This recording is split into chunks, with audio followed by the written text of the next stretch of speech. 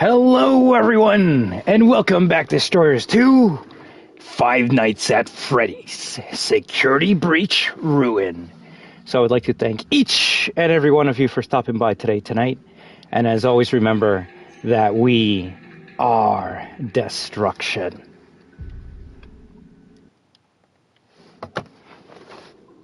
WAHOO!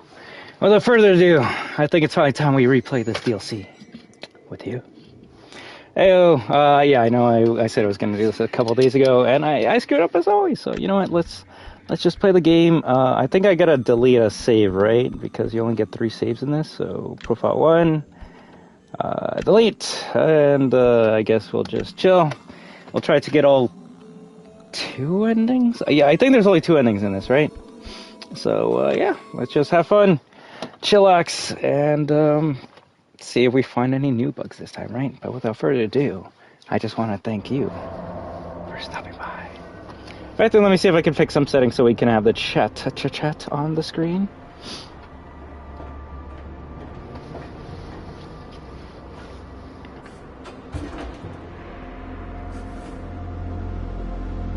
Gregory? You there? I got your message. How do you think she got into there? Do you think there was a ladder outside of the building? Is she just Spider-Woman who can just climb over stuff like that? Are you there? I believe we're on default settings, but the next time we play this, we will be trying to make it a little bit spookier, because, yeah, I don't know why they made it so bright.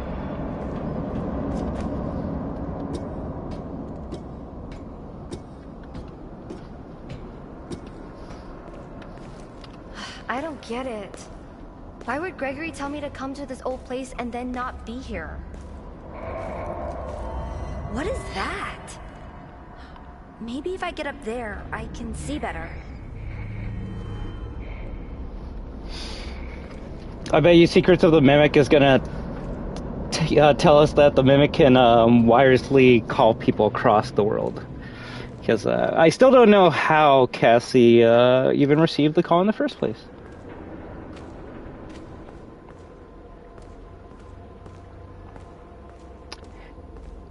I don't know if I ever realized this, but she doesn't even get the Roxy talkie until we get to the Pizzaplex, so how did she even get the call in the first place? Steel, will please answer that. Please.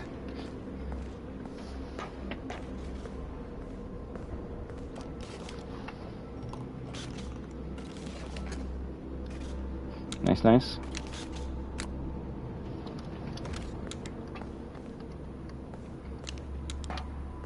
I don't even think you need the flashlight anymore with how they brighten up the map.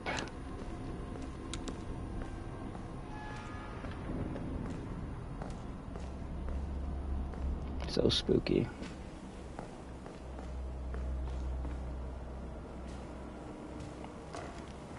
I mean, I guess the place has to have power if we have TVs on like this.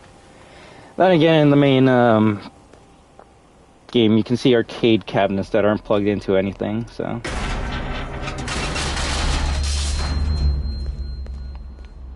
Crazy that you can die from the go-kart, but not from that, because that would squish you.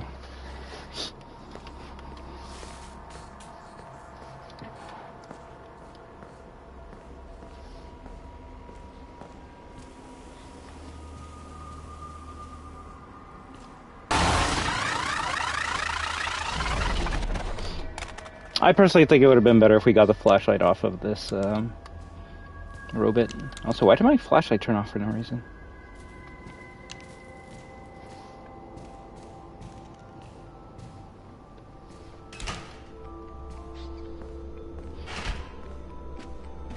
I spent the night here and I lived!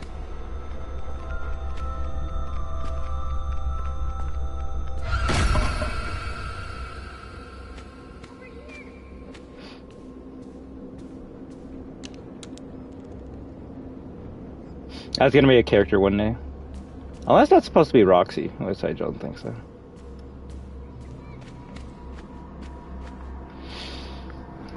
It is funny to think that some people after the Pizzaplex got destroyed, they're like, we need to make it a challenge to just spend the night there.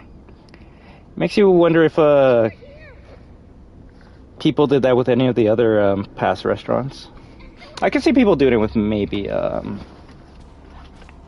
third location before they turned it into a horror place, and then it burnt down. I guess, like, if you do try to sleep here, nothing would attack you. Mimics in the, like, super deep into the basement. The endos are in the different sections of the Pizzaplex. The only thing that actually could get you here would maybe be Sun and Moon, but I feel like they're having a bad time in the daycare. Chica's trying to find food, Monty's having a bad time, Roxy's trying to find Gregory and fix her face, and Prototype Freddy's just chillaxing. So I actually do think that, well, Gregory?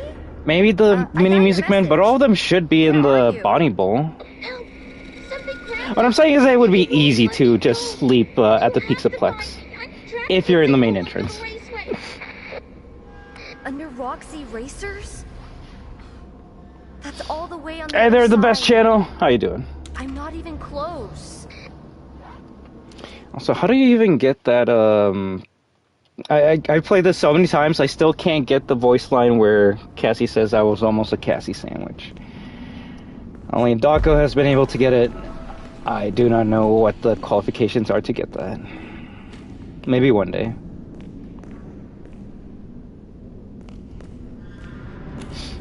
Oh, there, Kavarkin family. How you doing?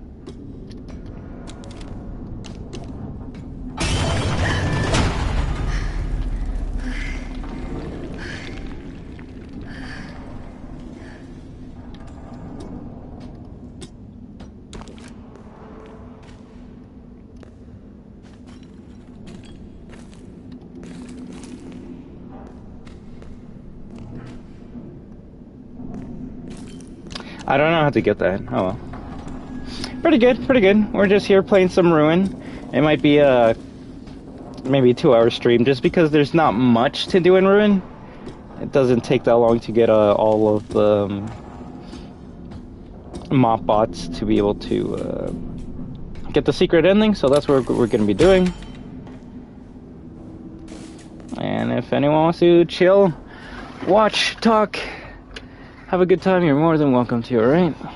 Been a while since we played Secure Breach Ruin, so if any one of you want to talk about the crazy things that have happened in the fandom since then, you're more than welcome to. Or just talk about anything. We're all here for a good time. The first time I played Ruin, Monty lunged at me and scared the crap out of me. Monty probably is the scariest animatronic in Ruin, just because he's really the only one you fight a lot. The water sections with Monty were pretty good.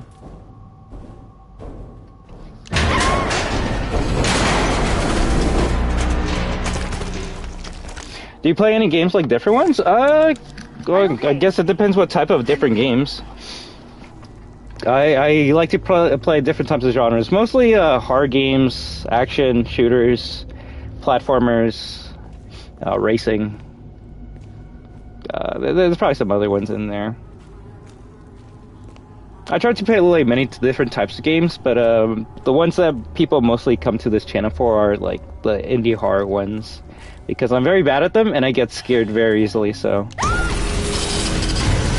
funny enough, after this game, we're gonna be playing another spooky, scary game called Dollhouse. So we're gonna see how that goes. You look awful. Now, sadly, games like this don't really scare me as much anymore because we played it like, I don't know, 100 times. So. Do you play Fortnite? Oh, hell yeah. I even have a creator code, Destruction, if you want to use it. You don't have to, though. But, yeah, we'll see if we can play that during the week, so anyone that needs to do the quest where you need friends to complete them, they can join up in my lobby, and we can work on getting those cool rewards together. Hey, man, how you doing? Did you hear about Secrets of the Mimic coming out? Yes, I've seen the... I think there's only 2 trailers for that game, right? I've seen the 2 trailers, and we played the Mimic update for Help Wanted 2. I think it's supposed to power the door. Which, it would be cool if that game gets just one more update before Secrets of the Mimic comes out. Maybe just to show us more animatronics on the stage, but yeah, don't worry, Kavarka family, we will be playing that literally is second one. As soon as it's available to play, we will be playing it. It's just like exactly like how we played Ruin when it came out.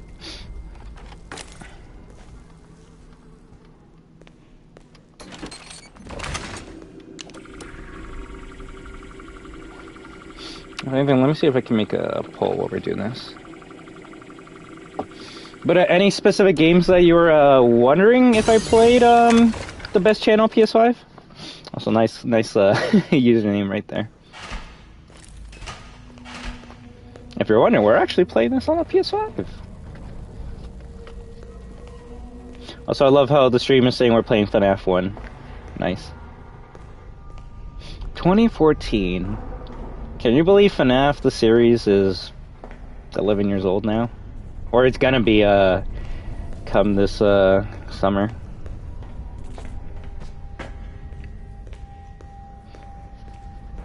Time flies when you're having fun. Or getting the shit scared out of you.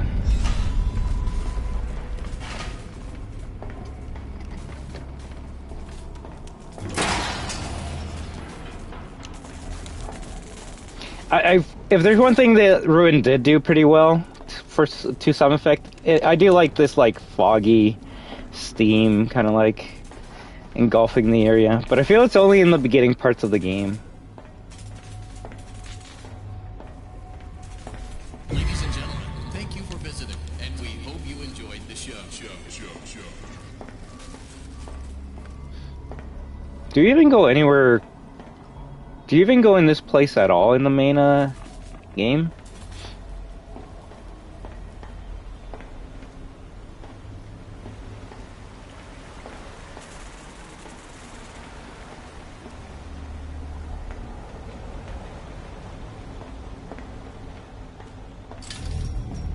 I don't think you do.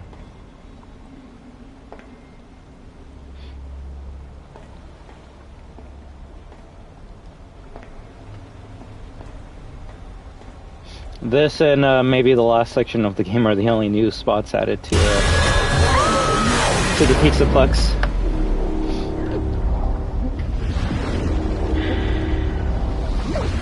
I will say Poppy Playtime Chapter 3's intro kind of reminds me of this, where you're about to, well, you kind of just get thrown into the shit. Pretty nice intro, though. Ooh, hey Magic Guy, how you doing? What food you making? If anything, just give me 1 second to make a poll. If anyone has any good ideas for what the fourth option on the poll should be, you let me know. But the poll will be, what are you excited for? Secrets of the Mimic, FNaF 2 movie, or Dead by Daylight collab? If anyone can give me a fourth option that is in GTA 6, I'll add it. If not, I'll just put GTA 6, because that's always the freebie. But give me 1 second. Chicken burgers taste really good. You better be quiet, because I'm going to get hungry, and then I'm going to have to find Chica and make some chicken burgers with her. Alright, let's see.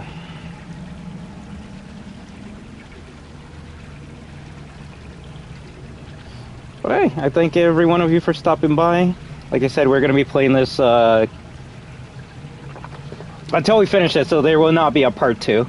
But that doesn't mean we won't be playing it in the future, so if any one of you likes this stream and you're like, hey, play it again, just write a comment afterwards saying play it again, and I'll do it very shortly afterwards. But after this, we will be playing another spooky game called Dollhouse. I know nothing about it, so we're going to have a great time with it. And then after that, we'll see if we have enough time to get back to a movie game. Free mask. Please take a mask. Take a mask. Take a now, mask. Since we have the Help Wanted 2 lore, does that game technically give us the answer that this character here is our father? Because if no one here has played Help Wanted 2, one of the endings you can get is it seems like your consciousness is transferred into this character, and you're seeing from the point of view of this character. So you're seeing the robot give the Vanny mask to Cassie, and I don't know. It seems like our dad is helping us beyond the grave. Please enjoy. You see, that's the difference between a good dad like Cassie's father and a bad dad like Michael Afton's father. Michael's father just wants to kill everyone. Cassie's father wants to help people. Rest in peace, Cassie's father. What did the fan call him? Like body mass guy? All right, give me a second here. Cool. Ow!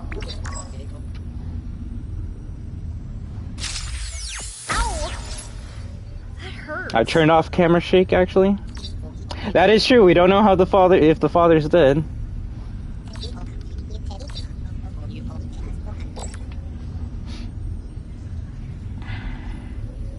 Okay, there we go. FNaF 2 movie. Hey there, Fun Time. How you doing? DVD collab.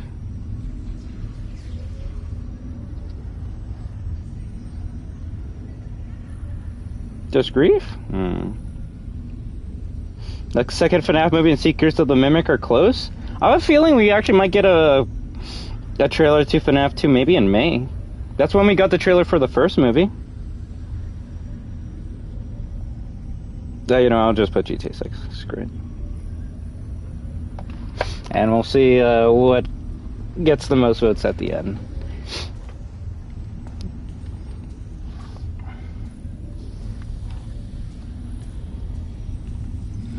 Now, I don't think we need all of these plushies to get the secret ending. I believe we just need to deactivate the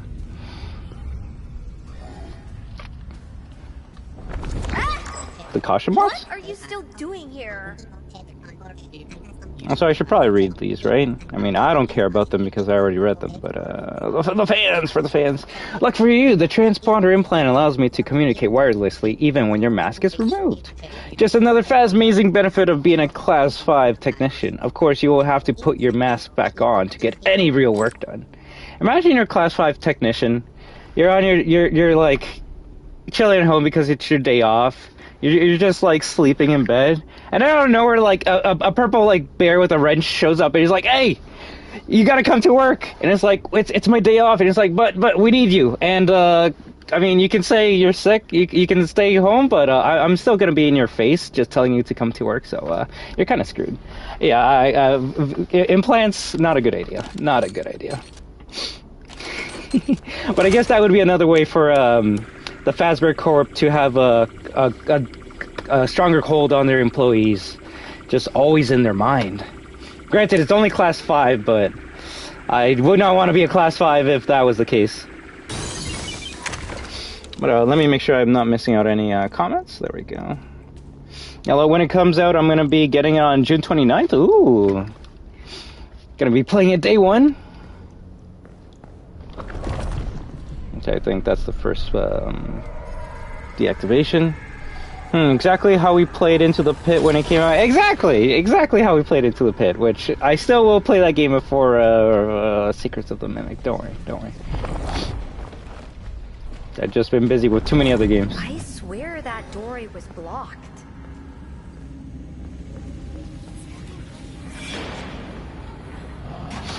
Hey there, the digital dog. How you doing? I never got to play the Into the Pit game. It seems fun. I still haven't looked much into it, so it's a fresh game for me. But yeah, I probably should play it, considering it's almost been like half a year since that game has come out. But that also means it's gotten half a year of fixes, so sometimes it is good to maybe wait a couple days and not play a FNaF game day one. Now, I'm still going to play Secrets of the Mimic day one, because if there's bugs, that's going to be just amazing. But it's always fun to play a new horror game as soon as it comes out.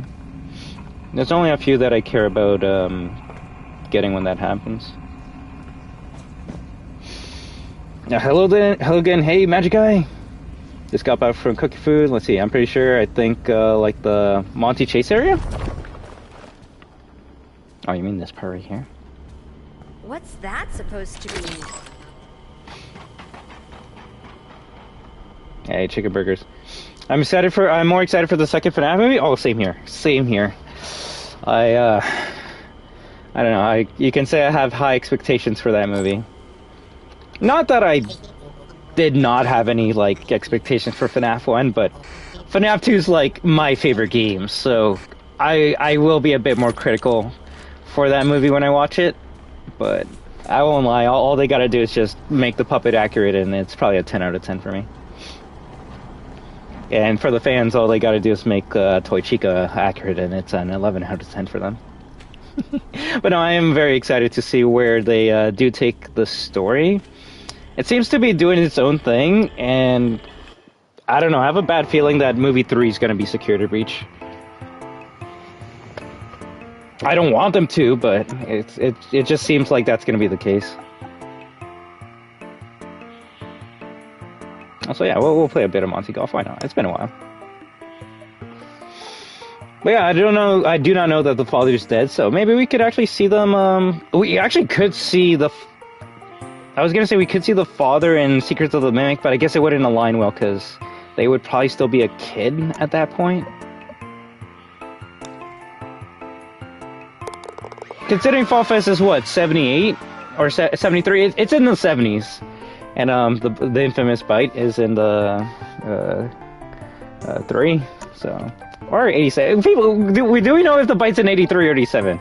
It's in one or the other. Either way, Cassie's dad, Body Mask Kid, seems like he's a kid still, so I don't think we're gonna see the origins of his. Maybe we could see a younger version of him going to Fall Fest. Doing alright, I still love your new OC. Have you been using them in, what is it? VR chat, or just in your own, creative models? Technically gave her a death trap? Yeah.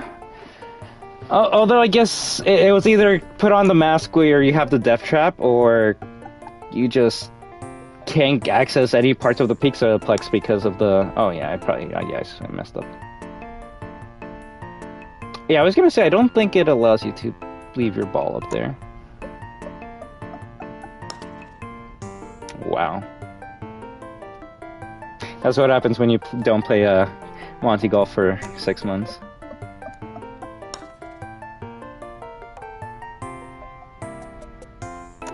There we go. Gotta go FNaF movie 2 though. If that was the case, I would go crazy. Yes. Like, leave it to Faz-Wrench Corporation to find a way to be more evil than Umbrella. You know, at least Umbrella lets you take a day off. FNaF games need years of fixing. You're not wrong. Heck, you could say the console ports of the original FNaF games didn't become playable until a couple years ago. So it took, 4 years to get that shit fixed?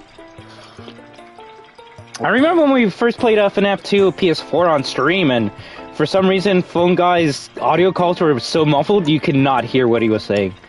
And then, a year after that stream, they actually fixed it, so...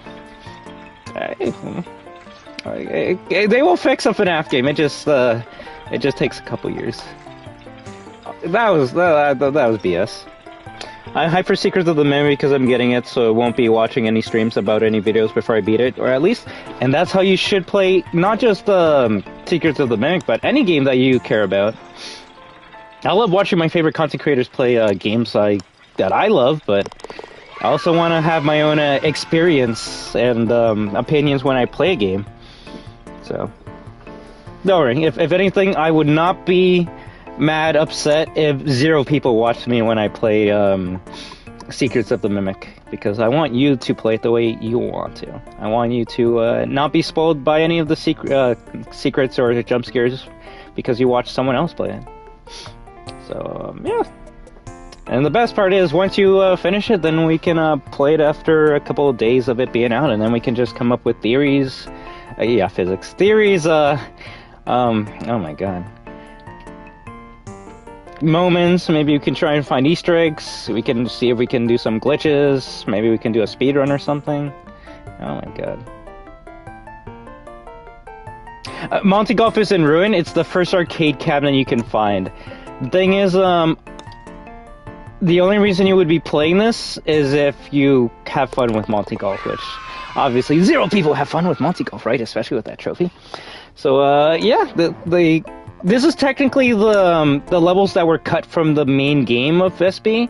And SB, you could find cut mini games like Chica's Feeding Frenzy or extra holes for Monty Golf.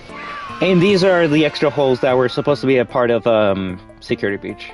Which makes me think, if these courses were a part of SB Day 1, was that challenge slash trophy still going to be the same, where you gotta get, like, you gotta finish the whole entire, like, mini game in under 21 par? Because if that's the case, I could actually see that being much tougher with these extra courses. Because the way it is now, I'm like, there's not that many. Granted, you can say I played it that so much that it's kind of easy for me, but there's not that many levels where you would need that many hits and you would go over 21. But if you had these levels, then yeah, you would have to play perfect to be able to get that trophy slash challenge done. Yeah. Now, if there is actually is a secret to this minigame, it hasn't been found, because Chica's Feeding Frenzy, if you beat that 100%, you get Chica's voice box, which can then give you a secret, like, animation with Chica. But I guess frack Monty, right? If you were a Monty fan, because I don't know what kind of people like reptiles or crocodiles or amphibians or any shit like that. Screw you, Monty just dies. He'll never be back. Never. Oh well. Physics? Yes. That's the physics for you.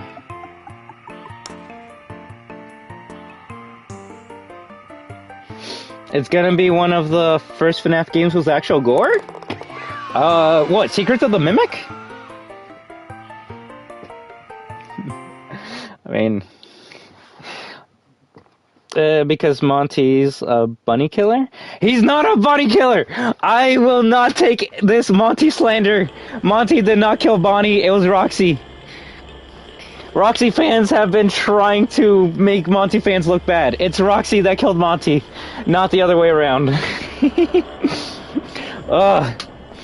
Although I will say, funny enough, John from the channel FNaF made a video yesterday. I have not seen it. I really want to, but I also don't want to spoil myself. But in the thumbnail, it apparently, the thumbnail is a screenshot that Steam apparently has on their page right now, because they updated Secrets of the Mimic last night on their page, and they added some pictures. And one of the pictures seems to be like, I don't know, a statue of an alligator? And it's starting to make me think if maybe Monty's origins came from Secrets of the Mimic. Like, he's actually like an OG character, and this is gonna piss people off. He actually might be older than Bonnie and Chica and maybe Foxy. I hope that's not the case, because then it's almost seeming like Steel was starting to make their characters the real OGs. But I did notice that there was this, like, alligator character as a statue, and I'm just like, is that the inspiration for Monty? Scary!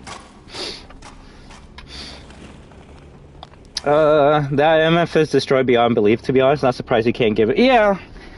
Yeah. Plus, I guess, like, what would be the only thing you can give him? You give Roxy her eyes, but, well, you don't, but she wants her eyes back. Chica, I guess she doesn't really matter. She doesn't care if she can talk or not. She just needs her mouth to eat. But we give her voice box. With Monty, if you could give one item to Monty, it would probably be the sunglasses. Be like, yo, at least you're chill now.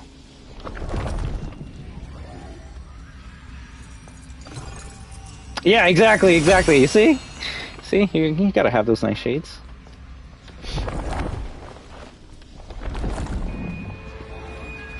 You could see it in the trailer. There was a single frame that had the Tiger Rock guy with his... Yes, I did see the Tiger Rock plushie, so...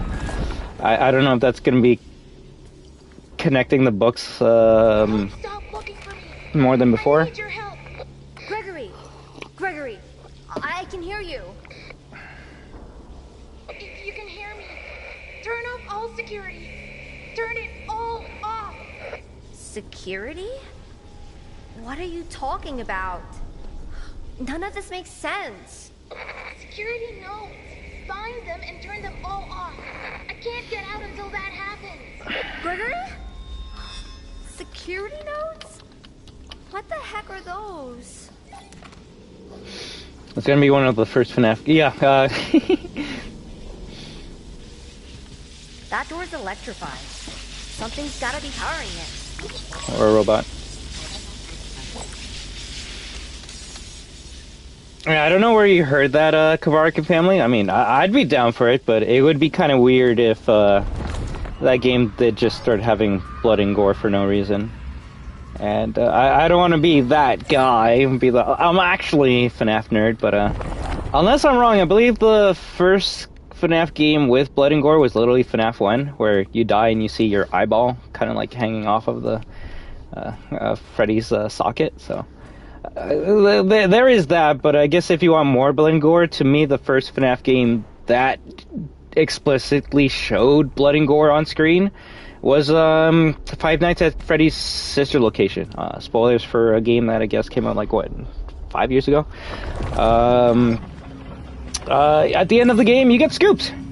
And it's probably one of the most fracked up endings in the series, but yeah, you're in the scooper room, and then you see the scooper just grab, just rip your insides inside, just rip out your insides. Now, do you see your intestines and stuff? No, but you see a lot of blood just show up on screen, so...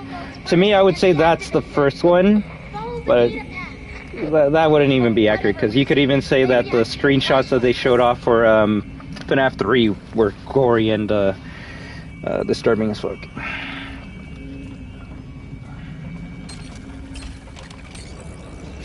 Cassie casually conducts lightning.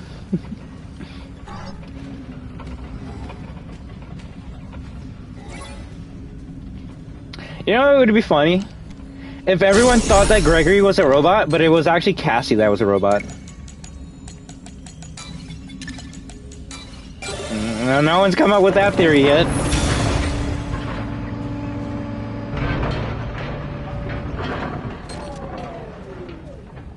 There's rated PG-12. Safe to say there will be no gore in that. I can believe that, but could they show bits of blood? I hopefully.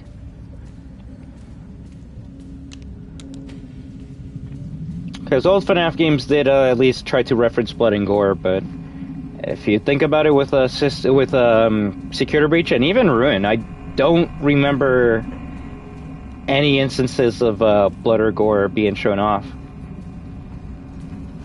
Hell, the one instance of blood that was going to be in this game got cut out when Freddy was going to say, I think you are bleeding, in the beginning of Security Breach, but then they changed it to, I think you are broken, so...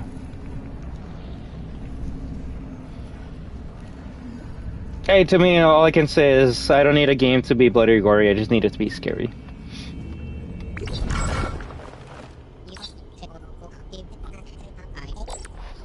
She's a bit too smart for a 14-year-old. Lore time?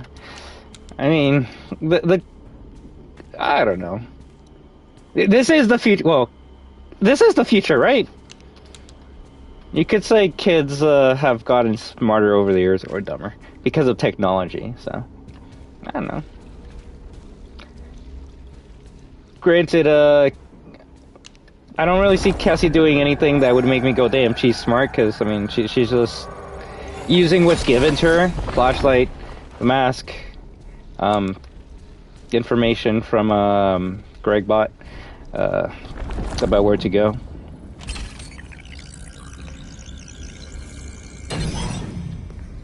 Yeah, exactly.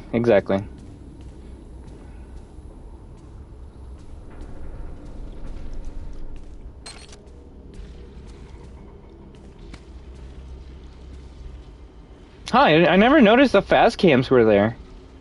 Why can't I just grab one and, like, stun the animatronics? Kinda weird.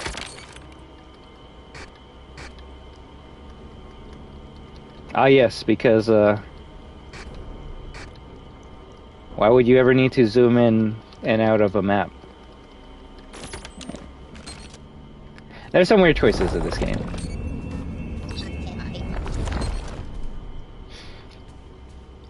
Not yet. Maybe later, just because I kind of want to focus on Here, every time I look at the Discord, not gonna lie, I get a headache because I always say I'm gonna clean it and then I forget to clean it.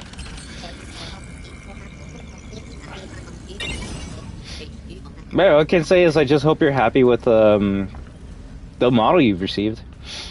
Like I said, I need to one day see if I can find someone to make a model for me. It would just be the profile picture or channel. Oh crap, there we go. Uh-oh. Yeah, nice. I was gonna say, can we like play this without a buddy showing up, but yeah, no, I screwed up.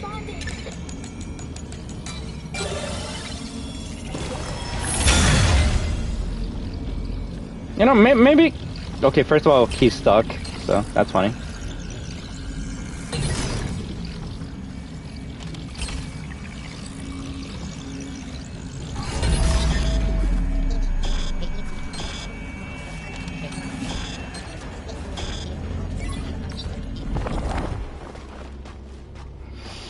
I've played this DLC so much that I'm not gonna lie, it's kind of boring. So you know what? Let's actually make it interesting. To me, it's boring because the only entity that you have to face will only appear if you have the mask on. So you know what? Let's actually make it interesting and keep the mask on as long as we can, and that way it's gonna like spawn in animatronics. Oh my god, what? A game where something's chasing you? What a concept. I don't get why in horror games people run for like 5 seconds and get tired. If I was being chased by a monster, I would be running for such a long time. No, I agree with you for sure. But, you know, they do that because if you could just run forever, then, I mean, there kind of wouldn't be any real sense of danger. Yeah, you would be kind of frightened and you would still be chased by a creature, but at that point, like, it would just be more so a game of trying to figure out where you gotta go instead of, like, actually being scared. For example, I'm trying to think of a game that, like, you have unlimited sprint and something's chasing you and it doesn't really become that scary after a long time. And the only game I can think of right now is Silent Hill, The Short Message. In the gameplay sections of that game, you got, like, this cherry blossom monster chasing you around, and you have unlimited stamina, so you're kind of just running forever trying to figure out where you gotta go. And after a while, it stops becoming scary and it's just more annoying because you're just trying to find where you gotta go. So, I don't know. I personally like a stamina meter because then if you don't use it wisely, you die. But there are some games where it's like, what is this stamina meter? This is just like 1 millisecond. Like, what is it? The Evil Within, Sebastian can only run for like 2 steps and then he's already like... Although, at least with him, he's a smoker, so I can like accept why he can't run for as long. Now, these kids that are like hyped up on sugar, they should be running for years, but yeah.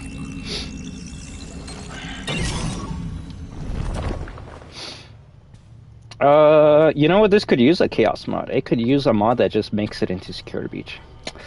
Haven't you done a mask-only playthrough for this before? I feel like I have, but you could only, like, get so far. Also, I think I messed up because we're supposed to get a cutscene here.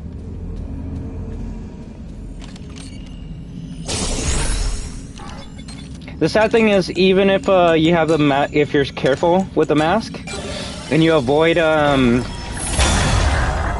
animatronics, there is a kill timer. The game took off the mask automatically for me because I guess it needs to do a scripted cutscene. I'm gonna put on my mask because screw you, game. I do what I want.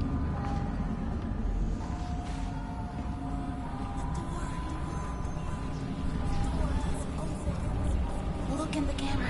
This is not supposed to happen. Monty's supposed to chase us, it's supposed to break, and then we go over him.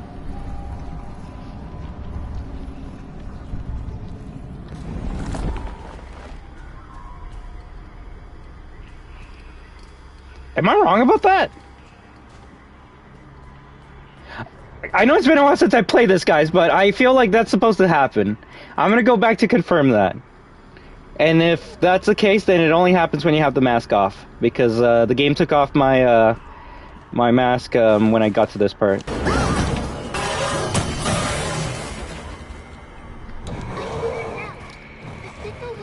That's why you guys watch me, right? For stupid shit like that. Hey there, Galaxy Ray 1987. Today I have pre-ordered Secrets of the Mimic on your PS5, and you're excited for the game? Hey, nice! If anything, I guess I should probably pre-order it since, at least on PlayStation, if you pre-order and you got PS Plus, it's actually, you get a discount, so... that discount will be available literally until the day it comes out, so... But, also, what? The weird thing is, you would think Monty would be waiting inside there to get you killed for not having the mask off, but I guess you're allowed to go in there regardless. So what I'm saying is, if we have any speedrunners in the chat, and they probably already know this, just keep on the mask and go underneath. That way you don't have that cutscene taking up a couple of your seconds. Speedrunning strats from a non-speeder. Monty got squished. Secrets of the Mimic wish list on Steam. I have it on my wish list on PlayStation right now.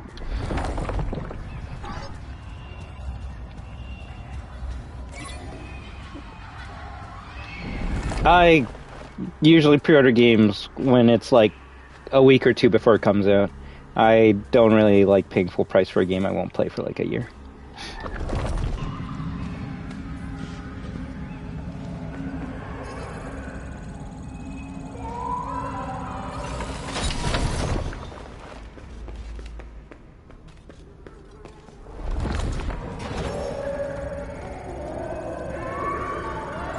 Now, let's just keep the mask on. I will take it off when the kill timer gets near full or 90%. And how do you know when you're gonna die? It's when the music gets close to the end. It's like, and then that's when you die. Why do we hear souls on the wet floor signs? I literally can't get past you. It's gonna be interesting because when you get near, I forgot what that character's name is. When you get near the blue bunny, he just spawns animatronic, which that actually would be funny if Monty spawned here because then we would have two Montys. Mixie, thank you. Sorry. No offense, I don't remember characters that are not important or not scary or boring. And Mixie's is all three. Maybe. The Secrets of the Mimic can make Mixie's a cool character, but yeah, in this game he's just kind of eh. I think his original design looked a lot scarier, but oh well, scary in a FNaF game? Why would they ever do that? Yeah, no, I 100% agree with you there. If they went with OG Mixies, that would have been amazing. Where's Monty?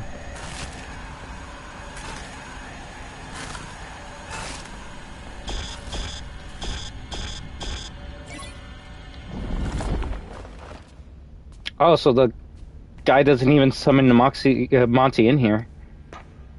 What a loser. Okay.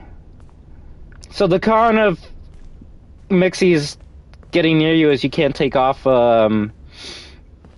the mask? Okay. Hey there, Austin! How am I doing today? I'm doing very good. Action not permitted? Oh, okay. Well, that makes sense. Well, so much for trying to make this spooky and scary. Why can't I use this and the mask at the same time? What was the point of that Mixie's? Monty can't even get over there? Scare you. Like, literally, the point of Mixie's in this game is to give you a random jump scare. And for me, I won't lie, Mixie's is a scary character, the first jump scare. After that, then it just kind of eh. But I will give him that. The first time Mixie shows up on any playthrough for me, it does kind of happen. It does kind of spook me. Not on this one because I guess I had the mask on for too long. But hey, who would have thought? Maybe you make a FNaF game with jump scares, it becomes scary.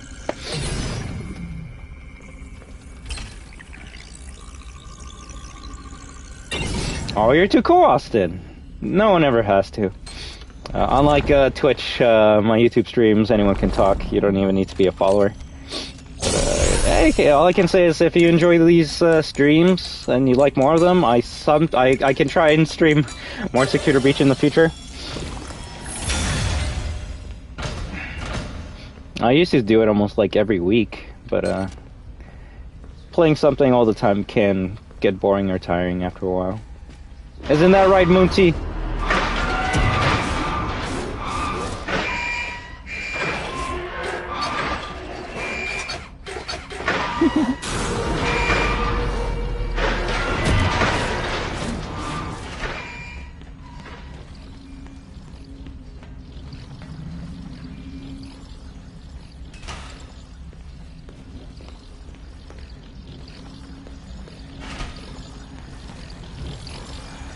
Also, I love how an AI bunny has to use the stairs to get to us.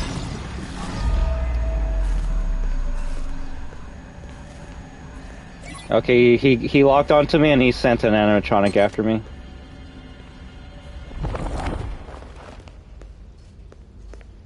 Or he didn't?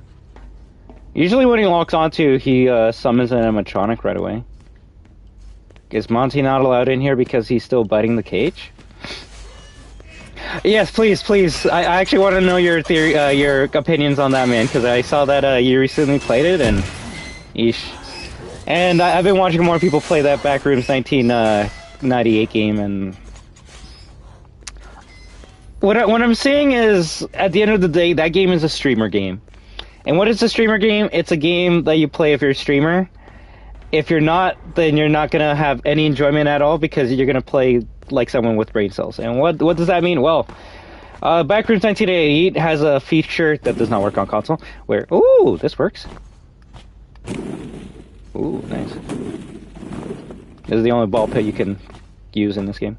But there's a mic feature where if you're talking in the game, the monster hears you, and I just think and this is probably a good question I could ask you guys, like, but when you guys play one of those games, like Furious to Fathom, or a game where if you talk on the mic, the monster immediately goes after you. When you play those games, do you, like, actually use the mic?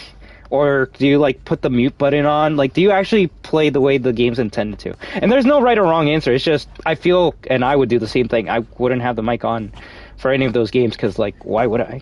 It's like, why would I read to fuck myself over? And then it's just, like, it's because it's meant for streamers who are talking with their chat and interacting, and that's how they're gonna get got, because it's like, yo, chat, be quiet, I'm trying to be quiet. And it's like, if you just shut up, you probably would have already won. But yeah, the game like Backrooms, if I wasn't streaming it, would I have enjoyed it on my own time? I honestly don't think so. I would have been like, this is a waste of time and money. But because I did stream it, I did get enjoyment out of it by, like, looking like a bitch and getting scared at dumb shit. Also, did we get... Oh, no. Yes? Oh, the poop it. So, and like I said, there's no right or wrong answer. It's just, it's thoughts I had in my head and makes me go, okay, some games are just meant to be played, like, on stream, and nothing wrong with that. But yeah, let me read what you said. I find Mixie's more annoying than... Oh, yeah, no, Mixie's is annoying. She keeps getting, she just keeps appearing, and one time she spawned right next to me and died. Oh, you died to Chica? Well, shit. Also, this Mixie's... Oh, actually, I don't know. I don't care. Tried to do the afternoon ending in normal security breach. I actually got the afternoon ending 2 days ago, if you want to watch that stream, Austin. But if you would rather watch me do the afternoon ending live, I could play security breach later this week. If anything, not gonna lie, for some weird reason I have been wanting to replay Poppy Playtime Chapter 3, so I'll see if I do that before Morrisby. I got an hour and a half into the game, needed a wash and break, so saved and exited, and whenever I load that save, it replays the first cutscene, and all I hear are footsteps in the background. Oh, so it's broken for you. Nice. Imagine a save system that doesn't work.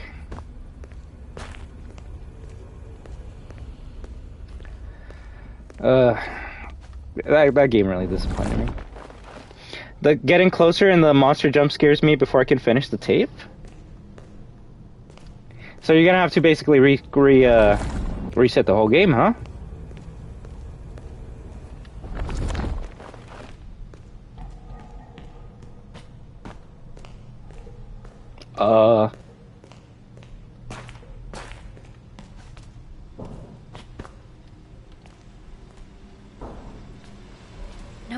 Okay, there we go. It's a I'm like, dead end. okay.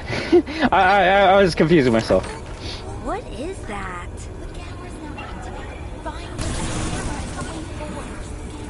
What was that one game Markiplier playing? Don't Scream? Something like that? Gone.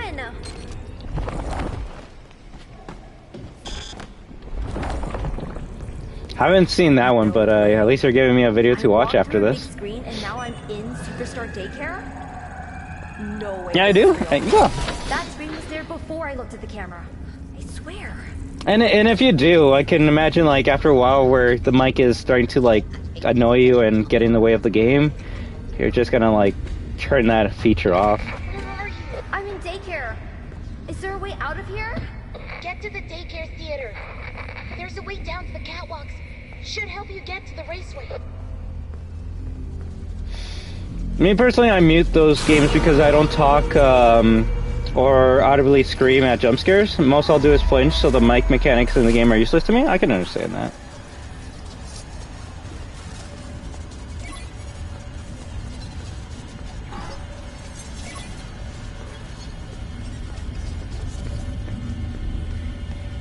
Wow, what a threat. An enemy where you can just walk by them.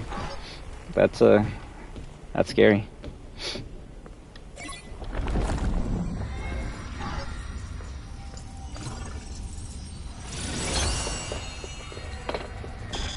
Mixie, well, I mean, yeah, I don't think you can give one to an AI program. Then again, Cortana has one, so, you know, I guess to each their own.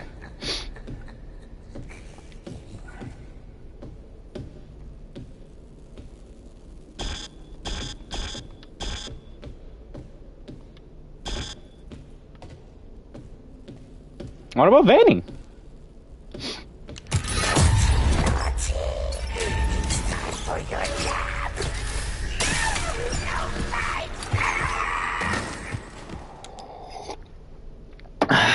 It's so sad. Sun and Moon was my favorite character in the base game, and then with one cutscene they ruined him. I'm like, wow, you're scary and like threatening, and now all I gotta do is just take up my phone and take a flash, like a picture of you, and you're gonna be KO'd. Sad. Maybe what's it? Jacko Moon? Jacko Sun and Moon could be a bit more threatening in Mimic.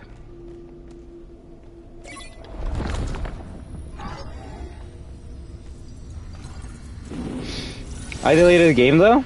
Got me fracked up thinking I'm gonna redo all that for a mid-ass game. I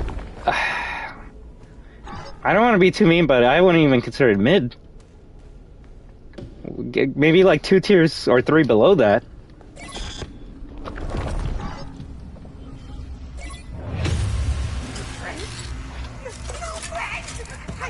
Yeah, I just walked past Mixie's because remember this is a car game where you can just walk past the threat because the Mixie's is not a threat. You want me to reboot you? With this?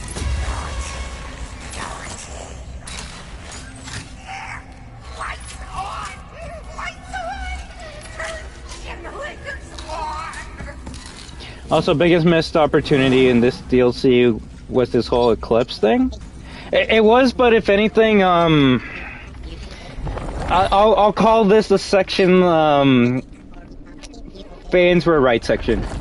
Because fans, when SB came out, they were saying how like there was a secret character Eclipse, and this section is basically just confirming that. It's more. I would consider this section more fan service than an actual like a scary section. I could be, you could say I'm wrong, but I don't know. I don't think this section's scary at all.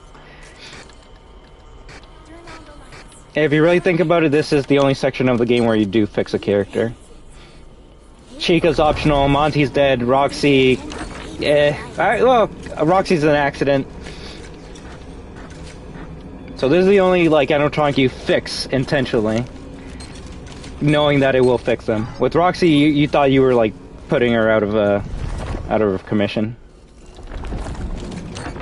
Hey, corn popcorn, how you doing?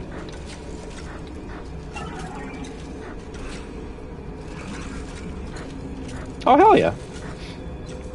Then again, you could say this DLC was nothing but missed opportunities.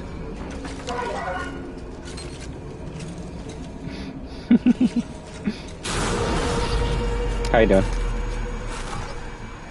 Does he sound animatronic or is it kill switch? Oh, it's a kill timer. So he'll either do two things. He'll summon an animatronic, or you hear that music? When it gets loud and then it just stops, that's when you die. But the best part is if I go in here, he can't do anything because this is a safe area. Even though the music keeps on cutting in and out.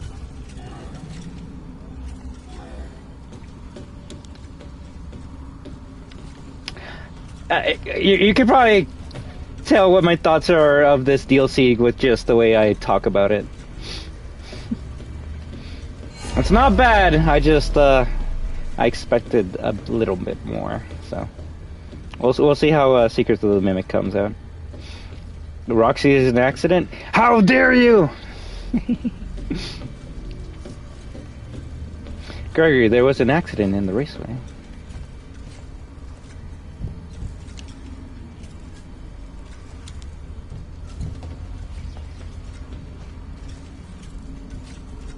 Monty?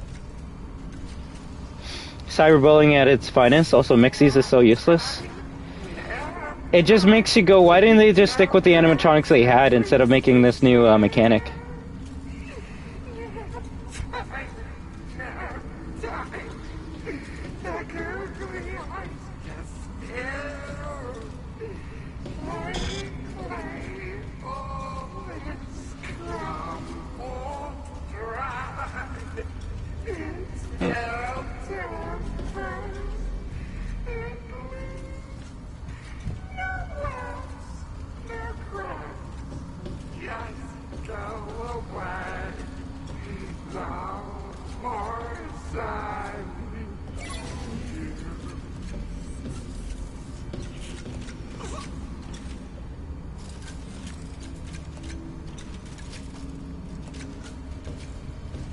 It's probably been a while, but I don't remember that version of the song. He usually ends it with the googly eyes just there.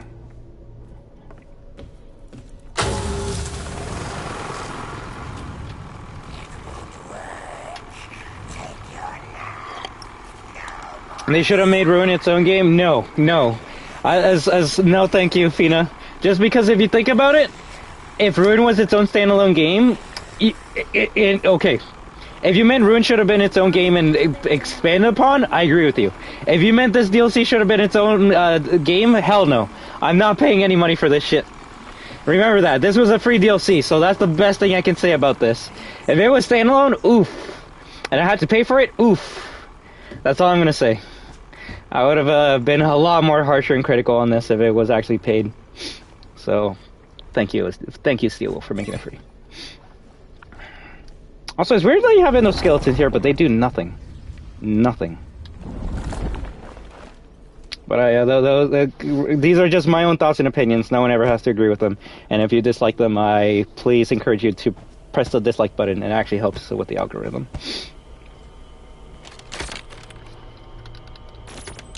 Wait, what? Just one camera for that? Okay, cool.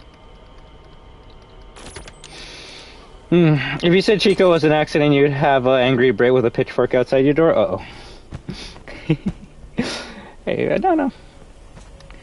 Yeah, Chica's cool.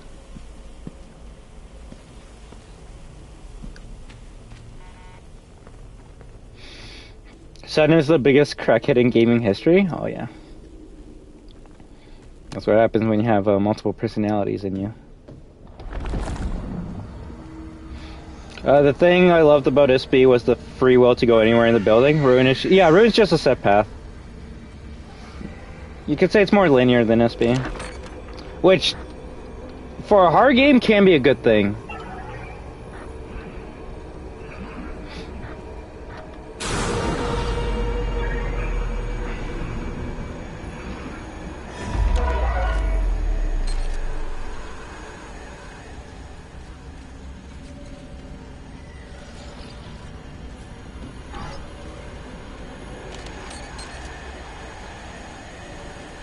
I don't like how the way he looks at me like that.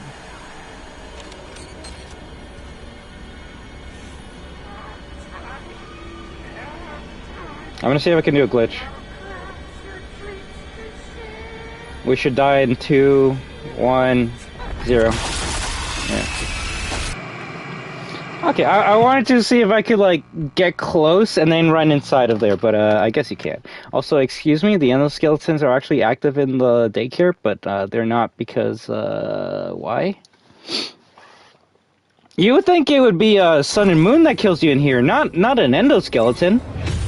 Ah, screw me.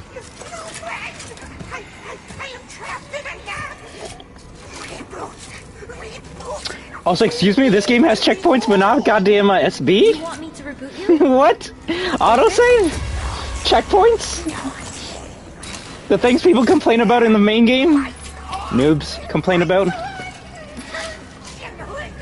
I will say this: if they do have a save, a place where you gotta manually save in the future for FNaF games, I do believe on easy and even to some extent normal should give you an autosave feature. I do think that should be standard on easy. A kid will not know how manual saves work in these types of games. And on hard and above, yeah, manual save please. But you know, they make games for kids, so they're not gonna give what I want.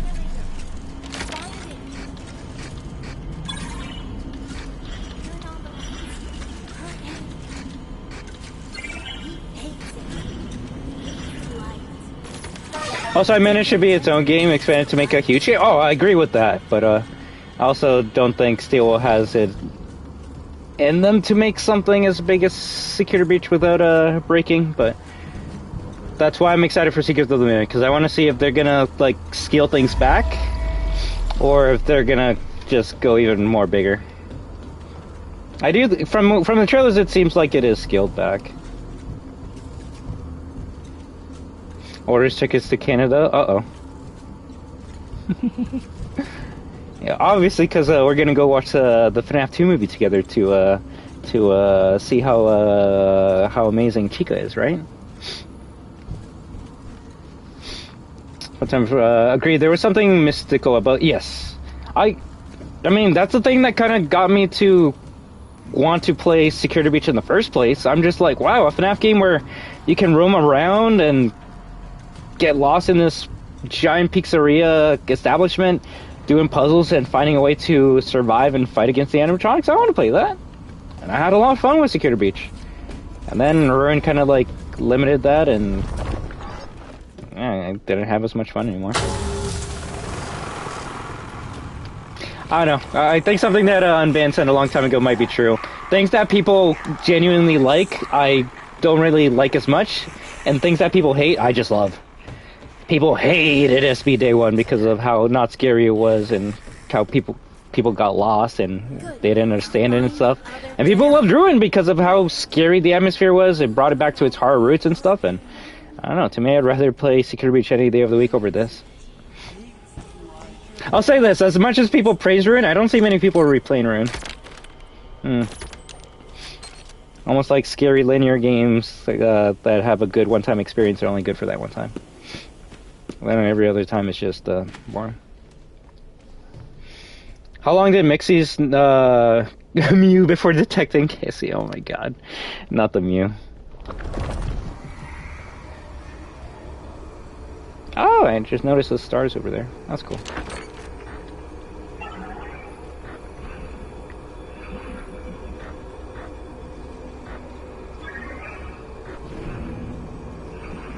Imagine running around the ruined pizzeria, going anywhere you want, finding new ways to go around the Plex, do everything, being shut down. That would be the Ruin I want to see. Oh, so basically what, like, I assumed the DLC for Ruin was going to be before it came out. Because, yeah, to me, when they announced Ruin, I'm like, oh, so you get to go around the Pizzaplex, but it's all, like, destroyed and scary? That sounds like a great idea. And then they didn't really do that. They're like, all right, what we actually meant is you're going to go through the daycare, you're going to go through Roxy Raceway, and the FNaF 6 location, because why not? That's the Ruined Pizzaplex, right? It's like, no, I want to see the main atrium. I want to see DJ Music Man's West Arcade area. I want to see, well, I guess you do see Roxy Raceways. Oh, no, we went through there. He just wants to be different from the main crowd, so he's just like, yo.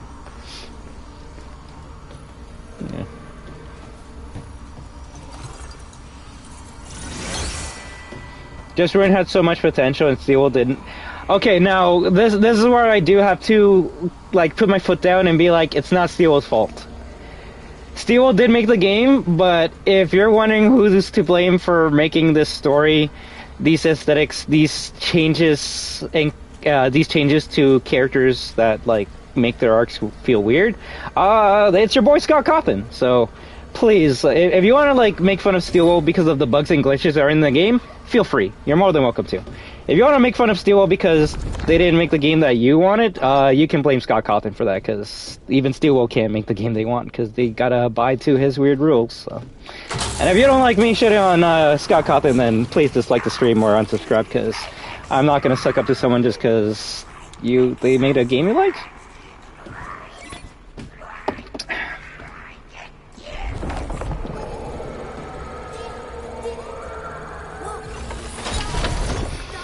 He just wants me to be there for main cloud. I love this stream. Thank you so much, Austin. I feel like I go on random tangents and I crap on the game series and fandom that I am a part of and love, but these are just my own thoughts. I'm not saying I'm right. No one ever has to agree with me. I actually don't want to hear people be like, yeah, the structure, you're right. No, if anything, I'd rather people counter me and be like, you're an idiot, and these are the main reasons why, but it's just how I feel about the series. The funny thing is, even though I can say all these negative things, I will play this game over and over again, and those are the worst looking balls. What? What is that texture? This is a ball pit? Okay. Scott does have a say, but I do like Steel. But I do feel like Steel also works on the story. They do to a point, but. You can watch the Steel interview when they were working on FNaF or FNaF SB, and they're like, "Yo, so Scott just told us to like put this blob creature in the game, and we had like no idea what it means or what it represents, but we had to do it because Scott asked us to." And yeah, the blob's kind of random as shit, and the fact that Steel the World doesn't know what the blob's end game is kind of telling, because like, yeah, well, shit, the only person that knows why the blob is in. Hey, how you doing, Freddy? Is in the game is Scott, so.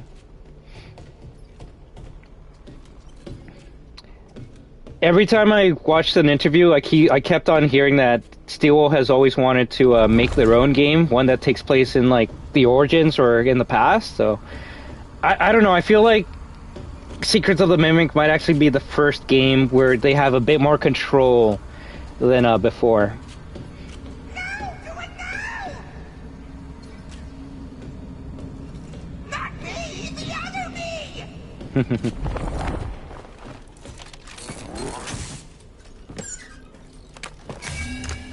I'm sorry, I gotta go. Come back next stream. Hey, no problem, Austin. I just hope you have an amazing day. Shut up! I know. Birthday! Warning! Child in danger. Safety mode active. So people theorized that it was either Eclipse's birthday or Cassie's birthday because Eclipse's happy birthday when he gets rebooted. Come back soon and have a Faz-horrific day.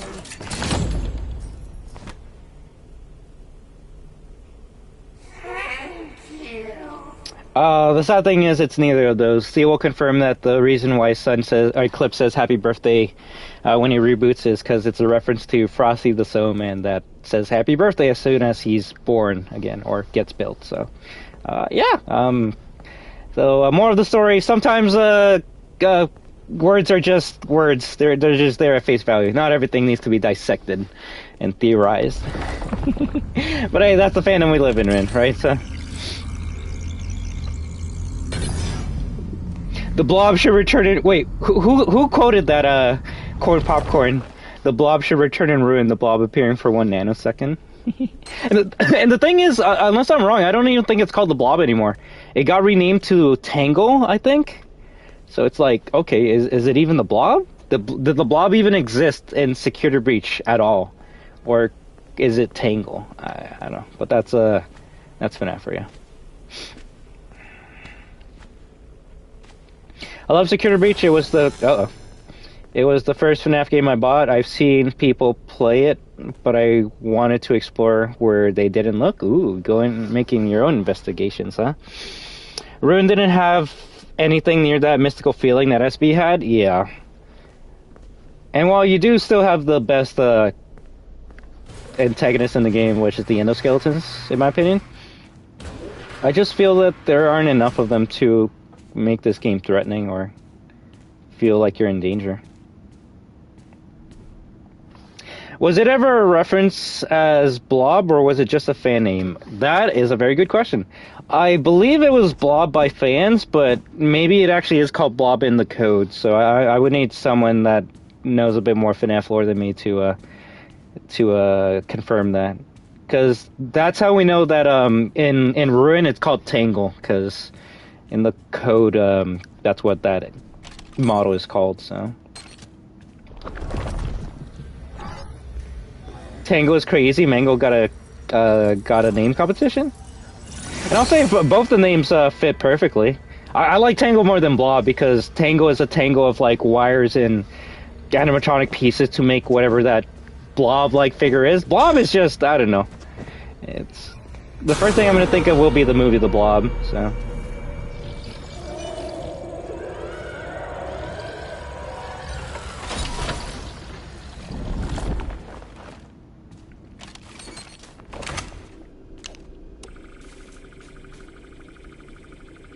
The Faz-Wrench is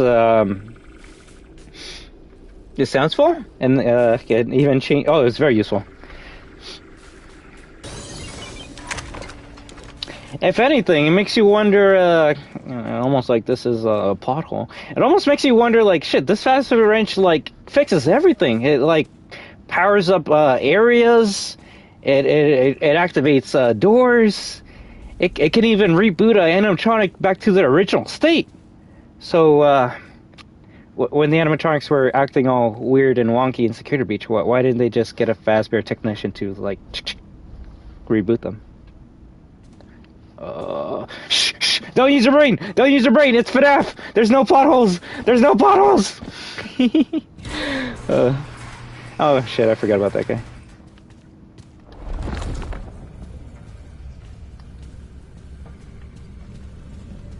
Where's the red thingy?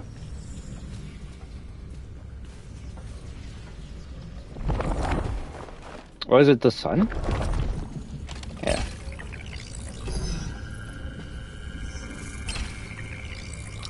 Adding camera shake to the game was a bad idea.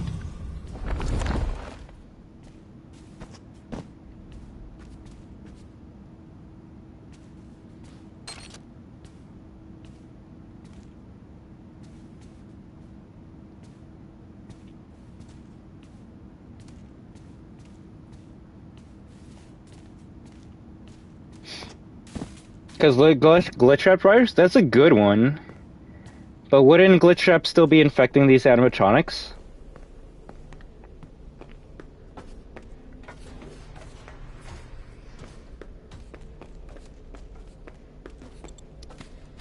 Or actually not. No, you destroy glitch trap with free banning ending. So the things that are controlling these would be Mixies, I guess. But why is Moon all crazy then at that point? Yes, he's just a wild card then, right? Because yeah, Moon shouldn't be crazy at all if the glitch trap virus is out of his system.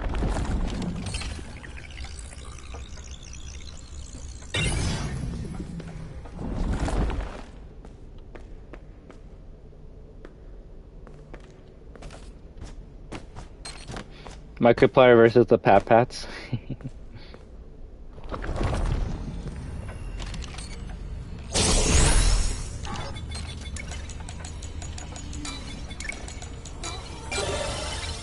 I bet the doors are open now.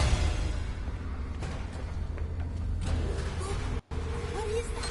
It's a camera stick. Yes, it is. Look at it. It's Gregory. Wait, what? Hey, she's wearing my mask.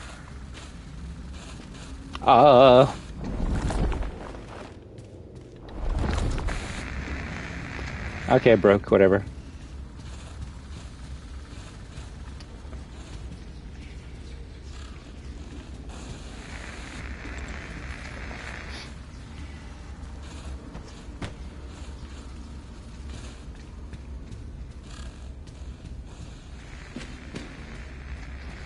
Oh my god, I remember being here for over like for an hour trying to figure out where to go. Same here, same here.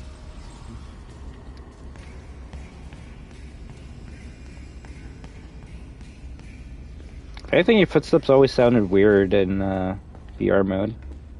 Almost sounded like you were skating. Yes, the places are so unclear despite being linear. Yes.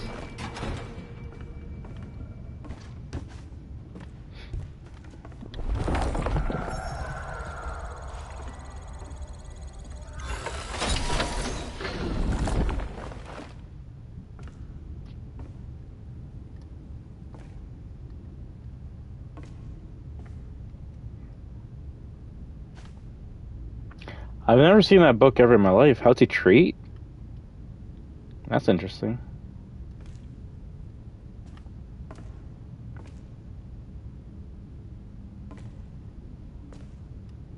Good. That minigame's so bad.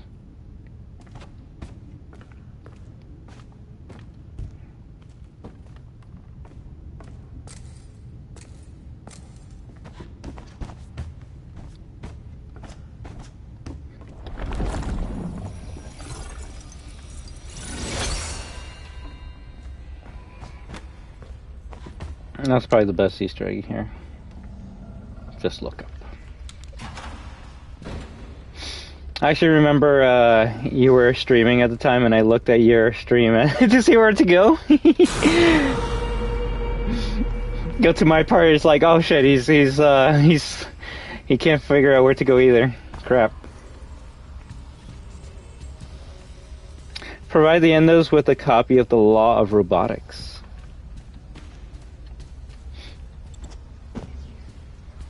Oh, what's that author's name again?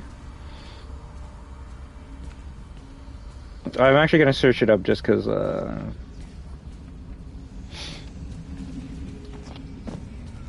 crazy writer.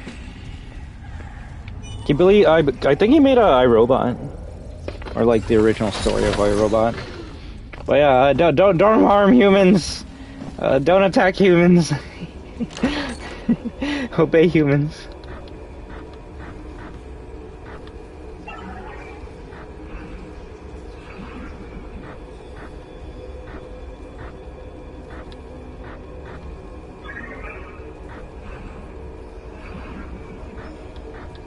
It's almost like giving robots free will is a bad idea.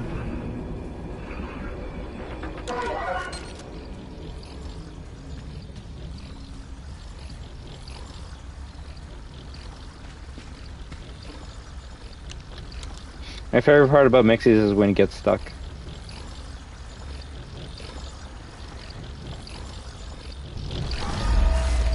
And when he's able to teleport across the map for no reason.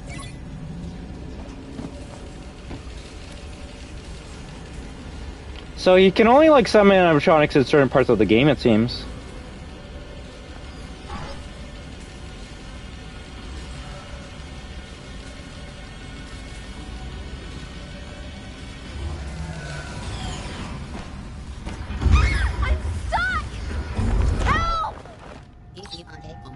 It's all in your head. Take off the mask and take a look. But I feel like you play more in Monty Golf in this DLC than any other location in the Pizzaplex. This vent is creaky. I really hope it's...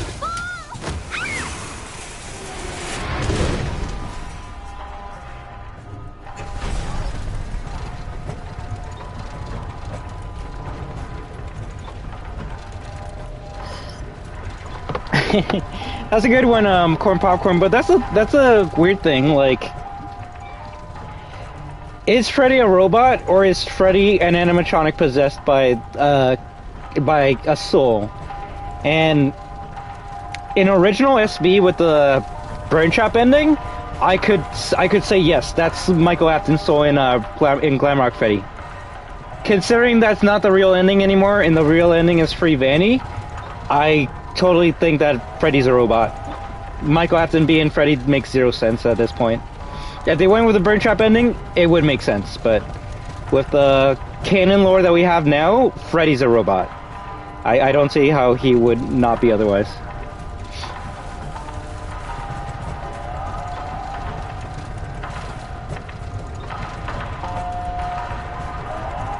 The whole speech that Freddy has when he's like, I found myself again. He only says that when you're going into the bird trap fight. He doesn't say that at all when you're freeing Vanny, so... To me, that kind of indicates that if he doesn't say that, then he's a robot. Although I guess you could say that maybe he discovered himself in the bird trap ending, and then he realized that, so it could still be my Cawthon, but I don't know. Helpy, schizophrenia, it's all in your head. There's no more track! I gotta get off this thing! It's not stopping!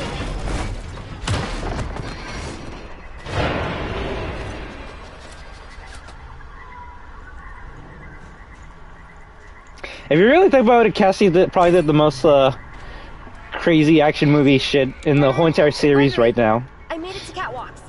You said I could get to the race. That shit was literally gonna go into the depths of hell. And Cassie kind of just like Leon QT jumped out of it and like grabbed onto the railing. Name me another character in the series that actually did something like that. Like, this kid is doing the action movie shit that adults should be doing. Security node and tracking controller.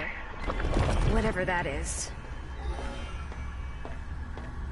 Oh no, not this section? Oh, you don't like this section? Looks like that target is connected to the raised catwalk. Is it too boring? Are the weird movement sections too much? The floor is all slippery.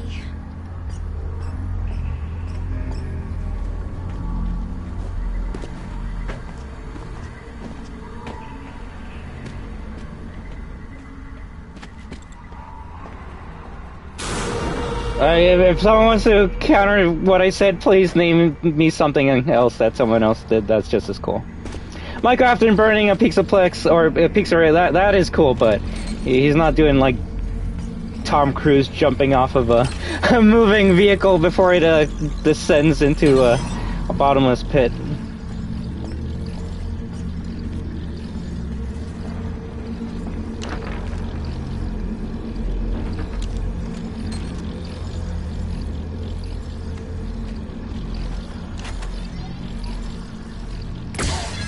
Yes, he's actually stuck.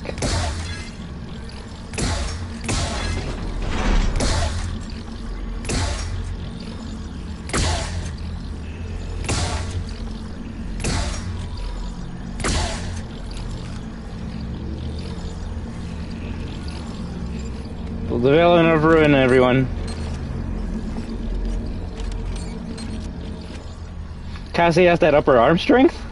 Yeah, and Gregory has the Usain Bolt legs. I like that. I like that. I actually like that a lot. Excuse me.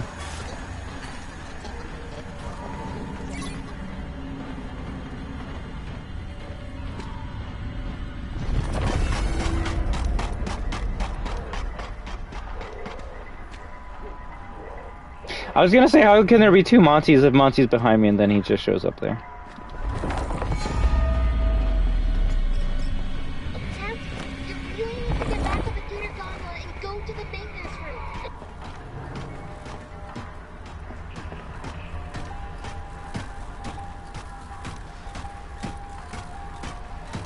That's not good.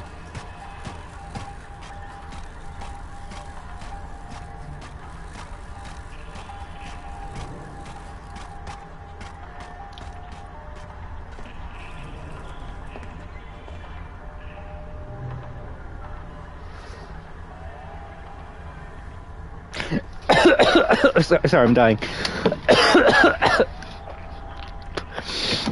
But Ruin's the better game than Secure Beach, right? Ruin's the less buggier version than Secure Beach, right? Oh, fuck. Steve-O coding in Unreal Engine to its finest. Cassie's gonna grow up to be a secret agent? Cough Part 3? Oh my god.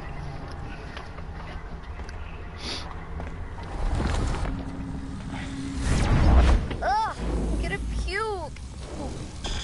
How did I get over here?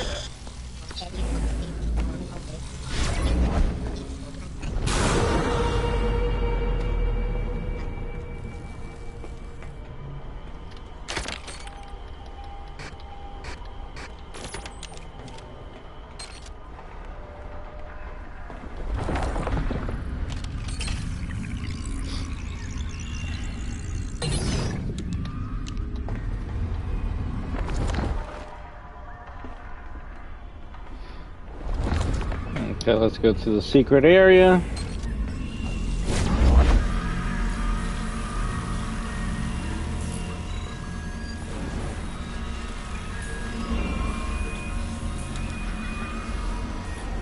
Right. Oh, there we go.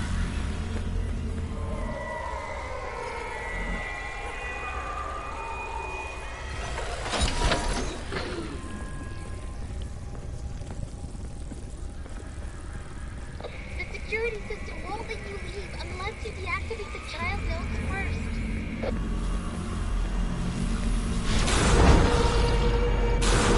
Excuse me. That's funny, once you get to this section over here, Mixies won't bother you. Uh-oh. Okay, cool. Oh, never mind. Okay, ignore me. But you go through a tunnel, and then that's when Mixies just leaves you alone for this whole entire section. If anything, let's have him chasing us until we get to that tunnel.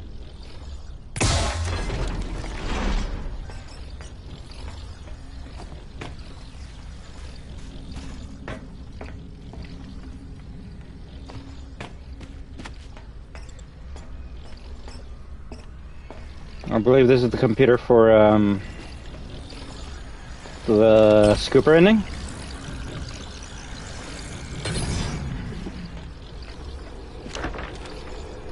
Zoom up, zoom out all the way. Go to the camera with the lines. Stay on there until that door opens, and we're good. We got door 2 out of 4.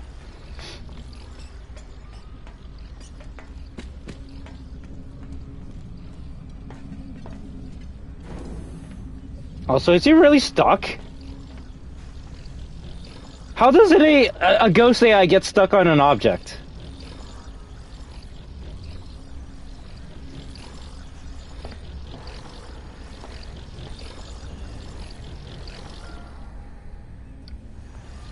I was gonna see, did he give up? Did he just give up? He's like, alright, I can't get to you, I'm just gone.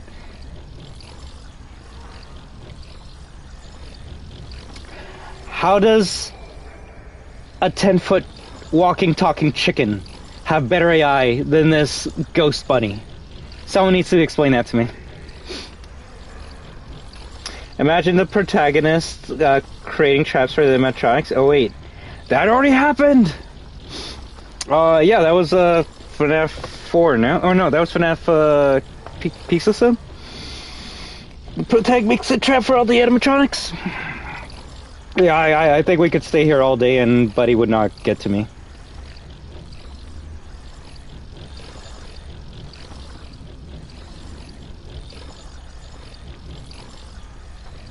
So I guess I was wrong about the whole kill timer thing. It's not as soon as he shows up, you got like maybe 30 seconds before he kills you.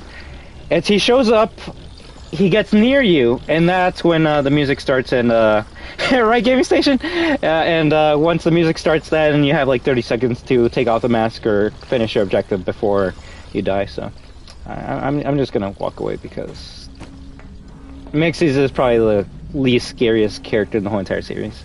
Well, what are you waiting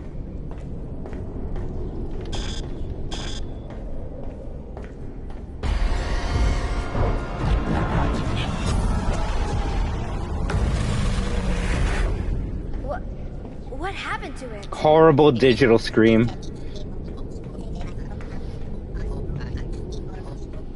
Yeah, with my help, I have been helping with the signal jammer. That rabbit thing won't bother you.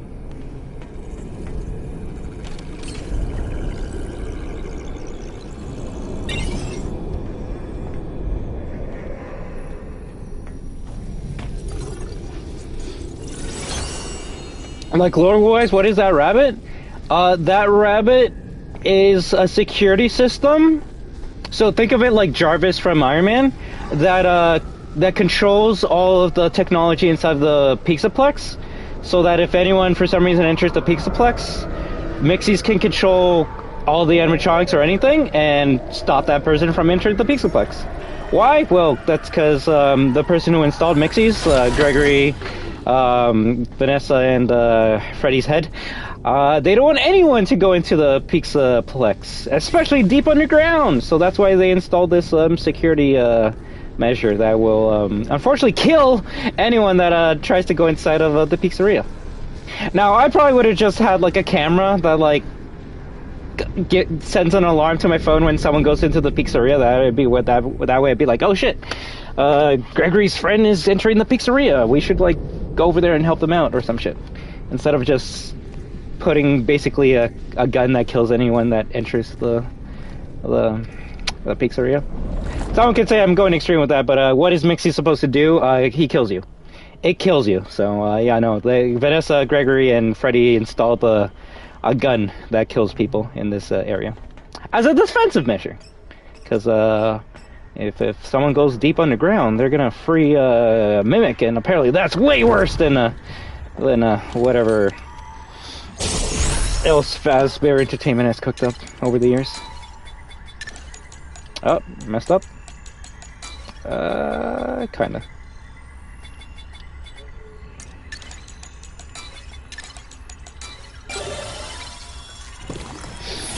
Run! How you doing, Whisper? You know, just referencing Jarvis made me understand. Are you joking, or are you being serious? Because Jarvis actually would be a good comparison to Mixie's. I mean, Jarvis is an AI that helps Tony Stark with whatever he needs.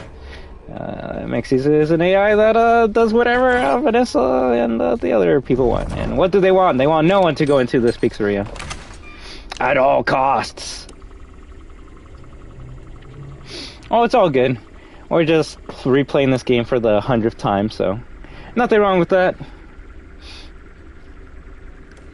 I just hope you're all having a good day. We're gonna be playing. Oh wait, what the heck? Just playing until we finish this, which we should be at the halfway mark, right? Well, how long? We've been playing for an hour 33. So yeah, we should be at the halfway mark. We're gonna get the 2 endings that you can get in this game, and then we'll come back to play an indie hard game in a few hours. Jarvis, clip that. Freddy, what happened to you, Freddy? Ruin! I'm serious, as soon as you said something with being like Jarvis... Oh, you... Okay, no, that's basically how I would describe it. How are you doing any of this? I'll explain it all when you get here. It's a artificial program that does whatever you want, and Mixie seems to be created solely to keep people out of the Pizzaplex. Specifically, the underground section, and that's why Mixie's is trying its hardest to, like, kill us with Monty, the endoskeletons. Yeah, that's it so far. He'll use Chica and Roxy, but that's going to be in the next couple chapters. And then again, I guess when all else fails, he's like, okay, none of this worked. I'm just going to send a shit ton of mini music men to attack you. And you know what? Day one, that actually worked. Day one, that actually worked. But that's only because the game was so glitchy that the music men would be invisible. So I think Mixie's kind of cheated with that. But you know what? Maybe next time Vanessa and crew should invest in cloaking technology. You have an invisible animatronic? I don't think there's a way to stop that unless you're like in water. So maybe next time they got to make them invisible, and that's how you keep people out of the pizzeria. Also, I guess we can just have this on all the time since Mixies won't attack us for a bit. FNaF SB is peak, both SB and Ruin. For me, I enjoy SB more than Ruin. Ruin did good for the story and lore wise to some people, but gameplay wise, which is why I play video games, boring. But hey, you know, everyone has a different taste in what they want from video games. So, some people actually do like linear hard games, and nothing wrong with that. But at least for me, if you're gonna do that, then at least make the main game that way as well. Don't kind of, no pun intended, ruin my expectations. When you make a DLC for a game, I kind of expect it to be a little bit more of the main game. Oh, I guess this is another new location. You don't go into this kitchen area in the main SB. Oh yeah, sorry, I forget about the Brazil ending. I guess we could do that one, just in case people haven't seen it, but... yeah.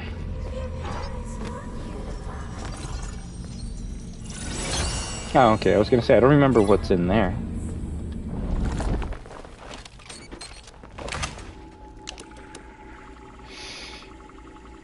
Oh no, I was stuck at the Mini Music Man section for so long. It was annoying. It was annoying. It was so annoying. Steel had to patch that 3 times, and I'd say it still can be buggy to this day. But yeah. If anyone's gonna tell you that that section was balanced or okay, tell them they're full of shit. Because if a company has to fix that section more than 3 times, then maybe it wasn't balanced or working properly when it first came out.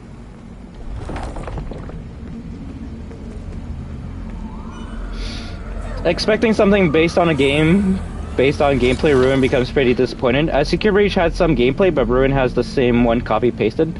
Yeah, like if we're gonna like break this game down as as critics, gameplay wise, it's the same. Like you're running, there's some free roam elements to it. You got the flashlight, but the only things that were added to this DLC that weren't in the main game were the Faz-Wrench tool. And does it really add much to the game? I wouldn't really say so. It's basically just a key minigame. How different would this be from like a Bethesda game where you're like lock picking? You're doing something to open up a door. It's just, is it fun to open up the door? And I don't know. If there was a bit more ways to open this up, then maybe. But it's kind of just like, yeah, just fill it up. I think you can get another cutscene if you don't interact with that right away.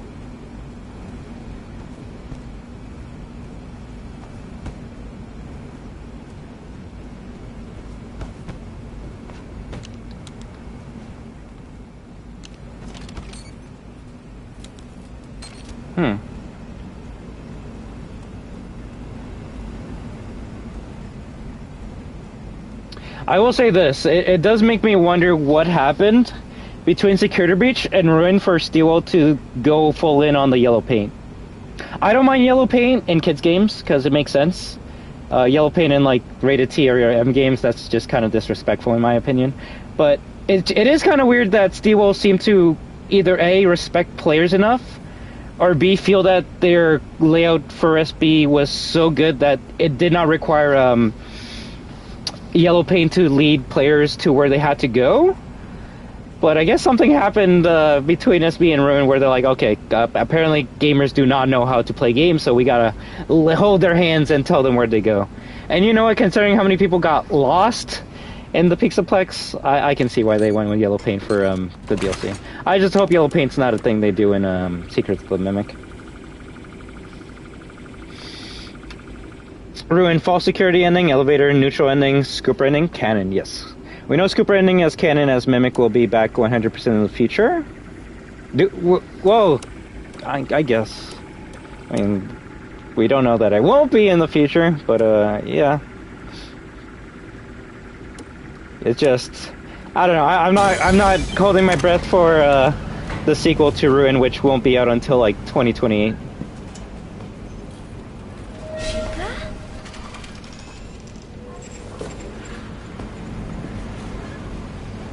Yeah, I did notice that too. Help Wanted 2 got an update that received models from Security Breach Ruin, and the model they use for the Mimic is the one in the mascot, which you only see in the oh, nice lag.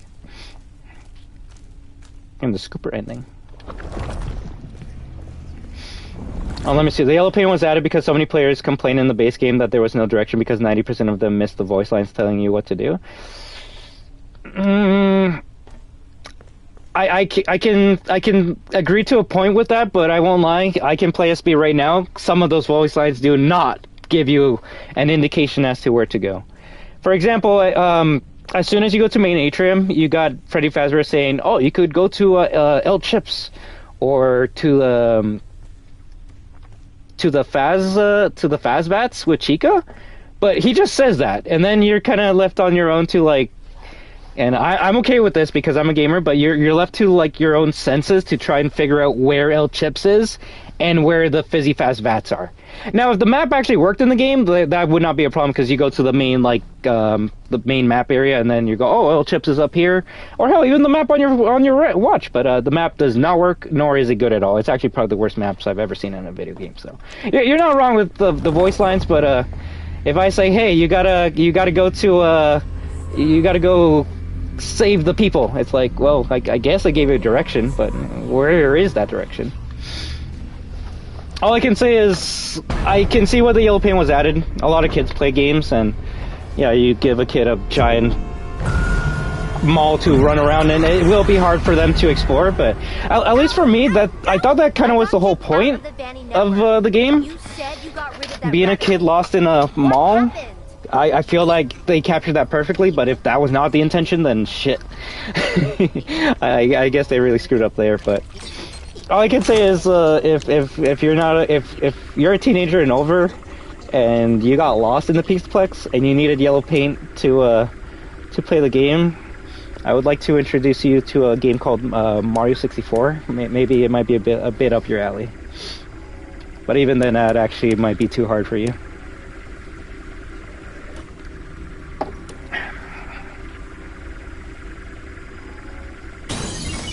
We can't have games let people explore at their own pace anymore. It's sad.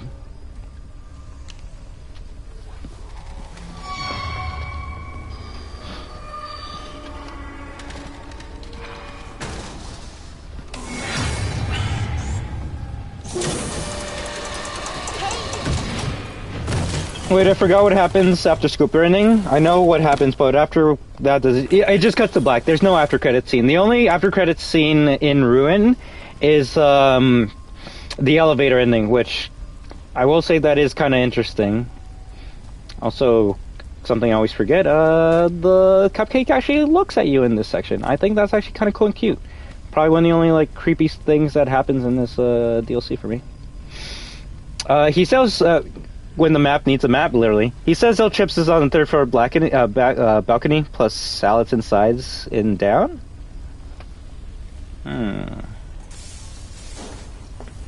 True, and then I guess... Does he say anything about the vents when you go to salads and sides?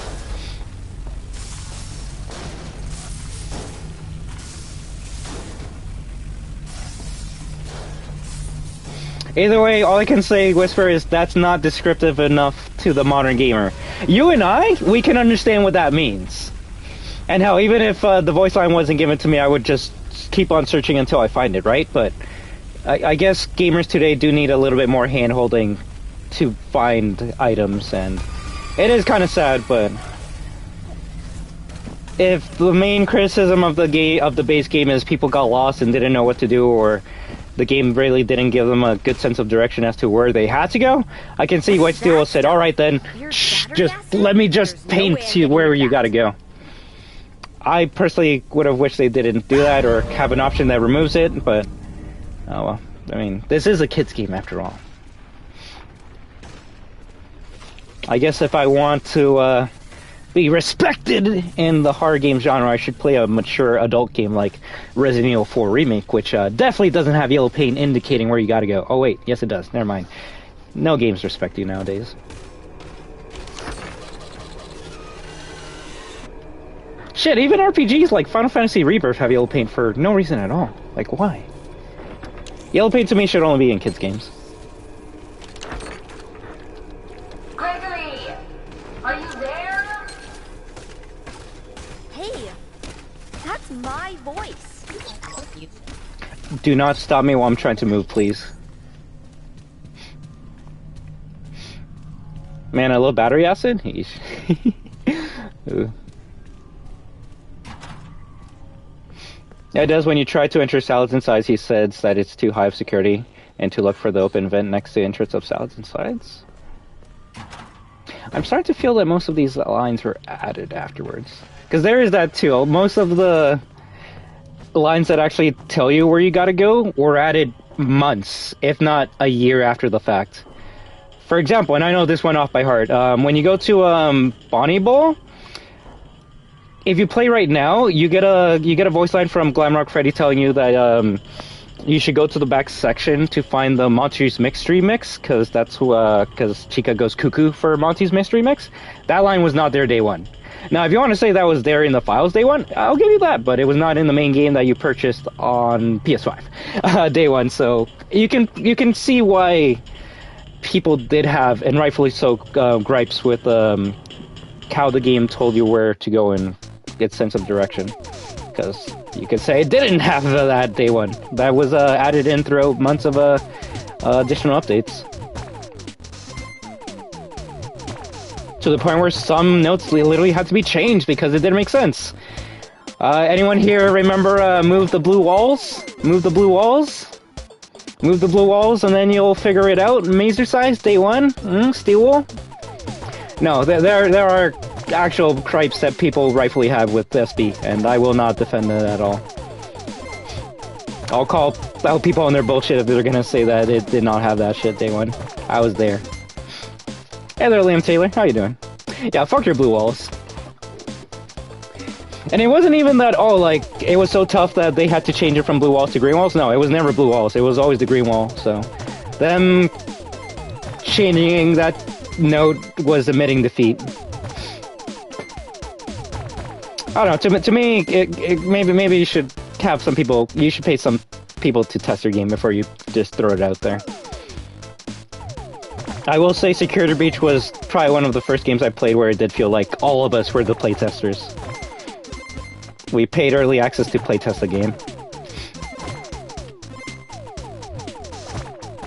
And hey, you know what? I don't mind. I actually don't mind. But, I don't know. Maybe let those playtesters play the game before the game comes out. So, Steel, if you want someone to find your glitches, I'll do it for free. Also, this is the best part of Ruin. Tell me I'm wrong. That's the only part in the game that actually feels like a video game. It's the only part that takes skill. It's the only challenging part. Also, I'll read comments after I'm done this, because I do need to focus on this.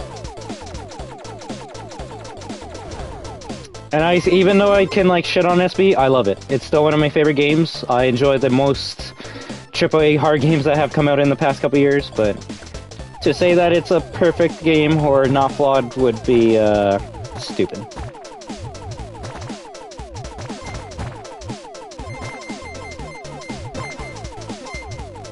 Now, if someone were to ask me would I rather play this or Backrooms 1980 or 98, this any day of the week. I won't lie. Do.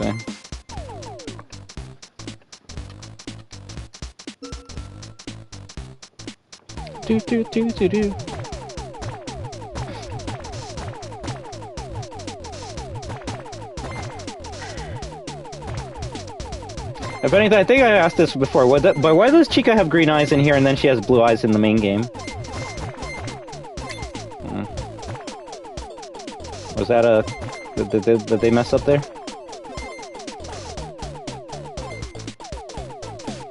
And you know what, if I could go back to day one SB, I would. My favorite thing about that game was it was so broken, every playthrough was a new experience. It was like a built-in randomizer.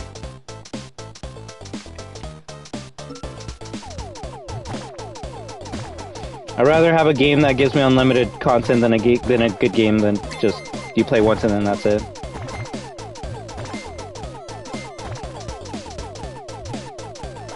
Ouch, ouch, ouch. Oh yeah, I always keep on forgetting to do the slide.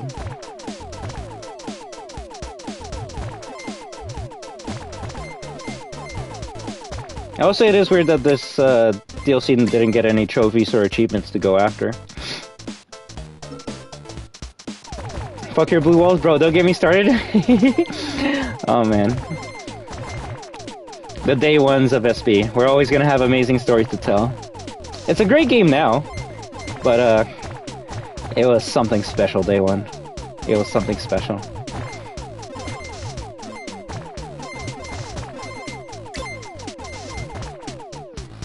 SB is heavily flawed. Those lines for me. Yes. Yes, I'm glad we can always just shit on Mazer Size. Yeah. Although, I'm not gonna lie, I do hope in one of their future games they have a reference to Mazer Size. Like, make it a joke where, like, You go into a room and then you see the mazer-sized wall and you're like, oh no, we're gonna have to do this puzzle. And as soon as you press the first button, it just breaks.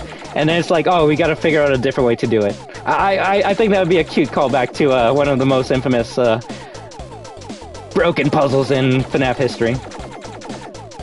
That's a funny thing. SB will remember for mostly the bad things it did gameplay-wise than any of the story or lore shit it has. The only other, and it's only because I haven't really kept up with the series as much, so I actually would love to hear what you guys have to say. But the only other game I can think of in FNaF that had something so broken that people had to like, that they had to fix it, or I guess two things, was for me, Sister Location with I think Night 4, where it was like so broken or so tough that Scott had to make it a bit easier. But GG's for Markiplier for beating that shit before it got patched. And then I believe the sound for FNaF 4 was weird day one, so they had to like, Scott had to like adjust it, so it was kind of like easier afterwards. And those are the two that I know of. There's probably been other ones, but you guys would have to give me those examples. But those are the two that I can think of when it's like something was tough day one and they kind of had to make it a bit easier over time.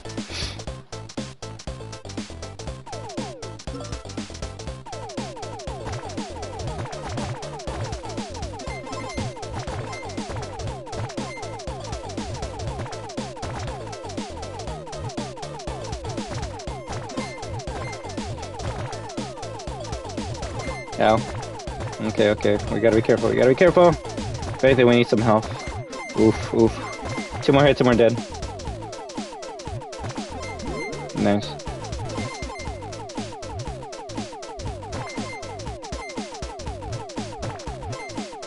Do, do, do, do, do. 20 waves. I believe there's a boss every 5 waves. So boss on 5, 10, 15, and 20. I kind of just use the pizza, the basic pizza shot, just because you don't really need anything else. I mean, I guess I could use the shotgun just to change things up, but I feel like you waste more ammo than actually get kills with it.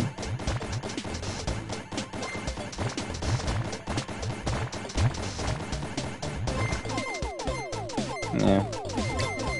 Machine gun's cute, but I feel like you're not really gonna get enough shots into a target to kill them before you run out of ammo. So I'd rather just stick with the pizza shot. Health only drops if your health is below 50%, so if you want to like go to full health, you gotta do some risky shit where you do hurt yourself to get below 50, and then you kill a shit ton of enemies to start dropping health items on the ground. Like that, and then once you see 3, you start grabbing them as quickly as you can, because they will leave after a couple seconds. That's the only way to get to full health. If you only grab the 1 health kit and kill Vanessa as quickly as you can, because this will not be oh shit! I'm actually dead. I'm actually dead. I'm actually dead. I'm bad. I'm sorry. We gotta do this again. Okay. Well, we got this. First 10 waves, you could actually just stay in a corner and just keep on doing this. So let me read chat. One thing I found out recently about SB base game, yeah, big oof. Hey, it's almost like this minigame is actually harder than SB and Ruin combined. Tell me I'm wrong. Is that there's so many lines that I thought were cut but require the player to interact a second time or walk up to the door for Gregory to talk? Ooh, which one would you, which line, would you use as an example? Because there are a couple extra lines that I have gotten for talking again.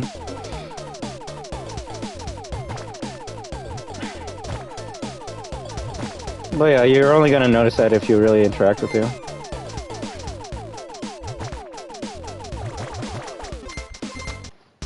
Maybe we just don't play this game at all. If you walk up to the daycare without the pass, Gregory says it needs a daycare pass. Interacted with the ticket machine twice equals mentioning he isn't getting it without hacking, and he should look more around. And sometimes you can actually get different voice lines depending on what you do first. For example, if you interact with the machine first, then Freddy will say that maybe you'll find something at Glamrock's Gifts. There's knickknacks and doodads. But he says something different if you just grab the magnet and go straight to the machine. So, it is cool that you get different voice lines depending on what routes you take, but if you take the same route, then you're always going to hear the same voice line.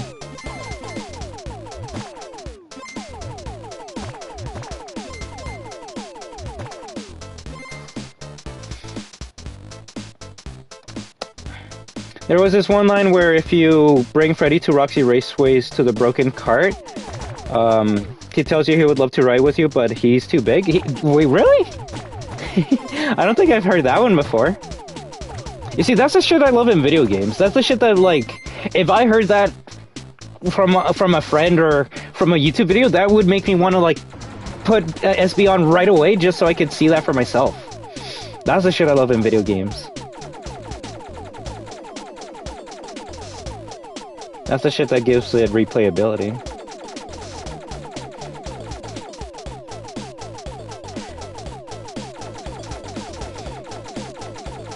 There's voice lines that were cut for Ruin that if they were able to be discovered by doing something different, I would love to get them, but those voice lines seem to have just disappeared.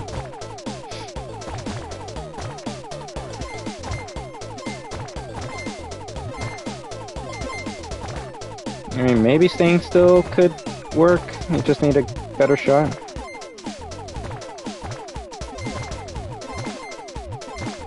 Actually, maybe staying still could be the play. I like interacting with Freddy when he's powered down and he states, "I'm sorry, Gregory." Yes! Yeah, he says that in the atrium chase. Or where you have to put the CD at the 3rd floor of the main atrium. That's a good one. That's a good one.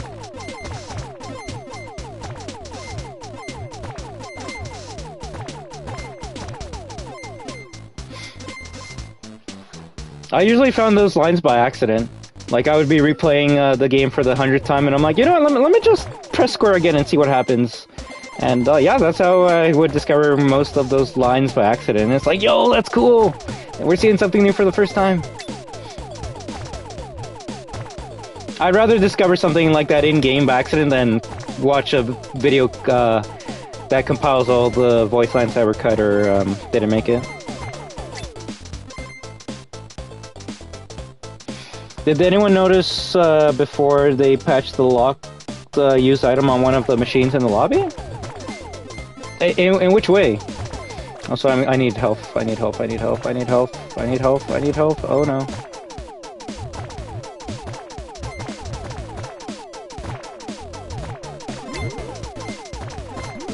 Okay, good. But yeah, something I didn't say before and probably should focus on, at least with this minigame. As soon as Vanessa shows up, you should prioritize her. You don't want a lot of Vanessas around the map. If anything, I'd say Vanessa's more of a threat in this minigame than in the main game. And now, if you can, probably isn't the best strategy, going up to this thing and shooting with the shotgun will destroy it fast, but it will also put you in the line of fire, which can really screw you over, so do with that information as you will, but I only use the shotgun for that boss in maybe round 10 and maybe 15. Round 20 I do not do that.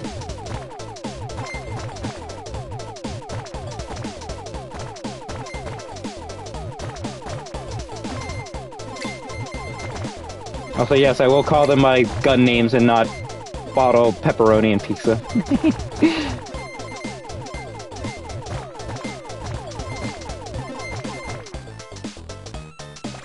Let's get our health up. So I'm gonna get hit to get below 50%, and then if I kill these two guys, at least one of them should drop a health. If not, then I guess I'm screwed. You see? So that's how you get full health in this game.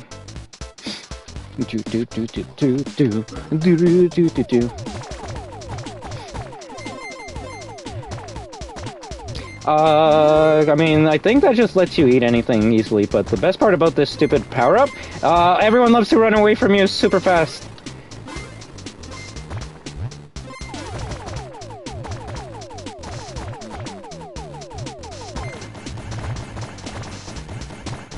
I guess in a situation like this, shotgun does help because it does stop the projectiles that Vanessa shoots. So, if anything, I guess use the machine gun and shotgun if there's a shit ton of Vanessas to be able to prevent their fire from attacking you.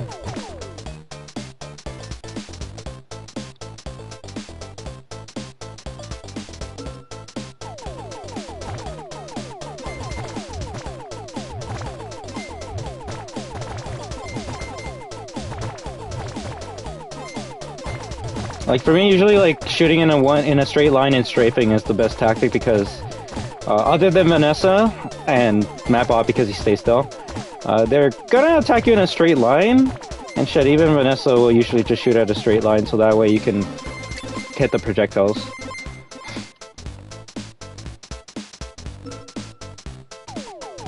And prioritize Vanessa, prioritize Vanessa. Shit. Okay, that was kind of weird.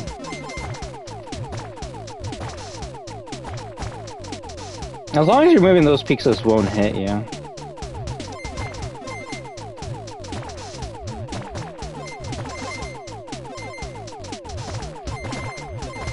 We're gonna need to get our health back from this, so as soon as we kill Vanessa, we're gonna go to 40% health with Mapbot. Wait, did Mapbot die when I get hit once? Oof, okay, okay, okay. Don't want to run into them because they will attack you at the same time and, oh shit, this is bad. Uh-oh. Uh-oh. Okay, maybe one more. Okay, there we go. That should give me health. I mean, it's better than 50%.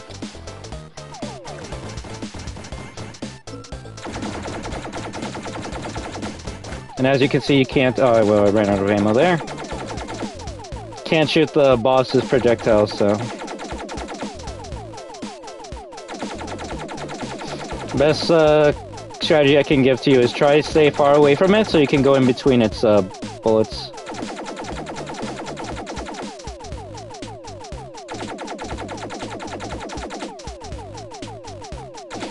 Now, I'm gonna assume this game was a steal minigame. Just because the minigames that Scott Cawthon puts in FNaF are games that are references to games that he grew up with, right? Atari, Nintendo games. Bullet hell games, I feel like are more like 2010s type of games, so I don't know. Someone still really loves bullet hell games. They must have played Nier Automata.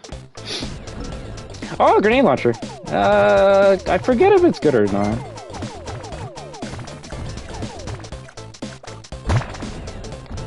I mean, it's good if they're in front of you, but as you can see, it doesn't stop projectiles, so I would consider it a trash weapon. And I have too many Vanessa, so we need the machine gun.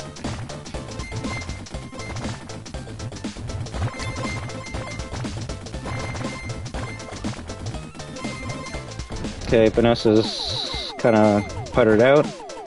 So let's kill one of them, go to less than 50%, and get health. Don't kill her, and then you grab the health, because if you grab the health, then it's not going to drop a health. Okay, this is where it's going to start getting a bit tougher.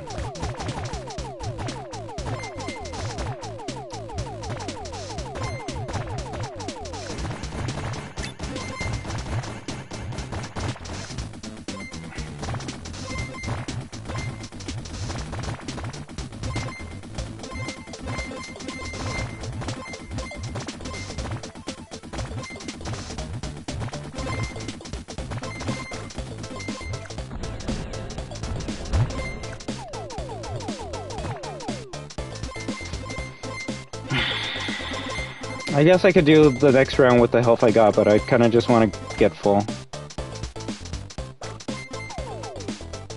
One more hit. There we go.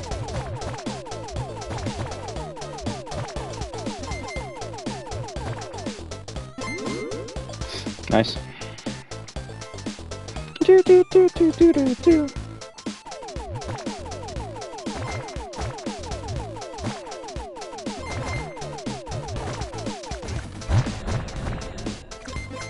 Actually, maybe if I like sprint around, but that can easily screw me over. It does kill Vanessa in one hit though. Okay, so grenade launcher, you would have to basically do some... It's more running around than actually shooting. And then you do something like that. But also because there's so many of them, if they just hit you once, you're probably screwed, so... And as you can see, it doesn't kill those bubblegum people in one hit. I probably should go to full health. Never mind. Okay, so Mapbot, if you get hit by him, he just dies right away. And I do not want to go into that crowd because they will instantly eat my health, so... I guess I just gotta play smarter with the last round.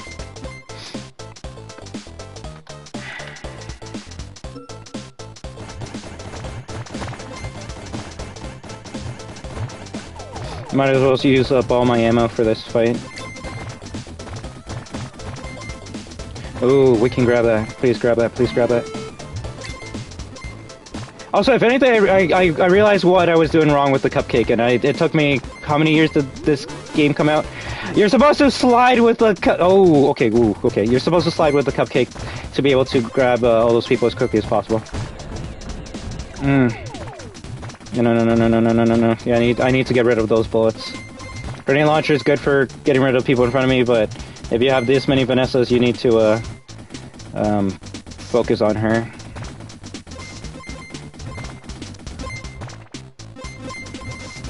I 90% health is close to full, so I'm not gonna risk going to low health just to maybe get full health. Final boss, let's go.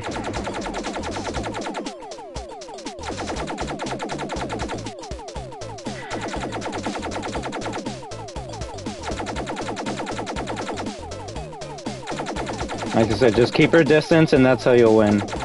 If you want to be ballsy, go up to it with the shotgun and screw it up, but that's more than likely how you're gonna lose and have to start all the way from the beginning.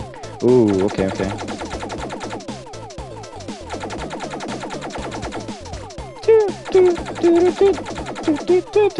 No shit, this actually is the highlight of Ruin for me every single time I play it.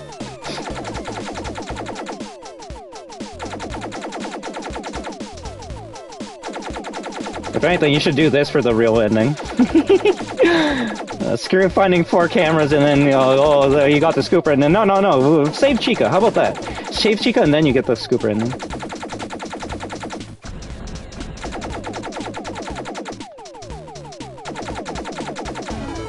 GG! Hey Clementine, how you doing? And like I said, I had to focus on this so I'll be able to look at comments now that we're done with this minigame. GG. Woof! Alright. If you take Freddy into Phaser Blast, he's... Yes! Shame on you, Gregory! If I won, that would be cheating, and I'm programmed not to cheat. Did anyone notice before that they patched the locked use item on one of the machines in the lobby? Or we take Freddy into the other's room at 11 PM, Freddy says, I'm sorry, Gregory. That would be a... Yes! The tour! What is closing time? That one was a cute one. I got that one by accident because I usually show off how Chica sometimes is just standing there menacingly looking at you for no reason. You used to be able to interact with the A-team in the lobby stating that he needs a wallet? Oh! Weird. Maybe they wanted to have like a money system in the game originally, and maybe that's how you bought Faz cans.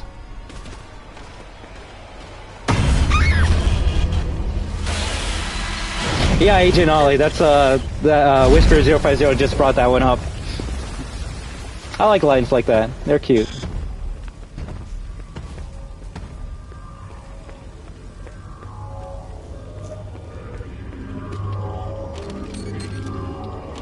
Finally, bet I can use the mask again.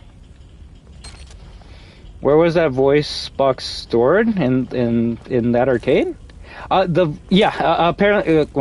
the voice box was stored in the arcade, so granted, arcades usually don't give you a prize for winning, but this one gives you the prize of Chica's voice box, so we're gonna see if we can make her feel better.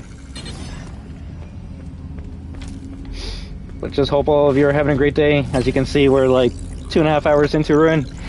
I'm always like, oh yeah, it's only gonna take like 1 hour to beat this DLC, and yeah, I screwed up. So.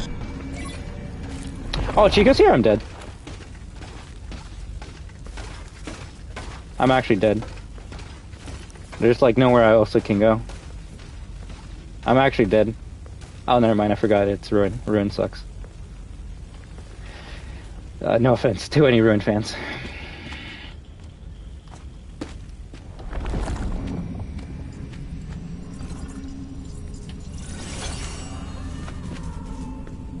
Why do the animatronics no clip out of the area after 5 seconds? You gotta ask Steel, not me. That is a Steel problem.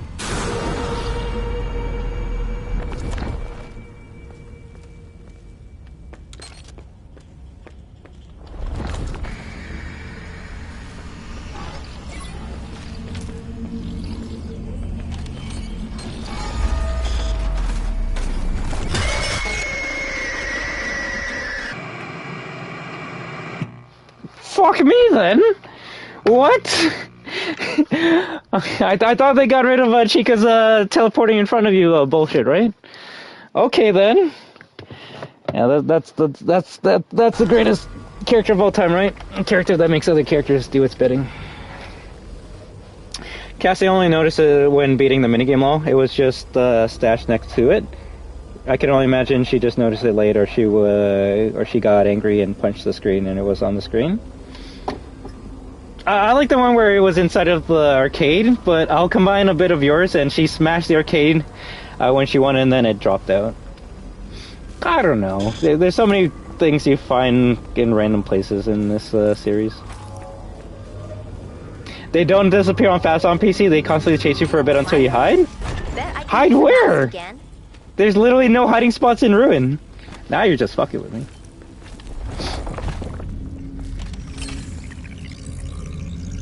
Well, yeah, I can believe they probably stay a bit longer on PC, but I mean,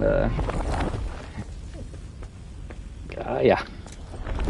If they're not doing nothing, then they're still not that intimidating. I've never seen that on PC. If a version of this game is, yeah, no, you're right about that. Cupcake chowder?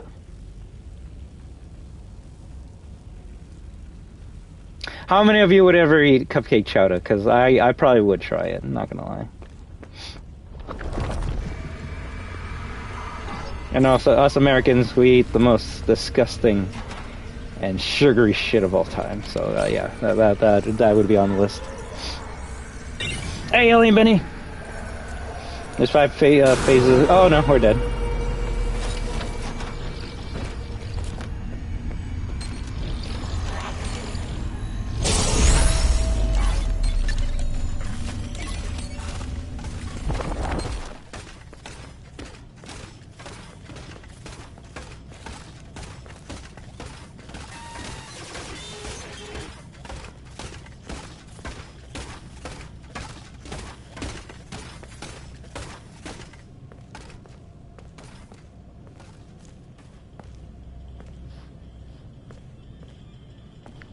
Okay.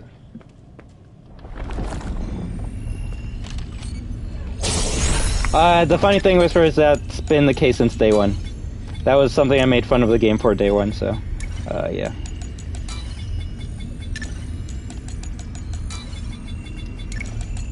So, that's something Steel could have probably fixed since this DLC has come out, but, I guess, the animatronics in this game are not important, so.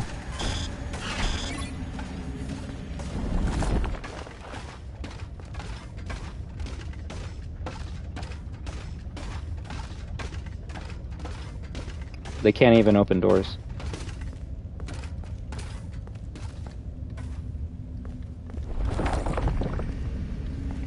Oh shit.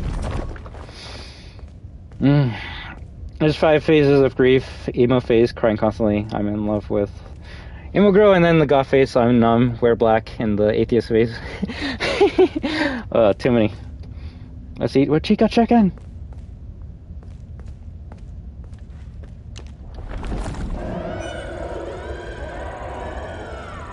What is chowder even made of? I guess depends what you put in there, right? I've only had clam chowder, so. can have whatever you want.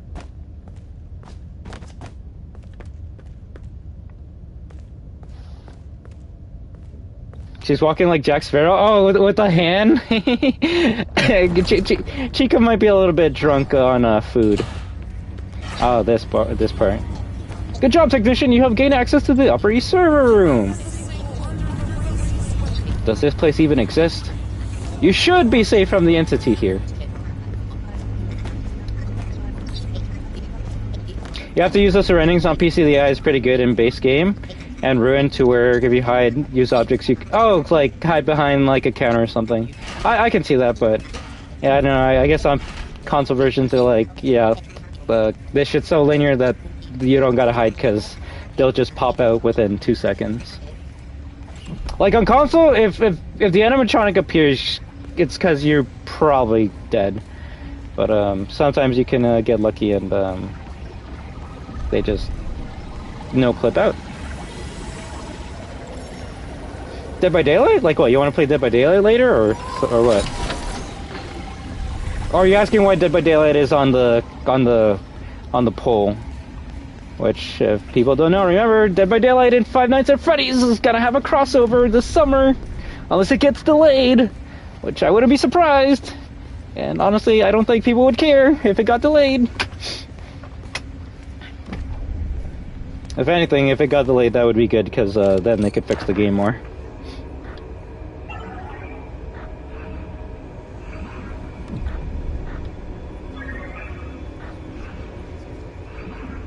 Oh, the entity? I mean, granted, there will be a collab soon, so maybe it would be funny if they started referencing Dead by Daylight and Five Nights at Freddy's for no reason at all. Resident Evil references Dead by Daylight. It's probably one of the coolest references in the whole entire series.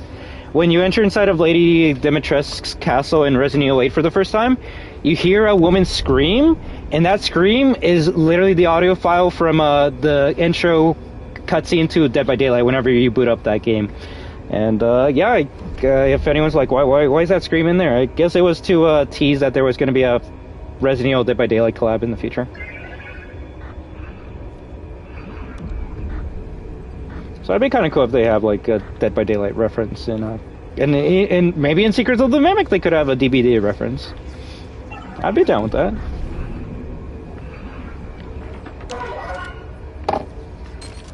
I don't want to hear someone saying, oh, they can't reference other games. This game literally has a driver creation reference. That rabbit thing's back again. You said it was. Benny, is Claudette the person that screams in the intro of DBD?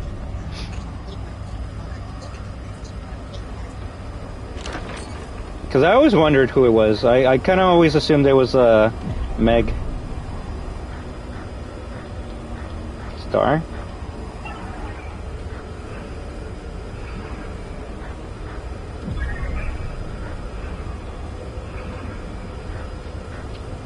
This is usually the Mixie section that kills me just because you don't have much time to do it. And for some reason your screen goes so fuzzy more than any other section of the game. Oh, we were close. We were close. Oh, the entity. Alright, maybe that's the reference right there. Look at that. Ruin teased the Dead by Daylight / Five Nights at Freddy's before the collab even happened.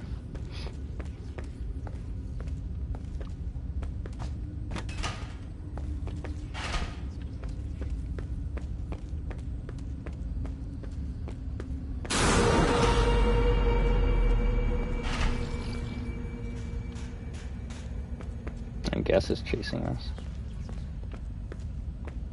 Is this Roxy Raceway? Ah, crap.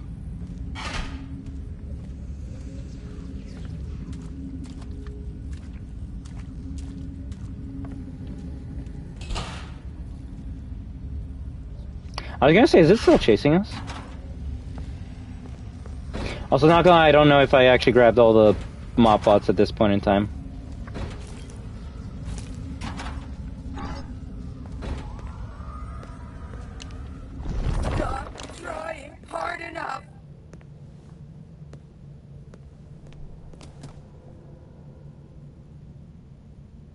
Roxy. Huh? Who's there? You can't hide from me. Gregory.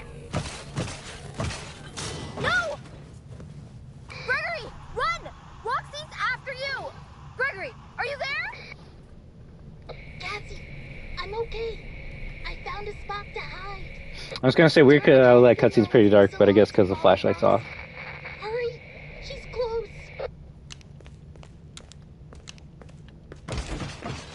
Gregory! I gotta get in there. Alright, time to do another annoying section. I don't even say that this part's tough, just boring.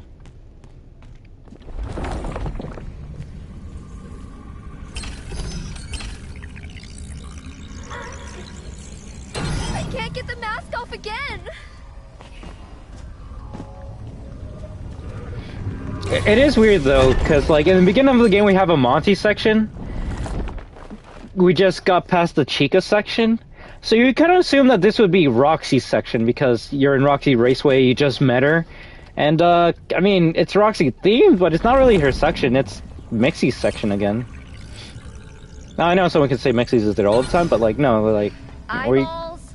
Mixie doesn't even summon Roxy in this area. I believe it summons Chica. So yeah, I guess you're technically fighting Chica in this area.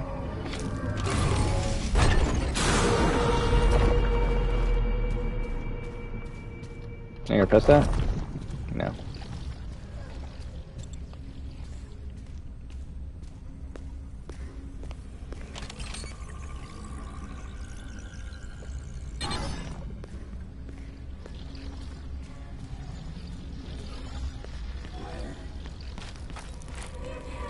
I believe this is computer number 3. Yeah, so that's door number 3, and we just need one more door and then we win. Roxy, Chica.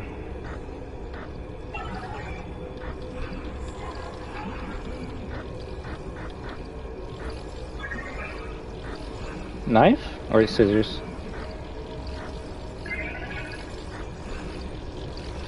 And eyeballs.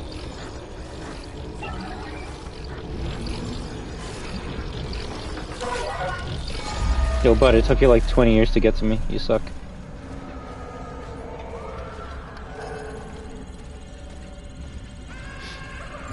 So we die when either the animatronic interacts with us or when the music dies.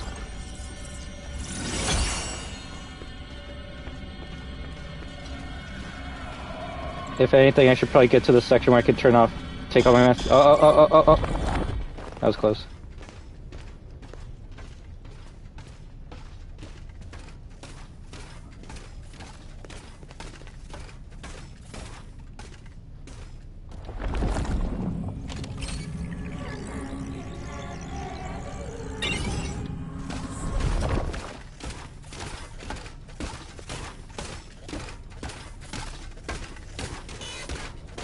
Poor Chica. She went being from like the greatest animatronic I loved fighting in SB2. Just being in the environment. In this section for me summons Monty. I believe you can either get Monty or Chica. And I think now that Chica's gone, it will be Monty if we wait for Mixie to show up. Either way, it's not the character that you wish you think it was.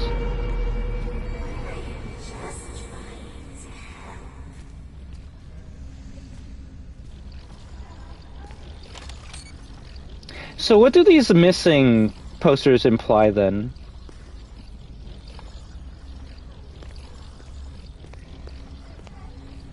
Like obviously it's like, oh, someone's searching for Gregory, but who?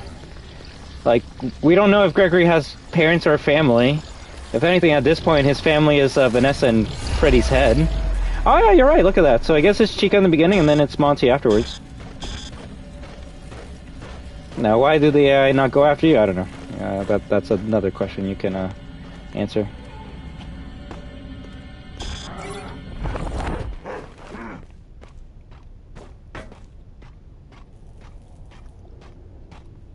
I like his one glowing red eye. Reminds me of Terminator. Okay. Hey there, Yada the Pinata. You're new. Hey, thank you very much. I just hope you're all enjoying yourselves with this stream. We're pretty close to the end. Afterwards, I'll take a break and then I'll come back with like an indie horror game. But yeah, if you guys want me to play more in Speed, just let me know in the comments after the stream ends, and then maybe we play it this weekend. A repair voice box. Am I really doing this? For Chica, yes. Ew. Gross. That should do it.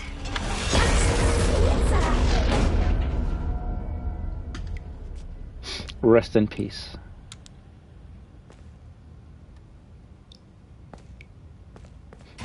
Chica's canon event.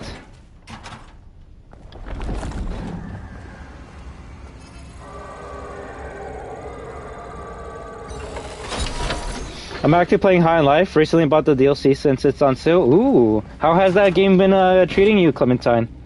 I still need to get started on that, but have to finish a couple other games before I go there first. Also, I think this is the most important note in the game, and not many people have like talked about it. Gone for a while, money for food on counter, emergency contacts on fridge. I originally thought that was Cassie's dad that wrote that note and left it on the fridge for Cassie, but maybe it actually might be for someone else.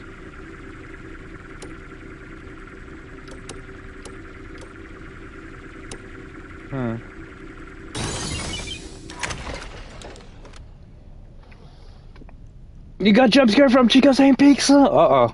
I don't know if this game might be for you. It might be too scary. Might have a heart attack there. But hey, don't worry. She's gone to a better place now. She's gone to pizza heaven.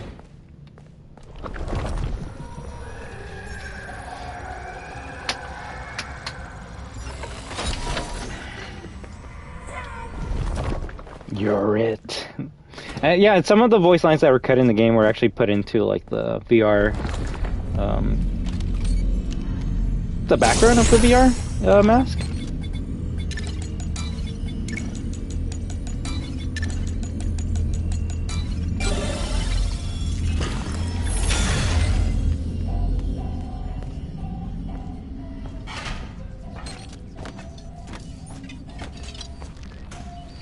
What's over there? I want to see.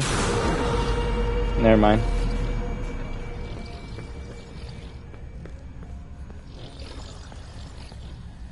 It's the steel wool.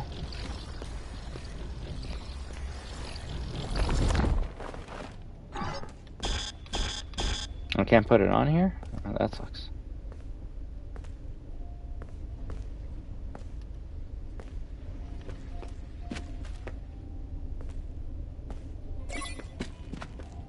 I guess I can. You see, when you have like story reasons why you have yellow paint, I can at least give a pass.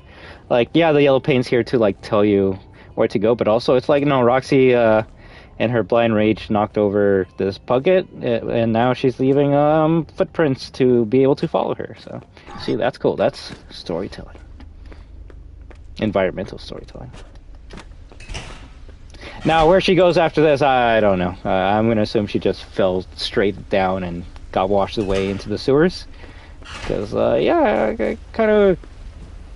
I don't know, unless you could say maybe the animatronics have the map in their chips or something, and they can really go wherever they want, even without eyes. I'm not too late.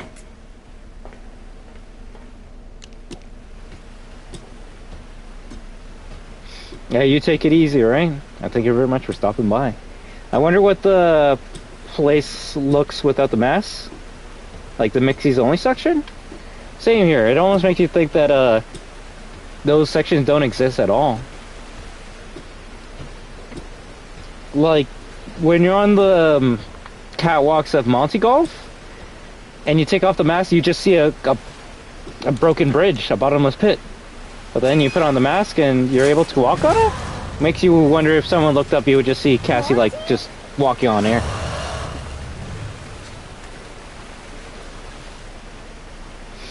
Also, this section is still glitchy on consoles, unfortunately.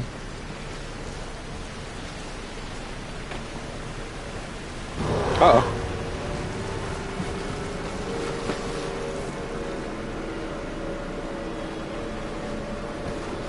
So on consoles, when you finish this puzzle, it will always push you off of the rock, which means you gotta jump and go forward right away. Otherwise, when you finish the puzzle, it'll put you down here. And you definitely won't get jump scared, not at all. Like it's a baby kid game, right? So like, why would any part of this game even jump scare you for 1%? It's a child's game. Come on.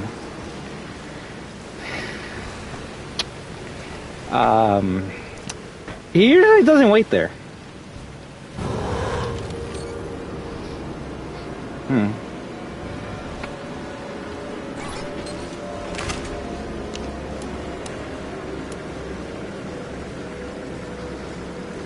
So why did Cassie call Monty thing? Cassie hates Monty. Cassie is actually a representation of the FNaF fan base who hates Monty for whatever reason at all.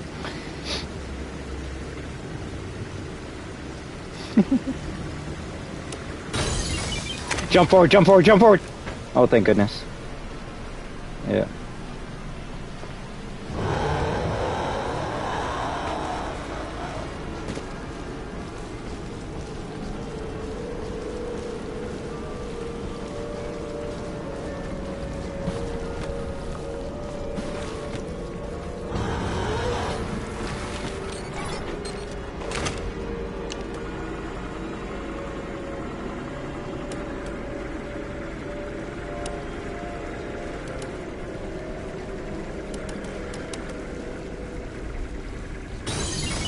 He was so close to me.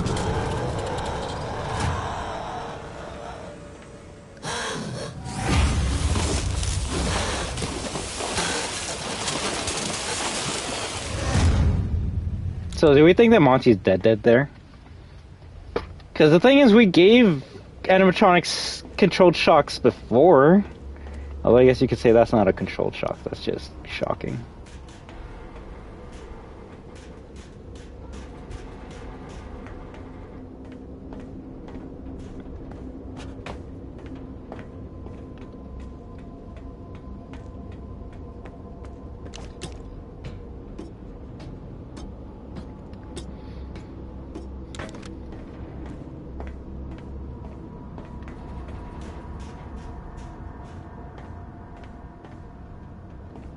Damn, they're strong. If anything, it is cool seeing the teasers for Help Wanted 2 in this game. They're always teasing the next game that they're doing, and yeah, when I saw these two characters, I'm like, oh, I've never seen Cowboy Foxy and, like, I guess, I don't know, Cowgirl era Chica? But these are cutouts that you see in the shooting gallery minigame of Help Wanted 2.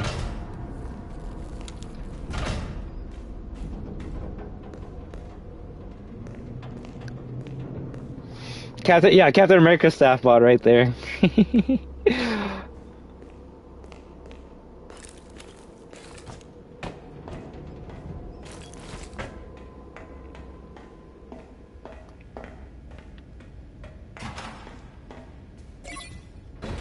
Oh, we're almost at the end.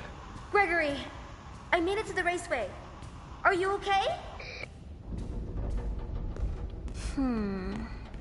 I might be able to get a signal if I head deeper into the raceway. I really hope I got all the bots to be able to get the Bonnie Ball Easter egg, but I have a bad feeling that because it's been a while, I forgot at least one. Need assistance? Do you need assistance? Do you need assistance? Shh! Be quiet. That should fry a circuits or something. That's just not a controlled shock, which already is probably not good. Yeah, so. Oh, I guess Rip Monty. We'll never see him again. Although we might see his origins in Secrets of the Mimic, so that'd be cool.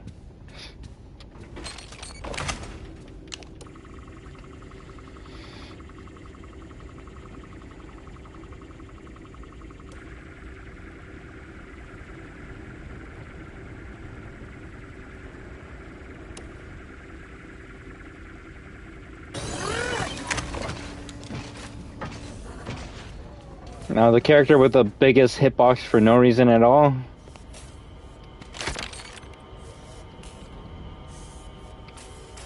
You might as well give up.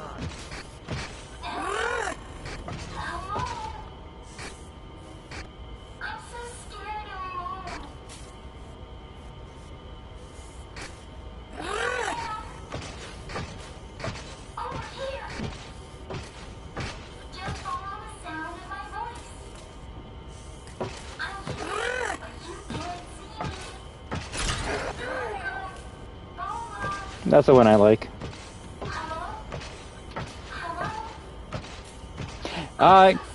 Yeah, she doesn't have a huge one, it's just abnormally large now.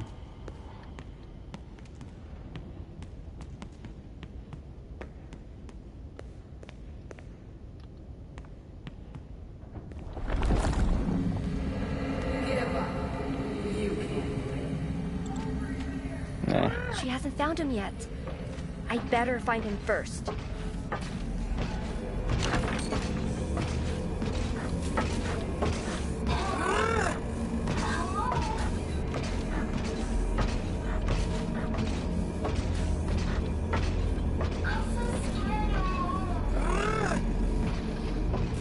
Just chilling G Station. All I can say is that these SB streams are still as good as when you first joined up to watch them. Who? Excuse me? What?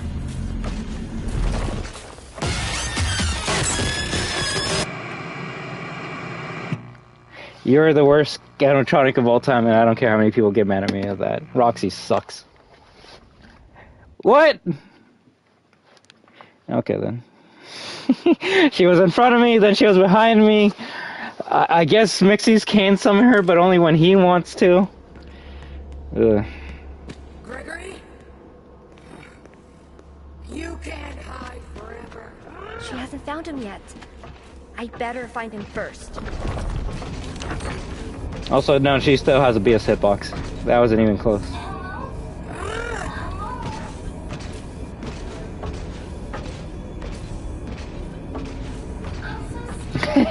Yeah, she's the best.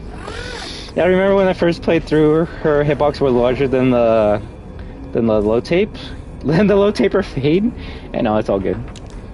Yeah, we're playing FNaF. I think Brain Rot is a part of the series.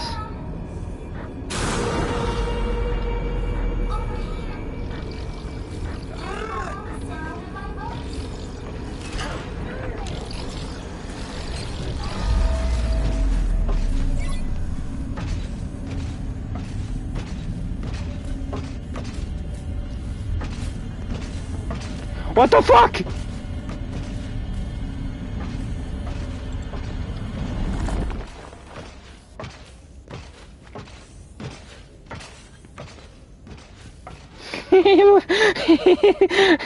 Why? Why me? How am I? I'm doing okay, Emma. How are you doing? Oh no.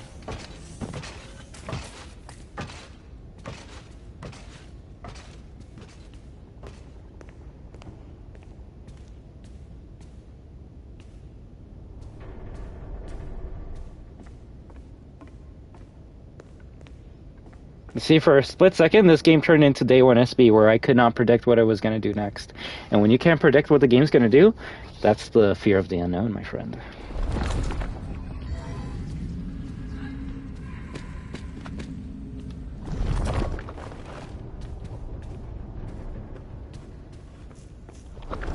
Sometimes you know what? Sometimes things just don't work in Security Breach, and that's okay. Unless you want a working polished game, then yeah, that's probably bad. And someone's gonna be like, "Why I'm okay with like the bugs and glitches in these games?" I guess because I grew up in an era where games just had bugs and glitches. Now, not every game had as bad glitches as these ones, but trust the PS1, PS2 era wasn't as polished as the games nowadays. Shit, even 64.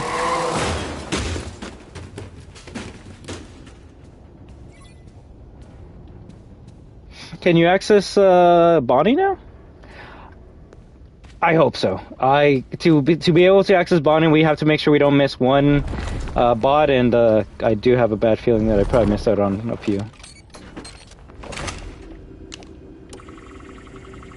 We also did die a couple times, which does reset some items.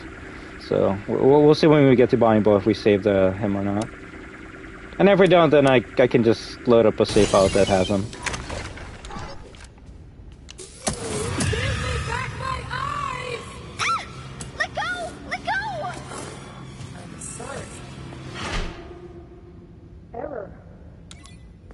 Also, that's BS. If I was Gregory, she would have just like munched right away. So what's this like? Grab my hand and talk to me nicely, BS. You weren't acting like that before. Gregory, I'm in Roxy Racers. Say something. I can hear you. Can you hear me? Yes, I can. At least it wasn't possible, but you can now, or do you just not know? Something tunneled out. No, it was possible day one. It's just day one the game was glitchy, so even if you got all pats or mount bots, caution bots, it just wouldn't open. But they fixed that now. What? How is that supposed to help? Yeah, not gonna lie, Gregory actually is right about that. When has the police ever been a help in any of these games? They haven't. Huge. Heck, you could even make a case that the police have never been mentioned until this game. Help me. How do I get down there?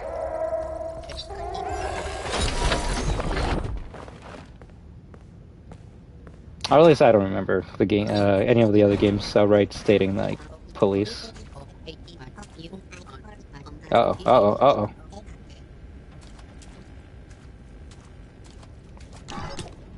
Plot convenience? What, are you saying we have plot armor?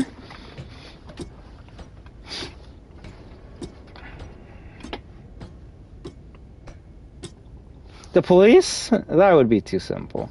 The sad thing is I actually don't think they would be much help.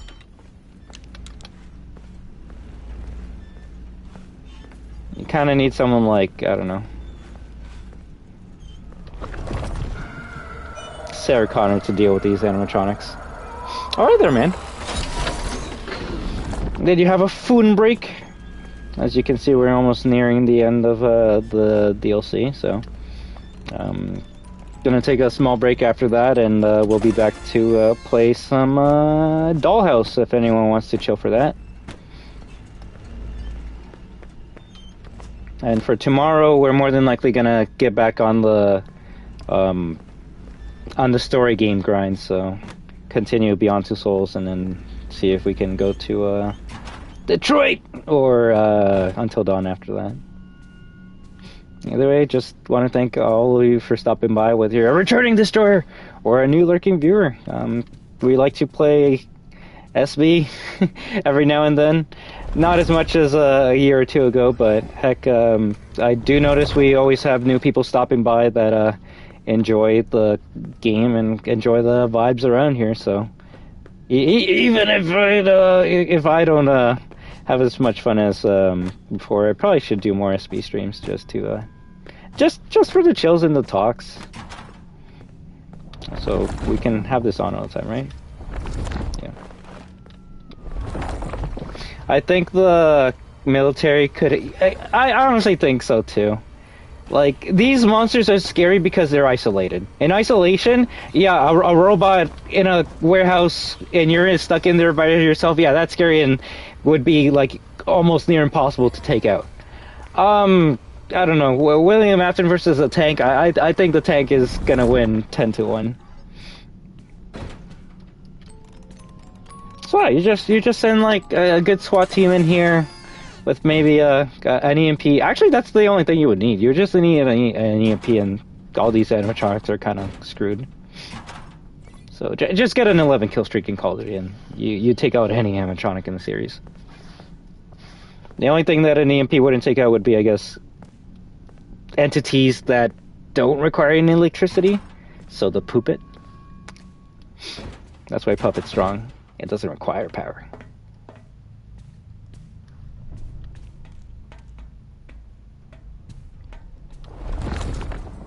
So yellow paint there for no reason. At least the bucket paint made sense.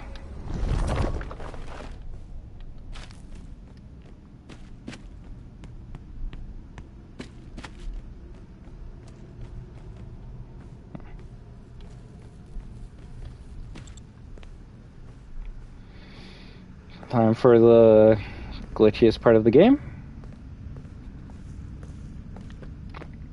Yeah, video to find all the Pat-Pats would be the best way to always get the Bonnie Easter egg.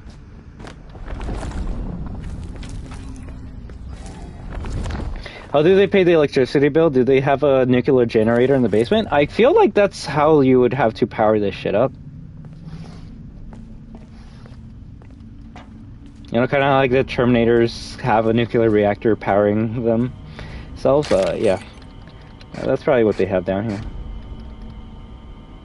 Gregory, So I always press intercom where I see all of them so I can group them up. And then I tell them to go somewhere else. are you there? And 99% of the time it fixes it, but sometimes there might be a strangler, Strangler, just doing its own thing. And I would advise to put on the mask before you go up to the node, because there could be a chance that there might be a secret Music Man. What are those things? Okay, one of the nodes. They look like a DJ.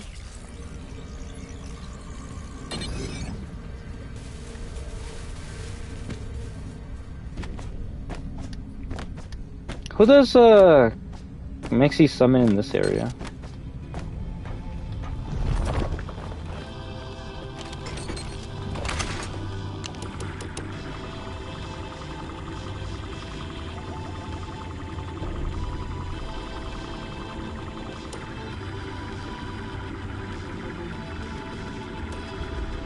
I don't know, this section is the only section in the game that is somewhat difficult. But not because it takes skill, but because the game is broken. Now, thankfully, this game is in a state where this section isn't as bad as day one, but it is the place that you will get the most glitches. There's a reason why I still do the shit I did day one to prevent a glitch from happening to this day. Because that shit was that traumatizing. So let's see, the camera where they're all at, so this one. Are you there? Then you make the move over here.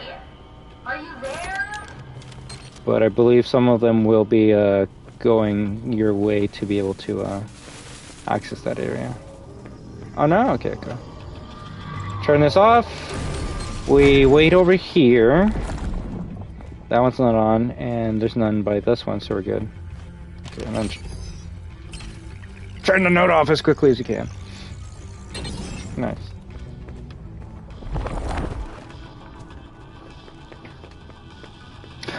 What happened on day one? Was it that so traumatizing? Well, you can watch my day one playthrough on my channel if you want to, but I guess to spoil it, I use the intercom to tell all the bots to go away, and then pretend this is the node that you gotta interact with. I went up to the node, I put on the mask, and immediately got jump scared because there were secret Music Men in VR mode. So, yeah, definitely a good jump scare, but not a fair one because it was it only happened because of a glitch.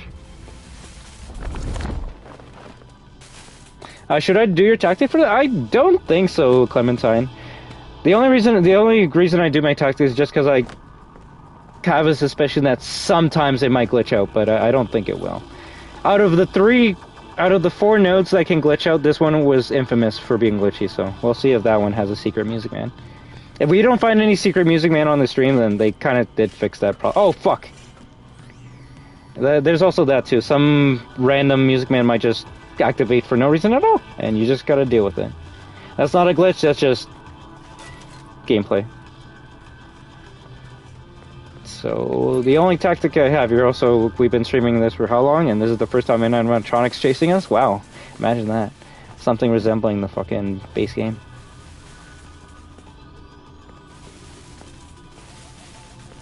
Where did it go?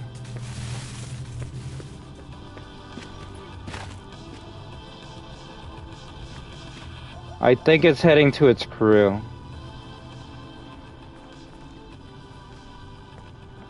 Okay.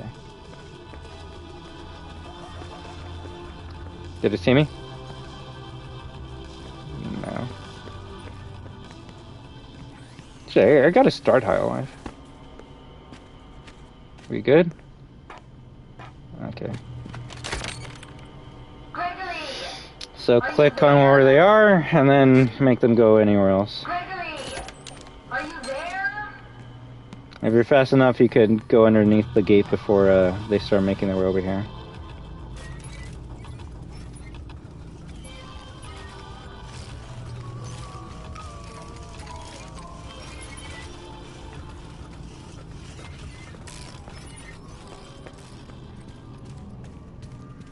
So what would happen is I would turn this off and immediately put on the mask and die. So I'm going to turn it off and just go over here. Okay.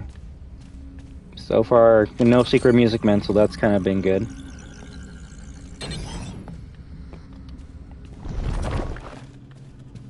And as soon as you turn off the node, the music men in the area will all depower or die, so... Now that noise, that's weird because you only hear that noise whenever one of them is powering up, so... Anytime I hear that, I always think that, one is chasing me.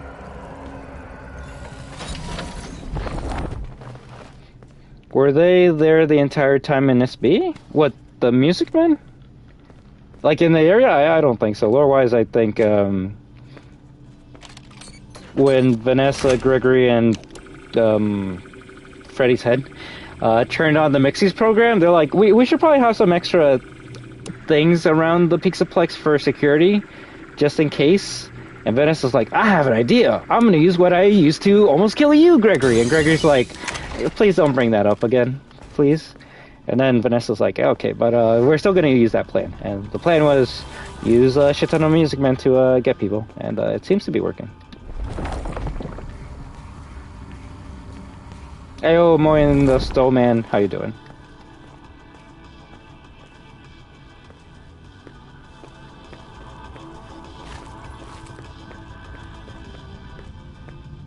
If anything, it's getting kind of dark, so maybe I should turn on the light. Do not eat the chowder? Oh no. But I wanted to eat the chowder. Okay! I'm not gonna lie, if I actually walked into that shit, that actually would have got me. That actually would have got me. I would have not seen it. That was last second fucking save.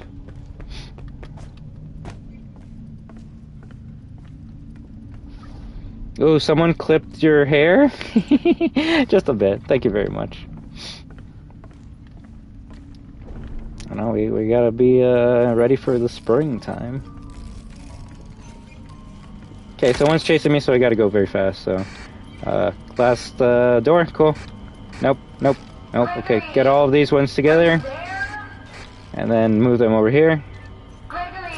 But the one behind me is getting closer, so, shit. I gotta get in front of them,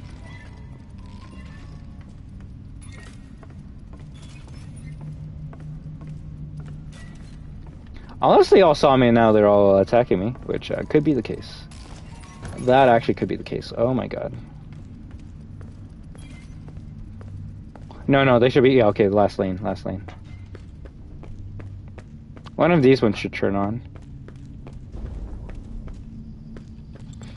Okay.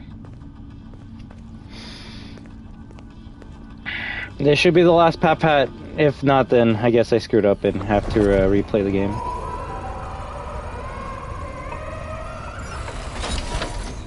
It would be nice if the game, like, I don't know, made a noise if you got the final one.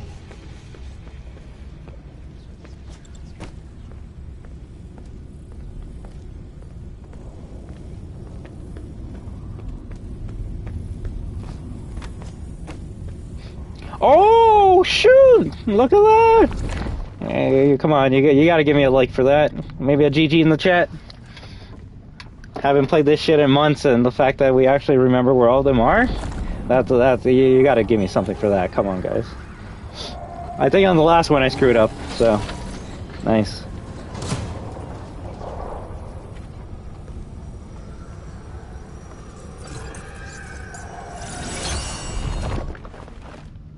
And there he is.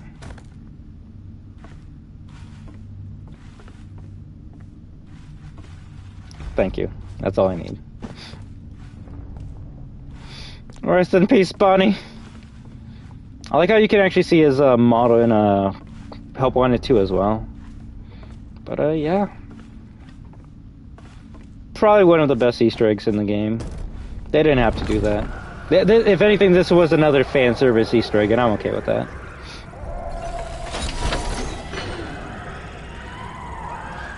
Bonnie, freaking Monty smashed my man to bits. Okay. Granted, you can say I'm only doing this because I'm a Monty fan. What color? What color do you see on his chest there? I think I see green. And I don't know about you, but last time I checked, Monty has black nails. So the only character that has like green nails and would do this to Bonnie would be Roxy. Look at that. Threw a wrench in your theory there, didn't I? Although for me, more than likely, the person that actually did this was Vanny, because there's a broken bowling ball on the head. And I don't think animatronics need bowling balls to knock each other out. I think they would just do what Sun did and just knock out Freddy and then start dragging them by their feet. So I do think this was a Vanny or Vanessa thing. Vanessa brought Bonnie to the back room over here and then took him out. I don't know. And maybe used Roxanne to like scratch him up or something. Or the green's just there because green is gross and green is bad, but I don't know. If you were gonna ask me why is there green on his chest, it's because someone with green nails screwed him up. So.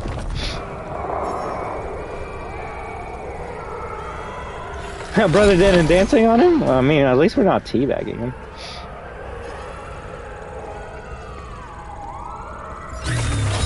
Bonnie could never get knocked out by Roxy? Are you implying that Monty is stronger than Bonnie? Because I don't think that's a statement you want to say in the FNaF fandom, do you? Rest in peace, bud.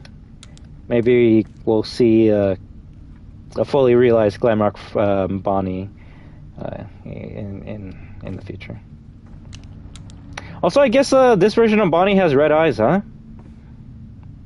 Like, it's different every game if Bonnie has blue eyes or not, but I guess this one he has red-orange eyes.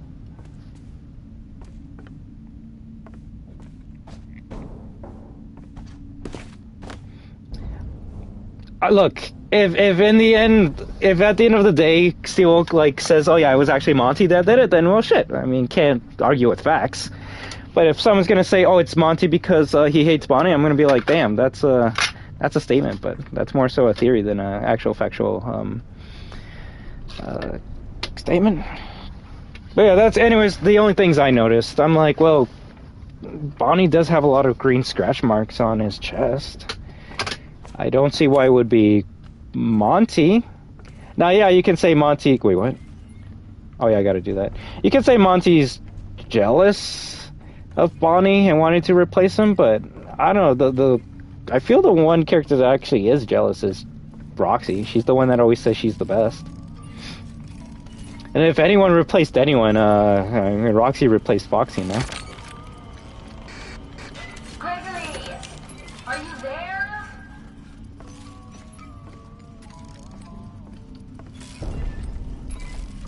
there? Wait, isn't a theory in the... Wait, what?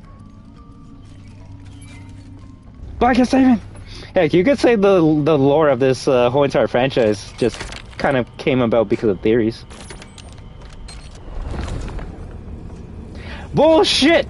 Bullshit! Fix your fucking game, Steel Wool! God damn it! Ah! 3 out of 4 is not bad, but yeah, this was the shit that happened day one. Now just imagine every node that you interacted with had a secret music man as soon as you put on the mask. And now imagine you're right beside the node when you put on the mask. Instant jump scare. It's a beautiful game. It's a beautiful life. The worst part is I actually don't know how we're gonna deal with that one. I guess we loop it around and then just run straight to the node. Oh fudge. Wait, what? Oh god. I just gotta wait for all of them to go into their position and then just retry that again.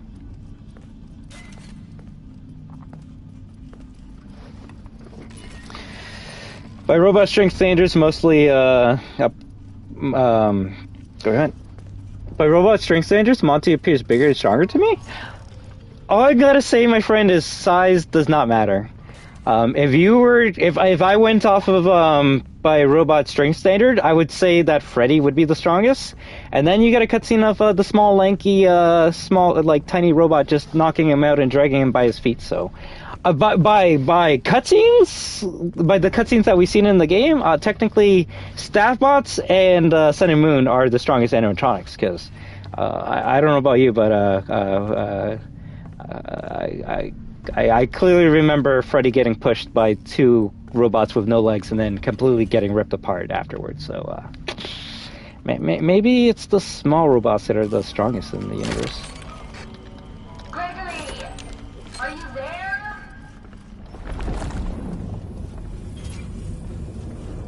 Okay, I want to say that that got all of them now.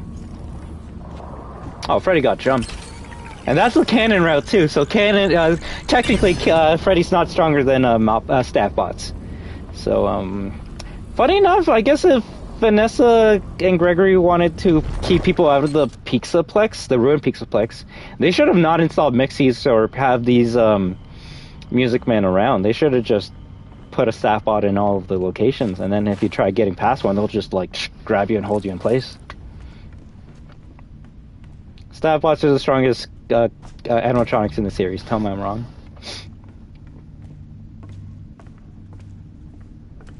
What isn't a theory in the lore of this game, though? Yeah. But sadly, I feel that could be that blanket statement can be applied to just indie horror games now. At least when I was growing up, indie horror games were just like spooky games that an individual the developer made and wanted to see their vision come true. And that still can be said to this day, but I want to say indie horror is now just trying to kind of be the next mascot horror. They're trying their hardest to focus on the lore and streamer elements instead of making a game that will be adored by not just streamers but gamers. That's what was amazing about FNaF. It's like it was fun to play as a gamer and it was fun to watch as a stream. And then it slowly became just better to watch instead of play.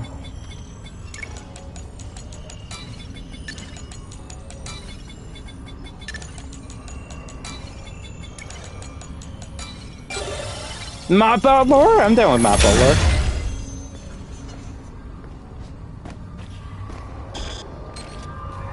I forgot about that. That's true. Yeah. Maybe Moon got Bonnie? You know what? No one has made that theory yet, and I actually would rather go with that theory than Monty or Roxy. Moon is probably the craziest one that Vanessa would use to take out Bonnie, no? Also, I kind of want to make a coffee, but it would like take me like a couple minutes to do that. So I don't know if you guys want to like wait for that. Probably not. So I just continue playing the game without coffee. Hey there, Skibbity Ohio Sigma. How you doing? Look, no more vents. Every single time I get in one, it breaks or something jumps out at me. You and me forever and ever. Love, Freddy. Never mind. I'll use the vent. Freddy does not care about Chica.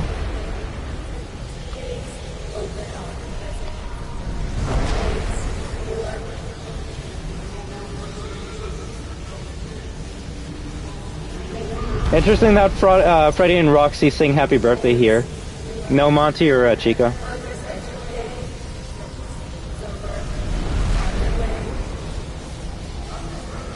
With that logic, Roxy and Chica would be stronger over Freddy, Bonnie, and Monty? Yeah. Ooh. I don't know who killed Bonnie and Ruin. I saw him in my playthrough when I turned off all those side bots. No one really knows who it is. The community wants to say it's Monty, and I will not take that Monty slander on this channel. If you want to say it's Monty, you're more than welcome to, but all I'll say is, can you give me some reasons as to why you would think it's Monty other than he hates Monty? And it's like, what? So, yeah, to me, I've never thought it was Monty.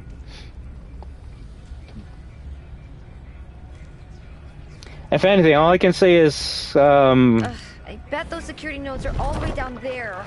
Where Bonnie is in this game makes zero sense to what the notes explain in the main game. So in the main game, you find, I think, 2 if not 3 notes talking about Bonnie. in the last note that you read about Bonnie says that Bonnie was last seen over in Monty Golf on the catwalks, and the community kind of implied that maybe someone pushed him over the catwalks, and then he fell to like the bottom floor of Monty Golf and then got destroyed. And when we heard that, it's like, yeah, I could kind of see why people would say it's Monty, because they go to Monty Golf, go to the Monty catwalks, Monty pushes Bonnie over, and then he takes over. But then it's like, all right, so if that's the last time people saw, or yeah, the last note you read of Bonnie in main SB, how the hell does he get behind Monty Golf or Bonnie Bowl? It's like something's missing in between those two sections.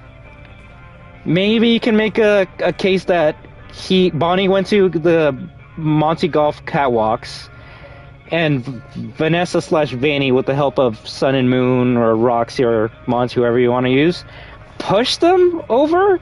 Then Bonnie kind of like died like Mufasa, like fucking crashed on the ground, broken, kind of like Buzz Lightyear.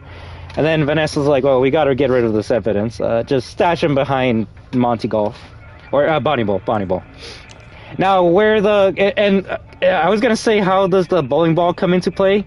I wouldn't say Bonnie was so strong that he had like 1% power left. So when they were putting him back into like the secret area of Bonnie Bowl, Bonnie was like slowly waking up. He's like, oh, what happened? I took like a nasty spill. And then like Vanny was like, oh shit, he's getting up, quick!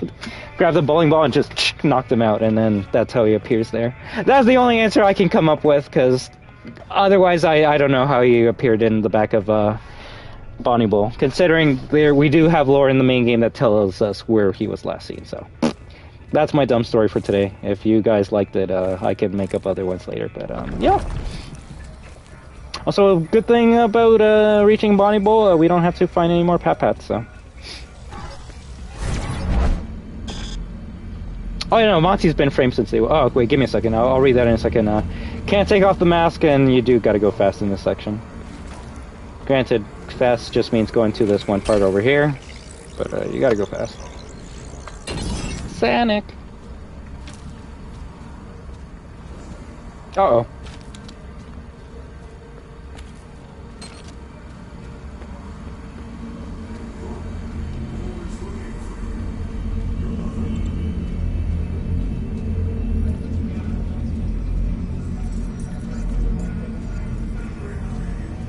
Okay, so number one, I'm lost, and number two, where the hell is Mixie's?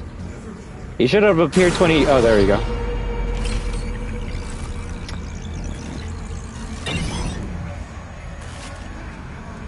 Does he summon something, or is it just timed?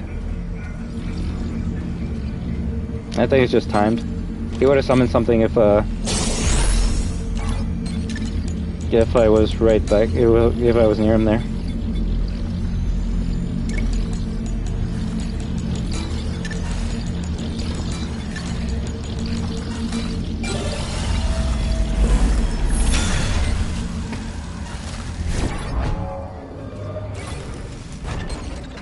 Nice.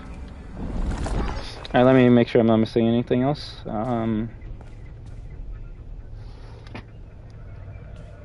Yeah, because Moon knocked out Freddy, and Moon jump scares you on Freddy, so... Oh, true, so if there is one character that can get you no matter what, it would be Moon. I actually forgot that Moon can get you inside of Freddy. Which means Moon knows that, like, Freddy is in cahoots with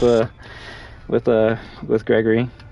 No one else notices that Gregory goes inside of Freddy.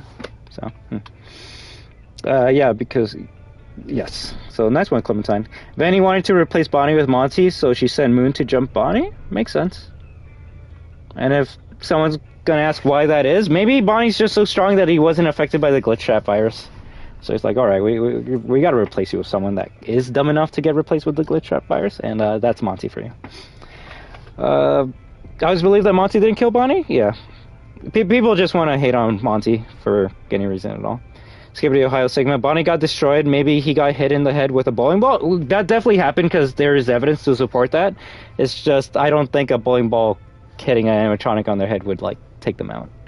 We've seen, like...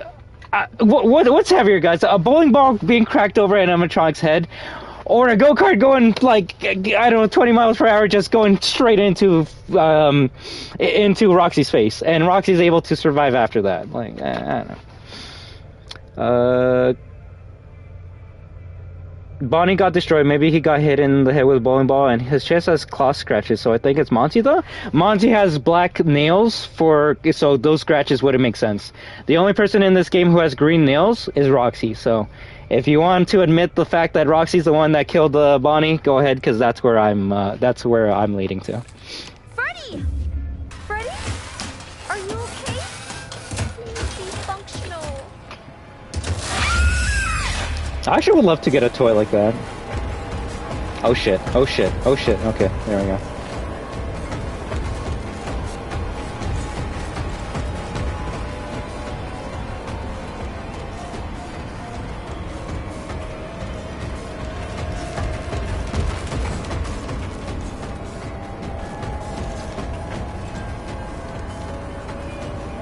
I wouldn't be surprised if after this day, Cassie hates Freddy for the rest of her life.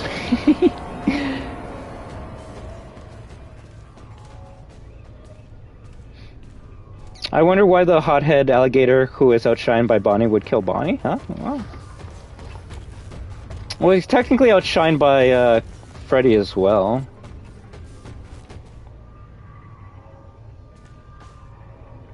I mean, like, what was the end game for Monty? If he takes out Freddy, then he takes out Roxy and Chica afterwards, and then he's the only person on the show?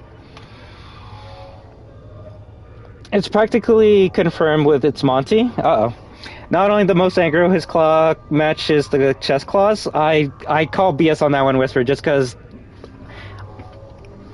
all characters have the same claw marks. They do. The only character that doesn't have claws is Chica.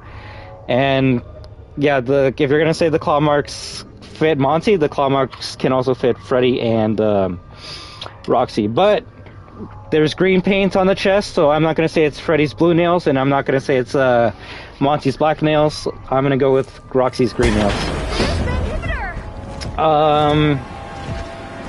The green paint, the main game's notes contradicts a lot with Ruin. Monty is killed by Bonnie. Yep. Oh. Okay, good. I was gonna say, there we go. Let me actually read the full thing though. His claws match the chest claws. The green paints. The main game's notes contradict a lot with Ruin. Monty is killed by a Bonnie sign.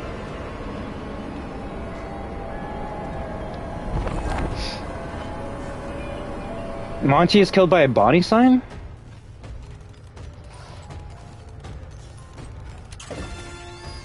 When does that happen? Because Monty gets knocked out by the Monty Golf bucket. Oh, I forgot about that section. And then in Ruin, he technically dies to... Oh, I guess... I didn't even realize. Is that neon sign on the wall a Bonnie sign? Because I was going to say he dies from a sign going on the water and electrifying him, but I actually didn't notice if it was a Bonnie sign or not. Damn, that's the theory!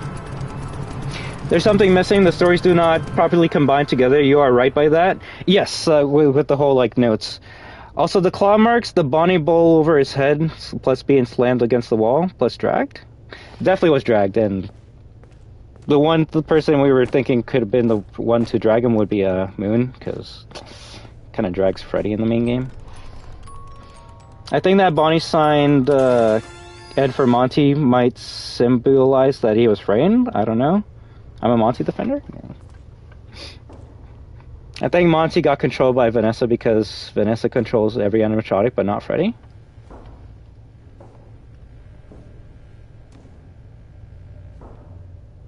Yeah, but all of these events happened before Security Breach even happened. So, like, was Freddy not controlled by Vanessa at all before that point? Loading time. Also, yeah, I know you meant Vanessa Vanny. That bump made me jump for real? Which bump? Also contradicts it in the notes as it states he has a green room in Monty Golf, yet his is in Bonnie Bowl. People say it's a storage room, but why would they hang posters on the wall plus decorate it? I mean, you're not wrong, but we also have Fazbear's Fazbear's Pizzaplex, or Freddy Fazbear's Pizzaplex in these utility halls. I mean, you could say, hey, you got to remind the workers who they're bowing down to, but I think they kind of know. So I don't know. So, some things are just there to like make the room look nicer. And Moon has blue. Wait, does Moon have blue nails? I thought Moon just has normal fingers. So by science, his claw marks probably could have turned purple. Well, yeah, but I feel like we're getting into like the scientific aspects of a theory, which we probably shouldn't get into when we're talking about ghost kids inhabiting robots. Monty is more of a bitter. Monty is more a biter too. Yes, Monty like bites you all the time. If you could say all the characters do bite you in the game, and I mean that's because you gotta make references to classic FNaF with Chica and the Roxy going and the Monty going. So you do have that, but yeah, even when Monty's shattered, he does the alligator barrel roll. So Monty would probably use his mouth more than his claws. Now, who would use their claws? Probably the wolf. But yeah. I don't remember that death scene too well, but before he's shattered, he picks you up and chomps you. And when yes, he both deaths by Monty are him biting you, but that doesn't really add evidence to support that he would only bite Monty. I believe he would only bite Monty, but we can't use that as evidence because all animatronics bite you in the game. Oh, even DJ Music Man like eats you up, even though it doesn't look like he has a hole in his mouth, so that animation kind of doesn't make any sense, but it looks cool. Shut up. DJ Music Man, it's cool. Shut up. Even though, yeah. Can you hear me? I finally have a clear Yeah, it's the first time we see a Bonnie sign? Oh, okay, shit. You know what? I might actually redo that level just because I never noticed that. Am I close? So, I guess maybe poetic that the sign kills him, but I don't know. That could be looking too deep into it. But that's sadly the thing about FNaF. You're either looking too deep into something, or you're not looking too deep enough. I love it. But Bonnie has purple on his palm, while his fingers are green with black claws. So yeah, if you're gonna, the only way it would work would be like if you say that the green paint came off of his fingers, but no. There's only one answer that makes sense as to why there's green paint on his chest, and it's the answer people don't want to admit.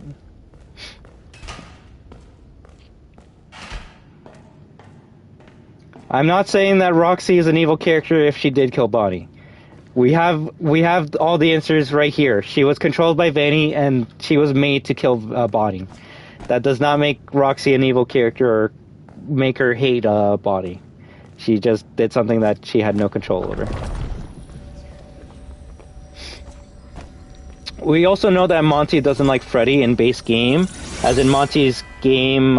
In Monty's golf game, Freddy is seen in the garbage, broken in the last level, with Monty as lead, plus Mr. Hippo ending Monty is with with everyone too. But here's a question though.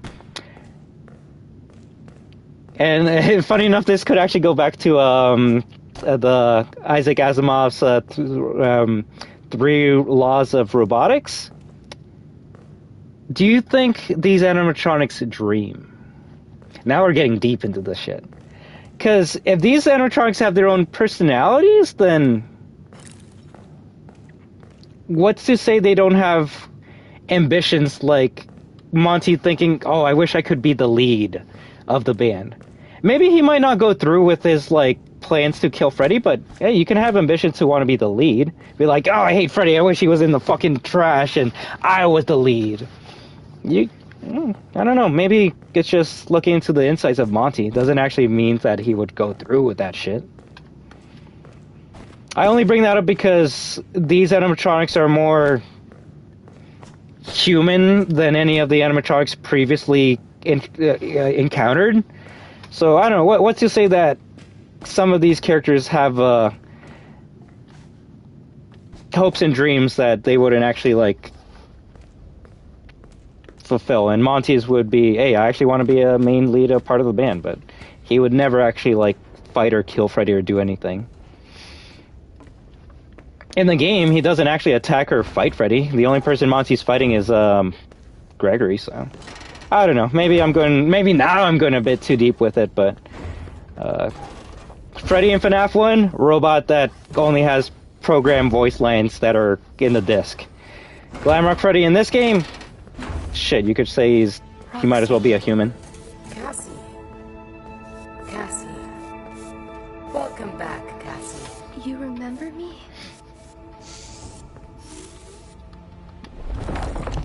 I'll let this play out while I make a coffee. I remember. Your special day. Do you still like carrot cake? It has been some time since I saw you last.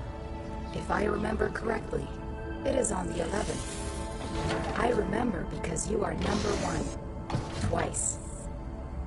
Have you booked your party? I'm sure your friends will show up this time.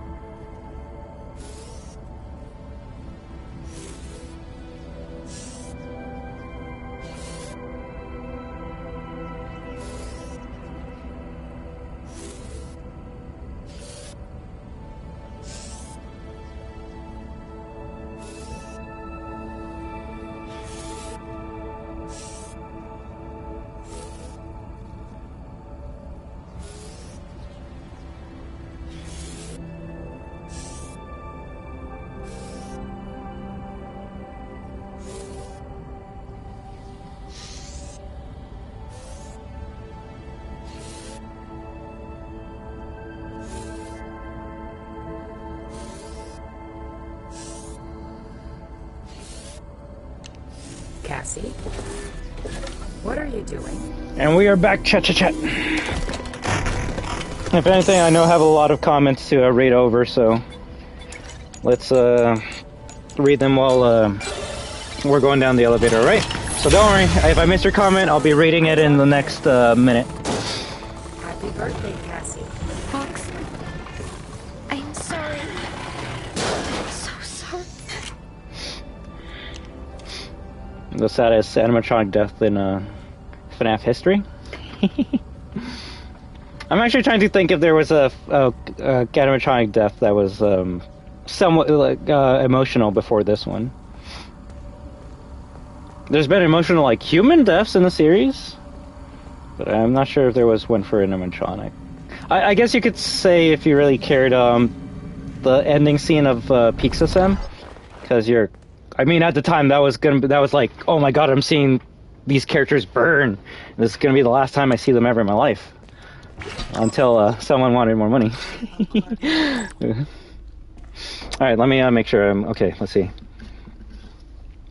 All right, this feels like we're in court discussing Bonnie's body. I mean, you're not wrong with that, but that's a fandom for you, right? When we're theorizing or having conversations as to what happened to someone, it almost feels like it is a procedure. Got to remind the workers where they're at in case they get lightheaded. Of course, you always gotta be like, hey. I mean, granted, this is a company that also puts like an AI in your head, so if you go like home, they can probably still screw with you. Like, I made the Joker like in the beginning of the stream, but imagine like you're on your day off, and they need help with something, and they're like, well, just call Tom at home. And you're Tom, you're sitting at home watching like football or something, and then like Helpy with an eye comes up. He's like, hey, do you know where you left the keys to like this door? And he's like, bro, I'm home on my day off, stop bothering me. And it's like, well, we're gonna keep on bothering you until you help us. And it's like, yeah, no, I would not want that chip in my brain. Elon Musk, stay away from me. You're not putting a chip in my brain. Alright, let's see. The ultimate jury case. We see Monty doesn't care about getting rid of the two girls, as also in the ending, Freddy goes, Monty is on stage with the girls plus Mr. Heppill. I mean, I guess, but to me, that ending wasn't Monty got rid of Freddy, so now he got what he wanted. Like, unless I'm wrong, you get that ending with the car ending, right, Whisper? So to me, the way I interpreted the Escape the Pizzaplex ending was Gregory and Freddy say, hey, let's just get out of the Pizzaplex together. They get in a pizza delivery van, and then they just drive off. And then Freddy powers down, so Gregory's like, shit, I don't want him to just be a statue, so we need to find a way to power him up.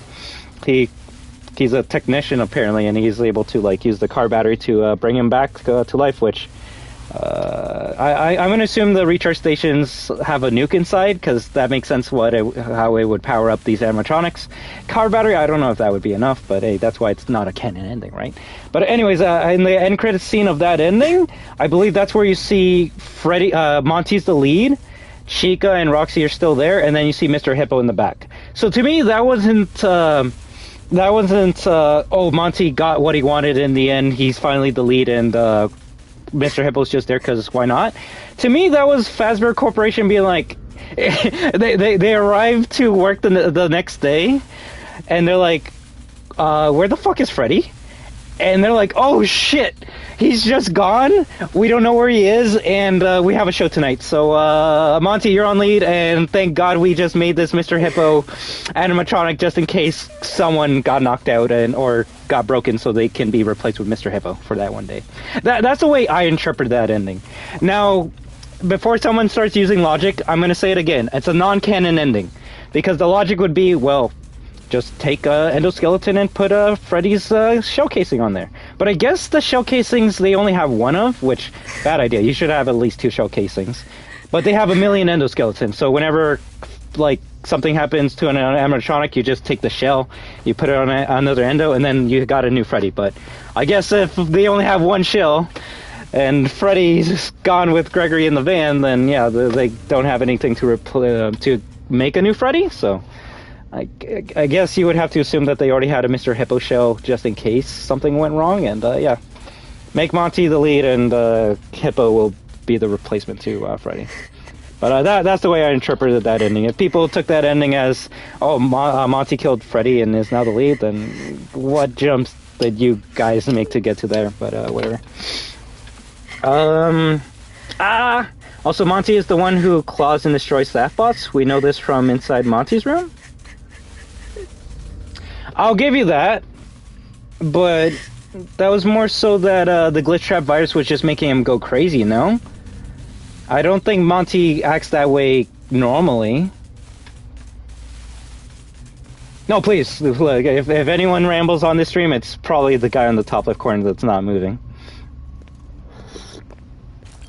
But I will give you that point. He does destroy shit, but that's after he gets infected. Roxy probably does too, but nothing hints to her destroying the bots with her nails. Yes. In the logic sense, DJ can possibly chew you, but not swallow.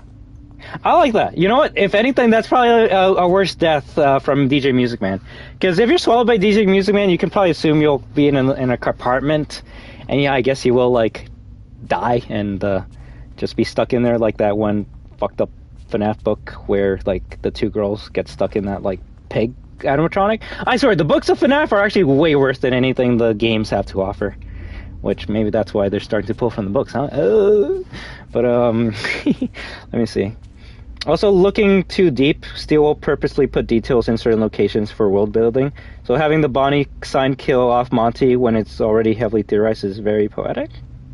Well, I'm gonna need Steel to to make another stream that lets us ask questions and then give us answers.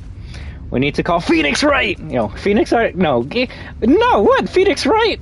Phoenix Wright is a good defensive attorney, but I think we would need Saul Goodman. Now that is my my lower ride or die. No! Come on! I don't know if Rexy did it though? Yeah, Moon has just normal fingers. He doesn't have like any nails or sharp claws or anything.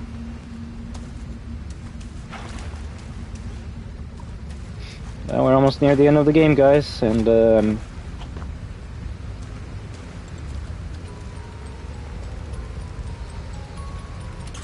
I don't know if I'll be able to get elevator ending. I could be wrong, but I think all three of my saves are scooper ending. Whoops. We'll start off with scooper ending, and then we'll see if we can go to elevator ending, but if not, then it'll just be elevator ending for today. Unless some of you really want that Brazil ending. I will say the Brazil ending does have the best music, the best ending music in this DLC, but I think we want a good conclusion and not a meme one.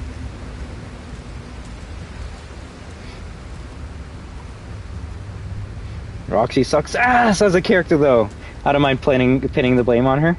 Ah, yeah.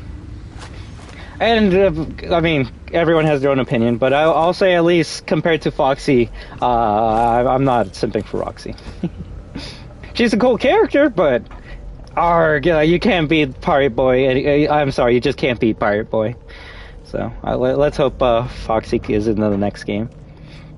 Heck, I don't mind living in a world where Foxy and Roxy are in the same game together. Now, if someone wants to say, but Roxy is the replacement for Foxy, you're not wrong, but also, I don't think a wolf is the same as a fox, so you can't have both characters in the same game. And, shit, you could even say, they have their own unique, fighting styles. I mean, one runs at you with a claw, and one just lunges at you. Or you can have two possible choices. Roxy pushed Monty and dragged him to the back of Bonnie Bowl. When Bonnie suddenly woke up, she threw a bowling ball at him and clawed him. The bowling ball is definitely true. That's the funniest part of that theory. He's waking up and crack, smash it over his head. If it's Roxy, it's not. Yes, and that's the thing though. If it is Roxy, if it's Roxy, if it's Monty, hell, if it's Chica, it's not their fault. The same way you can say it was not Vanessa's fault. She murdered a bunch of kids and probably did some other fucked up shit at the Pizzaplex. Was it her that did it? Yeah, you could say it was her hands, but it was Glitch Trap, the Vanny persona, doing that. So I guess it really depends if you want to go into the weeds of it. Was it Vanessa? Yes, but it was more so Vanny, Whaley Math, and Glitch Trap. I am a candy cadet. Come get your candy here. Or the other choice, the better one, Vanny sent Moon to push Bonnie, yep. And the purple claw marks came from color theorized from Moon's blue claws? That actually makes some sense. If Freddy is able to bond with Gregory, it's possible? If Freddy is able to bond with Gregorium? Freddy, don't worry, Gregory. I have access to you. Oh, just search history. You sent me the bonding bowl sign in DMs. Thank you very much. Thank you very much. Let me actually take a look. 15 minutes ago. You can probably see how far behind I'm with the chat, right? Now I will tell you a story about a mother and her little boy who lived alone in a cabin in the dark woods.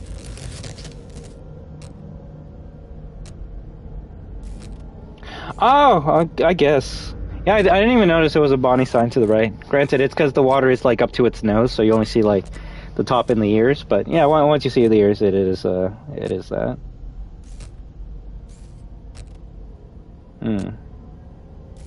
The thing is that now, like, I don't want to use logic in a game that doesn't use logic, but so Cassie's in the water. She turns on. She uses the Faz-Wrench to turn on the power. And then, which turns on the Bonnie Bull sign in the room that she's in. She's in the water. But Monty's the one that gets electrocuted, right? I'm not like shitting on the information you're saying. I'm just now going like, wait, she should have died at the same time that Monty did if it was that sign that killed him. I thought I could be wrong. I thought the Faz-Wrench was to open up the door. I might have to replay that section later today just to confirm that, but interesting. Bro, making coffee? Of course I am, bro. I'm like, I need coffee to play this game. Come on. Yeah, and all she does whine about being the best and cry. Yeah, it makes sense. It makes perfect sense why she got jealous of Bonnie. I love Roxy since the game came out. Ain't nothing wrong with that. I've loved Monty ever since the game came out, even though he's boring as shit. Then again, that probably describes me to a T. And Rune, though, she's pretty chill. I knew she liked her confidence, but then I threw that all when I'm the best, and then I was like, oh, you're like that, like so veiny, like, oh, I'm the best. Heck, she even says like your fans are watching you right now. I know. I feel like when Rockstar Games says GTA 6 is coming in 2025, I think they mean the second trailer, probably. But hey, I'm glad that I'm not a weirdo that only plays one video game, because then I would be very mad at Rockstar for not bringing out a game like 10 years ago or some shit. One day, the monster stopped growling and instead listened and learned the lullaby. The other performance with Freddy broken in the trash had Monty on stage with the girls. But we didn't have a fourth character though, so that is kind of weird. Yeah, that was in the... This was in the Bonnie Arcade? Bonnie Arcade? You mean Monty Golf Part 1 for Security Breach, no? Funny thing is, there is a fan-made show called Pizzaplex where it depicts Monty did destroy Bonnie, sad. But it shows in a way he feels guilt for. It's fun fan-made show. Yeah, shit, I wouldn't mind watching that. Seeing guilty Monty. And did it in a way that doesn't completely shit on Monty, yeah. I think Monty, other than Hippo, might be one of the most shat-on characters. The next day, when Mother went out to find food, the monster sang the lullaby from the basement. The little boy heard the lullaby and opened the door. I will say it is very hard being a protag in a horror game, and you replacing just being a character in a horror game and replacing a previous character. 99% of the time, it's gonna piss off people. So Monty was always gonna get shit on just because he replaced Bonnie, and it doesn't matter how cool or amazing it was. You just can't beat Bonnie. The same way people shat on RE7 because you were playing as a new character, and it's like, yo, where's Leon? Where's Chris? Where's Jill? I want to play as those characters. Who wants to play as this new guy? But hey, if you can make the new character cool, then they actually might be a fan favorite in the rest of the series. And sadly for me, I don't think Steel Studios was able to do that with Montgomery Gator, but they definitely were able to do that with Roxanne Wolf. You can say she was many things in the base game, but they did try to make her a more sympathetic or empathetic character in Ruin. Now, I wish they also could do that to the rest of the characters, but I guess they only had enough time to flesh out one character in this DLC. We know that glitch trap virus has been happening for a long time since before Bonnie's disappearance. Nice. That actually is good to know. Because I was going to be like, if the glitch trap virus happened as soon as we showed up, then I could see why Freddy wasn't infected, but no, Freddy was infected. So, if anything, and this would be scary, even though there's no evidence to support it, it could have been Freddy. It could have been a controlled Freddy that took out Bonnie, and I actually want that to be the case, because that actually would be horrifying. In a horror game, you do want to have some horror and fucked up moments. And I don't think I can think of anything more fucked up than one friend taking out another. Especially against their own will. Like, against their own will. So, you know what? New theory until you guys can actually come up with concrete evidence. Glamrock Freddy's the one that took out Bonnie. It has as much evidence to support it as Monty and Roxanne at this point in time.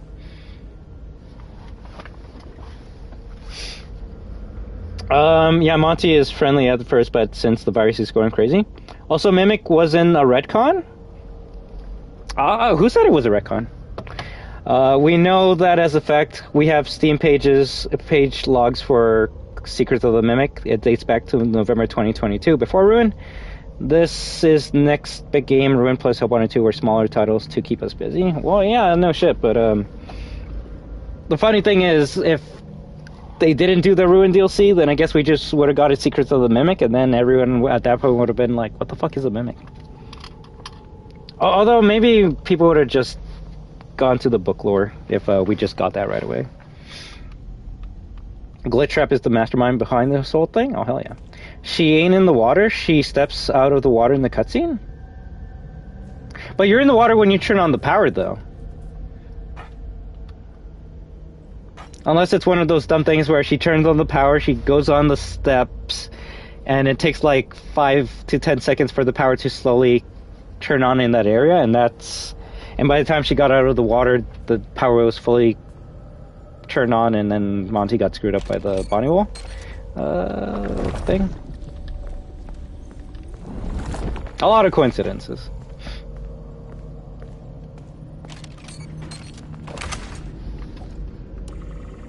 Yeah, Monty Arcade. Hey there, Israel IVs. This really gets me wondering, what's the time gap for Pizzaplex to get all old and run down? One day. I don't know, but you could make an assumption that it has been at least a month afterwards. I don't think it's been a day. It definitely has not been a week. But if you look at the beginning area of Ruin, you see a lot of graffiti on the wall, and one of them was pretty interesting to me. It's the one that says, I slept in the Pizzaplex and I lived, which kind of tells me that it was almost like a dare, or what would you even call it? Like a challenge to go to the abandoned ruined Pizzaplex and like spend a night there, because it's so dark and scary and you hear weird noises at night that there might be something in there. So it makes me feel that people have been going into the Pizzaplex to do that challenge for at least a couple weeks, to the point where you see all the graffiti and garbage all over the place that people are leaving around. So a minimum 1 month to a couple months have passed since the pizzeria got all destroyed. Funny thing is, the thing that really destroyed this Pizzaplex more than anything else was Tangle coming out of the Roxy Raceway. Or that's what the fans say, but there is a note that says that there was a sinkhole that opened up in the middle of Roxy Raceway, and that kind of just destroyed the whole Pizzaplex establishment. So whatever caused that sinkhole is the reason why this whole place had to be shut down. It's not the Burn Trap ending. Burn Trap ending makes sense why the place had to get shut down, but Burn Trap ending's not canon, so we need to make up a new BS reason why the place got destroyed. Sinkhole in Roxy Raceway. Don't ask how one sinkhole in Roxy Raceway will affect the whole entire Pizzaplex. If anything, Burn Trap ending makes so much sense, because yeah, like the whole place going on fire and things crumbling will destroy the whole entire facility. But a sinkhole in one area affecting the rest of the map, that's a big leap, but it's almost like they didn't really think the story through, but hey, that's okay. Folks cling on this certain character for so long that any replacing takes them off for a bit, and I mean, rightfully so. I mean, I'm not gonna say I wouldn't be. I wouldn't just do the same thing if it happened to one of my favorite games. Like, I don't know, if the next, like, 3D Mario game you're playing as a plumber named Bob, the builder, I'd be like, yo, I mean, I don't mind Bob, but I kind of want to play as the guy that's known, that the series is known for. Some people think it's Freddy, but they pull the claw paints as reasoning. Right, but then they say it's Monty when he has black claws, right? So people will use the claw paint excuse only when it benefits them. But there's green paint on the chest, so obviously it would be the character with the green claws. But no, don't want to go to that fucking conclusion.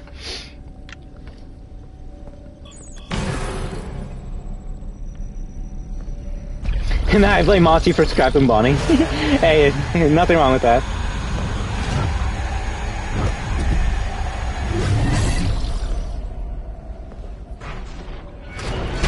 That it's not Freddy also because he's friends with Bonnie? Gregory, you okay? Well, I want to say all these characters are friends with each other, but as soon as you put a glitch trap virus into them, they're not going to be friends with each other. Freddy literally said when he was in Bonnie Bowl, I miss him, so that would be ironic if Freddy killed Bonnie. I mean, like I said, you can do stuff that's out of your control now. Like, Vanessa could be like, oh, I miss all the kids that used to, like, run around the pizzeria. I wonder where they went. When she's the one that killed those kids. Average J Station title? Which one? You gotta let me know. Also, we're getting close to the end of the comments, so I'm glad I'm finally caught up. You saved me. You saved me. Gregory? I'm Gregory. Oh, staying at the Pizzaplex at 3 a.m.? Yeah, average J Station title. What are Summoning, this one's a bad one, but only if you know what I'm referencing. Summoning Bonnie's ghost at 3 a.m. I'm so glad that Buddy stopped making videos. Get out of here! Run! Not a good look on Canada. That's all I'm gonna say. Cassie, can you hear me? Excuse me? Is that really you? I mean, really you. I've been trying to reach you all night. I'm not at the pizza. What did I put in my coffee? I'm trying to trick you. You're a bit late. This thing in the basement sounds just like you. You guys saw that, right? How do I know this is you for real? Is there another option? You need to get out of there now. How? My friend has access to the building map. Just follow instructions. I think the game new comic page 8. I don't remember that ever being a thing. What the fuck? The game put us under the map and then it quickly put us above the map. Did you just? I didn't do anything. The game is controlling my character. Okay, I did nothing. What was that? I like context. No, I was more so being like, yo, what just happened there? Yeah, we went to the back rooms for a second. Also, please, how many times have we played this game and now we got a new glitch?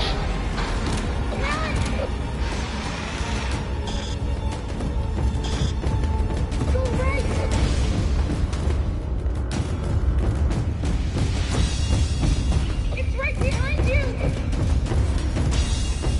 Keep going.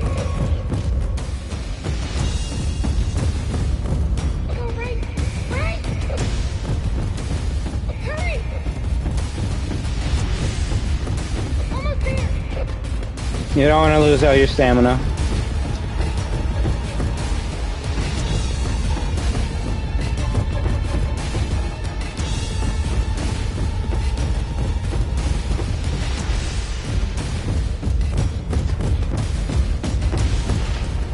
Nice. If you go in the door too early, he disappears. If you go in too late, then he kills you. Also, probably the only song I like in this game, or in this DLC, but you could say it's the only song in the DLC, so... I'll press the button when I hear the doo-doo-doo-doo-doo-doo-doo-doo-doo. That's my favorite part. Hey, Gregory, I went into the back rooms for a second.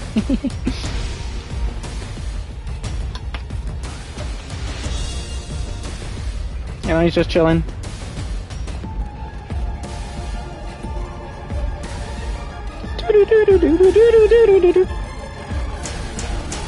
Alright, let's get the ending.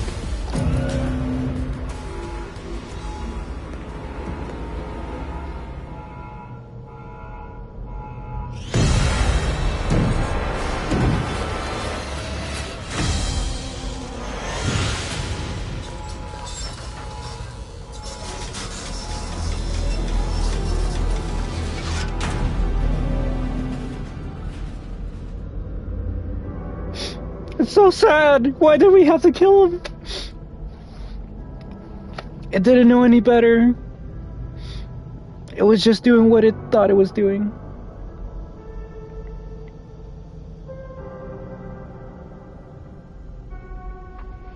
Five Nights at Freddy's, curated by Scott Cawthon. GG, GG.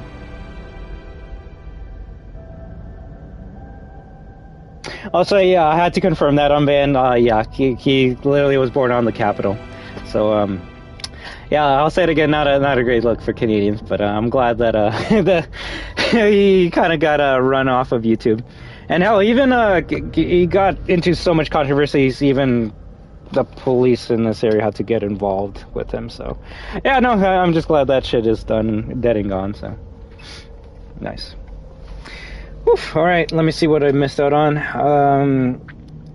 That made my heart beat? Yeah, the mimic chasing you is pretty tense just because your character does not have any fizzy fast, so you actually can die. I don't know, you know, we kind of have to, you know, being stuck in the cold can make you do some crazy stuff, apparently.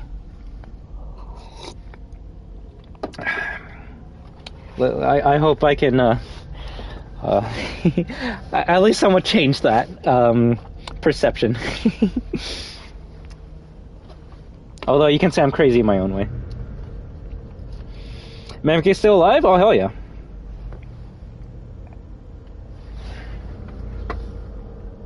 If anything, we can just skip this whole entire credit scene because nothing happens at the end, right?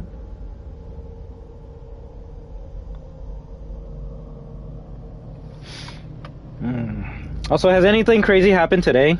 I haven't really been on Twitter, so I might actually just quickly take a look and see what's in the news.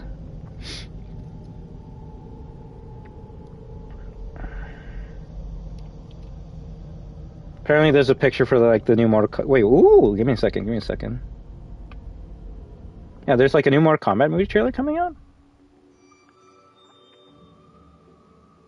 Oh, that's cool. They're putting more Mortal Kombat 2 movie skins in MK1. If it's free, that's sick. If it's paid, then whatever.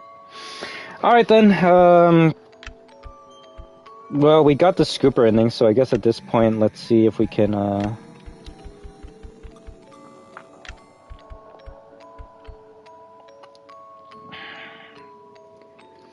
That's the thing, I don't know what...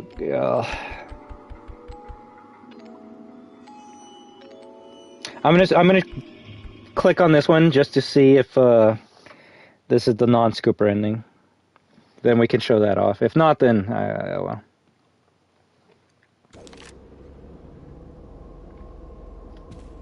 Cassie, can you hear me?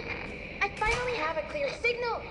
Gregory, I shut down all the security. Well, funny enough, Jaddy, before you, I see you being all snarky and shit. Before you say something that makes you a smartass. I think Secrets of the Mimic takes place before even the first fucking FNaF game. So yeah, we will learn more about the Mimic and Secrets of the Mimic.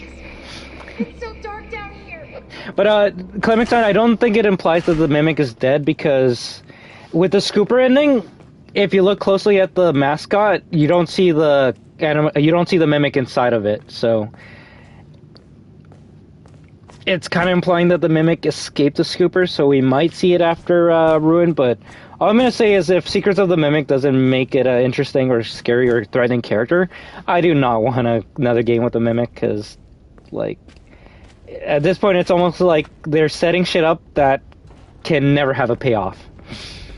For example, you set up Vanny in Help Wanted 1, you have a shitty payoff in Security Breach.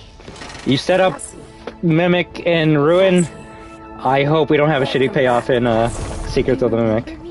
Your special day. I remember. Cassie? What are you doing?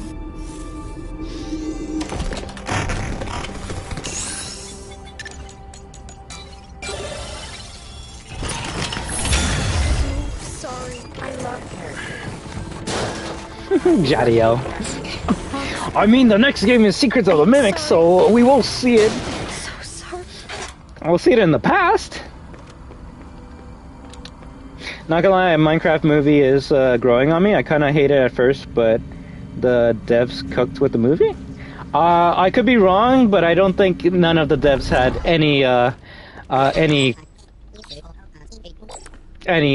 to do with the movie. Shit, I wouldn't be surprised if they didn't even talk to Mojang. Now, him having a cameo in the movie would be cool, but yeah, I don't think they even like talked to the original creator of the movie or of the game.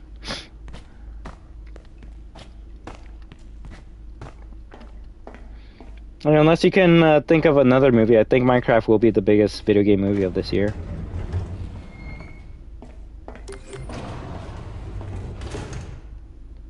The real question is, what's going to be bigger, the FNaF 2 movie or the Minecraft movie?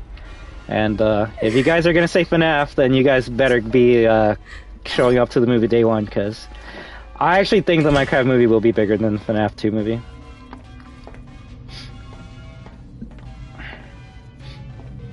FNaF 1 movie was big, but it was big for many reasons. First time making a FNaF movie will make a lot of people watch it. Second movie, not so much, especially when people had problems with the first one. Minecraft will most likely be the more huge than most video game movies? Yes. I guess the question I have for myself is, will it be bigger than the Mario movie? And I don't know if it will. Although if anything's as big as Mario, it would be Minecraft, so we'll see.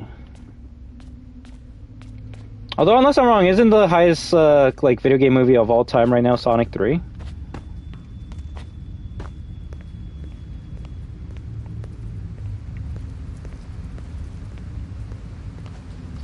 I'm so biased over the FNaF 2 video game, but Minecraft is gonna be bigger. And there's nothing wrong with that. Only if you have some weird, like, I don't know, bias where you can only enjoy the series and games that you play if they're the best selling and the best rated and the best reviewed. There are some people like that. It's like, what? You say Last of Us 1 is bad? Oh, I gotta, like, kill you because you have an opinion. It's like, yo, I don't like the shit you do. Doesn't mean that I'm shitting on what you enjoy. It's just not meant for me. But, you know, that's how kids act, especially 30-plus-year-olds in fandoms that are 40-plus-year-olds. That are 40-year-old fandoms. FNaF fans will pray it would be as big as the Minecraft movie? Yep. Both massive audiences. Now the true question is, what will do better? Mario? Yes. No, that's what I've always wondered, and I have a funny feeling that Minecraft could actually beat Mario.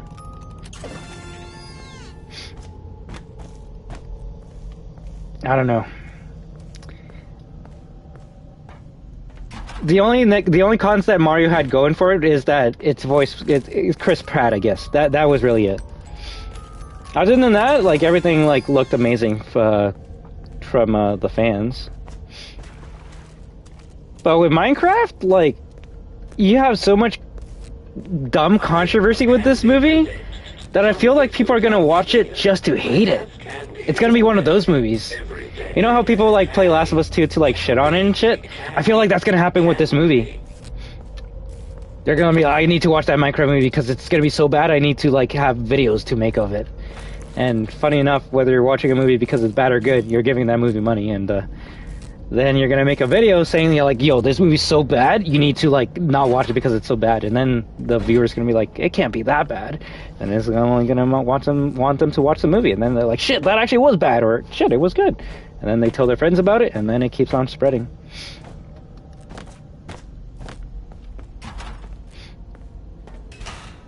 Why are there burners everywhere? It's like the inside of an oven. I really hope I don't have the scoop ending here.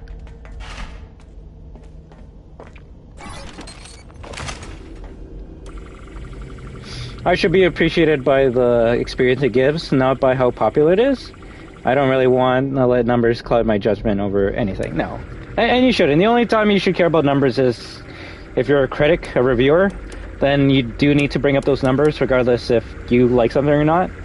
To be like, oh, I love this movie, but it's tanking at the box office, and it's lost this much money, and I don't think we're going to get a sequel because it bombed at the box office and stuff.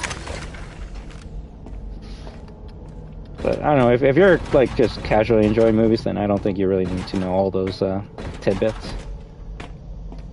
Like, someone can review the FNaF 1 movie and be like, oh, it's an amazing adaptation of FNaF 1, and someone else can be like, oh, it's trash because they didn't go too deep into the lore. So, wait.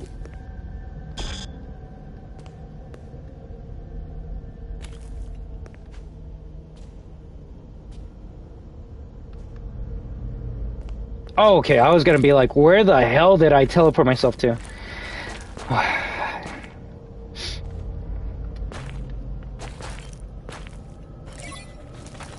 I thought I went to the back rooms again.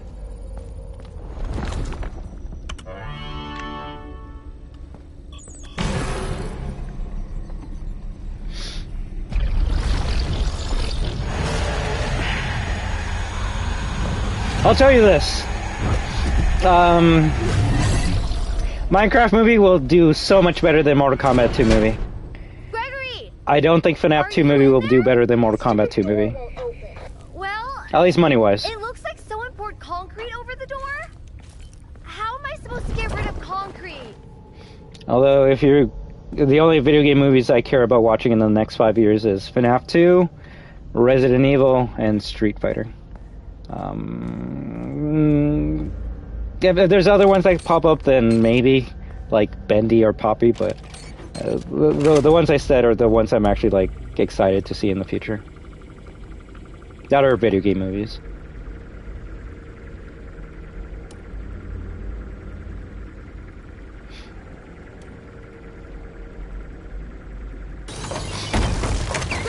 I still haven't seen the newest Mortal Kombat 1 or the newest Mortal Kombat movie. And shit, I haven't even seen the newest Mario movie, so that's why I didn't say I would be excited for a sequel for those two movies, because I just don't care. But I'll tell you this, as someone that hasn't seen the Mario movie, I actually am more interested in seeing the Minecraft movie, not because it's better than Mario, but just because of how stupid it is. I actually want to see it. And as someone that has never played Minecraft before, I feel like I would probably enjoy that movie more than a Minecraft fan, because I'm not going to go in it with expectations. I'm just going to take it for what it is. So, I don't know. You saved me. You saved me. Gregory? Normal mimic, GG. At least I know save 3 is always normal mimic. You're not Gregory. What are you? Oh yeah, but that's why I'm saying that I would, like, enjoy it. Cassie, get out of here! Run!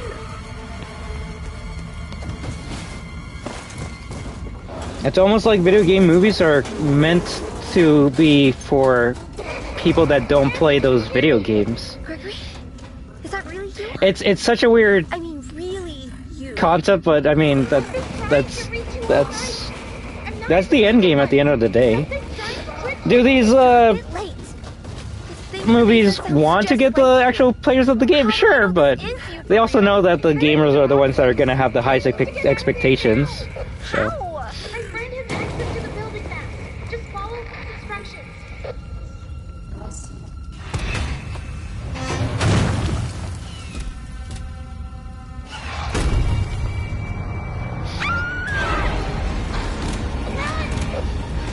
And that's the dumb part? Which part? Go right. It's right behind you. Keep going. Go right.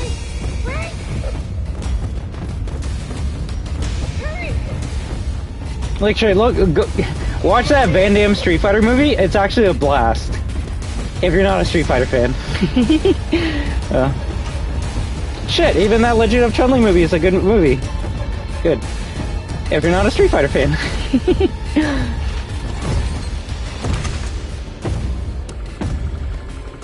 Yeah, that video game movies are for the audience wait. What? Nice.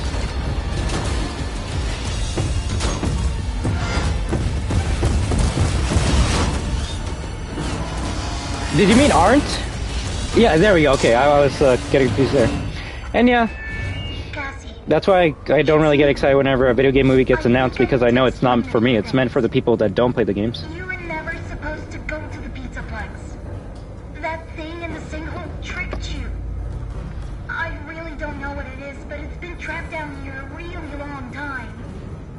The Mixie security program was designed to keep it hidden, but you shut down the security. And now it's free. It's not your fault. I know you did it for me. To save me. But we can't risk being followed. I'm sorry. Gregory? No!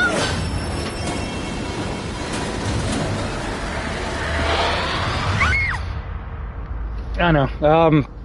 It would be a nice discussion to have maybe on another stream, just solely talking about video game movies. And, like, which ones you enjoy or haven't seen or whatnot, because it is weird that it's like, okay, so when you make a video game movie and you make it for the fans, it does so terribly that you don't get a sequel to it, or it just... Normal casuals will be like, well, what's going on here? This is kind of crazy shit. But then when you make a video game movie that's more meant to please casuals or people that don't know nothing about it, then it's going to be the fans that really hate it.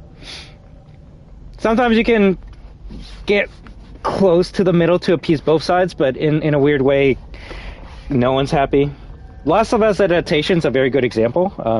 It's very close to the show or to the game, but it also does things that fans of the game are like, yo, WTF, right? But the people that didn't play the game are like, yo, this is actually pretty good. There's some good storytelling here, so...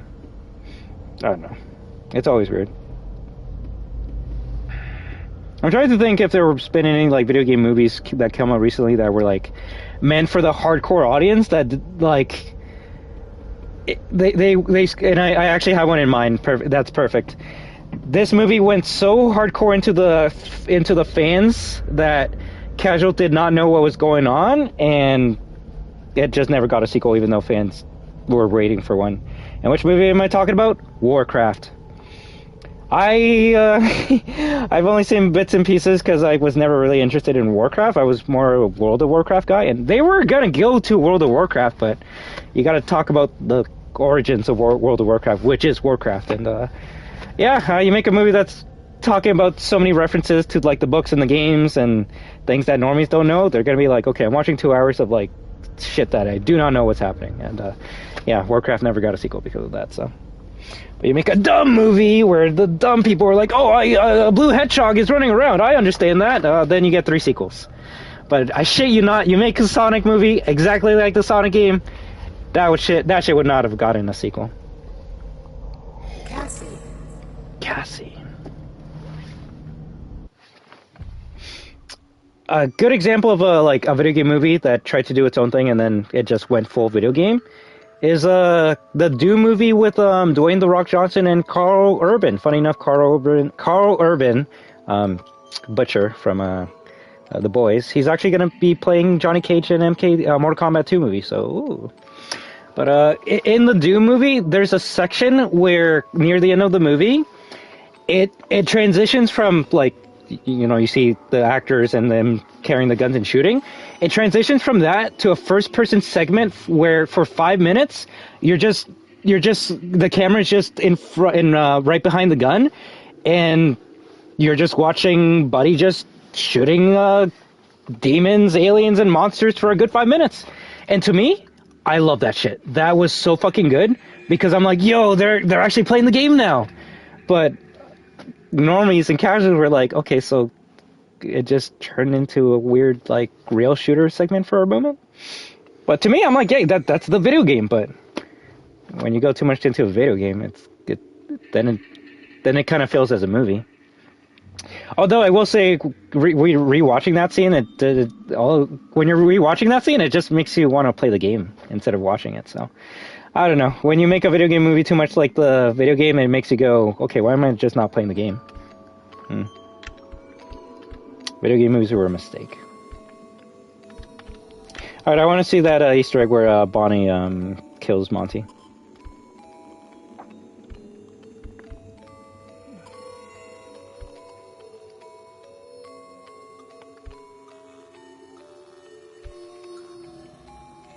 Which chapter do you take out Bonnie or Monty? It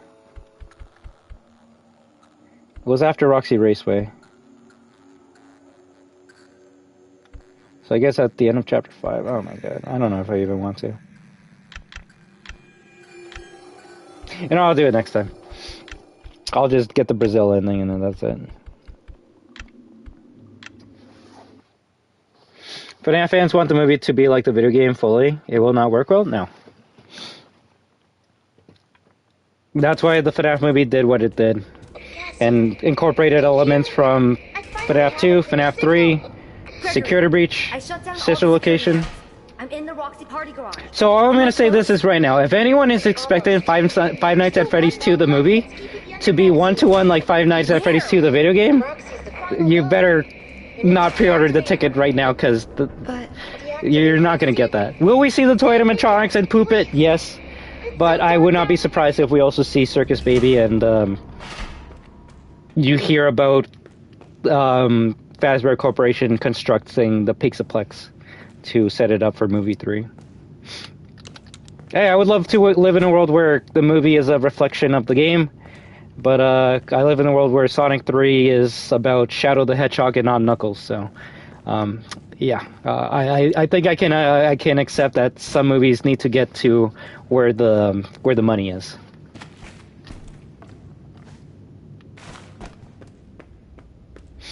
Perfecting a video game movie is surely complicated. Now that I'm thinking more, it is. It honestly is. You got to take liberties when you're making a video game movie. It just depends if those liberties will be good, not just for the story, but for the fans as well. For example, the shitty Resident Evil Welcome to Raccoon City movie. For some reason, the director wanted to change Leon from being like Cassie, a rookie police officer that wanted to help people to a rookie police officer that is only became a cop because his dad made him. And at that point, you really change the character. It doesn't matter if his skin's brown or he has blonde hair or not. It's not the character at all. And then it makes me go, okay, so did that change make him a better character? And no, it didn't. So that's when you make a choice for the worse. Yeah, the only thing I can think of is maybe he wanted him to be a doofus for the first 99% of the movie, and then at the end when he like kills the final boss with the rocket launcher, it was to show like, hey, this is Leon's progression, and in the next movie RE4 he's gonna be like the Leon you know and love. And it's like, I don't know if I want to see that because you kind of already screwed up with the first movie. And shit, I guess they're not going with that route because they're rebooting the whole entire Resident Evil movies already, so maybe you should try sticking to what fans know and love. Unless you're going to make a change for the better, you should not make that change.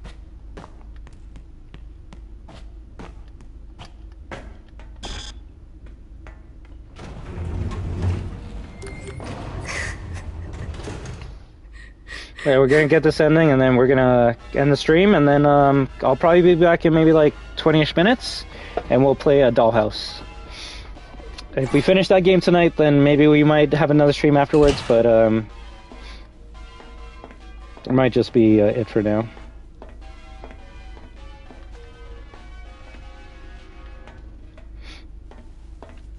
Like, I always say this, but Street Fighter Assassin's Fist is one of my favorite, yeah. video game adaptations of all time, and if a casual watches that shit, they're gonna think it's boring because there's for a movie called Street Fighter, there's not much street fighting at all. I think the movie's like 120 minutes or 2 hours, and there's like less than 3 minutes of actual fighting. And a Street Fighter, a normal casual might be like, yo, what the hell? It's called Street Fighter. I thought they're supposed to be fighting. And hell, you could even say a fan would be like, yo, I expected more fighting and shit. But I don't know, to me, I'm like, I actually love it because it adapts the lore so fucking well that I'd rather just see 2 hours of people talking about the history, about the origins of these characters than seeing 2 hours of people throwing fireballs at each other. But hey, if you want to see people throwing fireballs at each other, then I guess we'll see what happens 2 years from now when that Street Fighter movie comes out. I don't think it's going to be good. I don't know why her Horizon series is famous. 2 words, robot dinosaurs. That's literally it. If we have any Horizon Zero Dawn fans in our chat, or Horizon Forbidden West fans in our chat, please tell me I'm wrong, because I don't think I am. No! Come on! Stupid flashlights! I don't think people are talking about it because it has a female protag with a bow and arrow. I think we have a lot of those in video games. But robot dinosaurs, yeah, that is cool as fuck. We're pulling out a 6-hour stream? Oh, hell no, we're not. You're lucky if you're gonna hit 4.5 hours.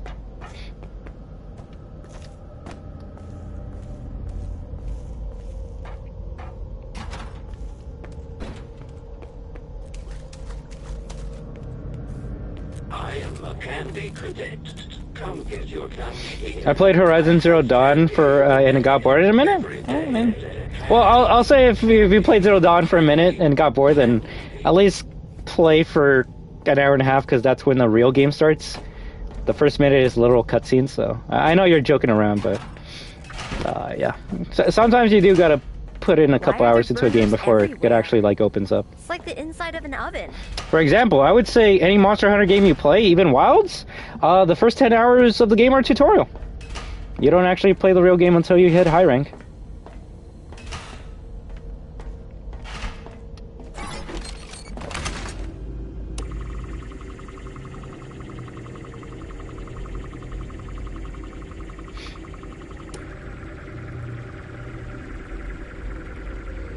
Well, funny enough, I bought that game and I never played it, so maybe it can be a game I stream on Twitch on here one day.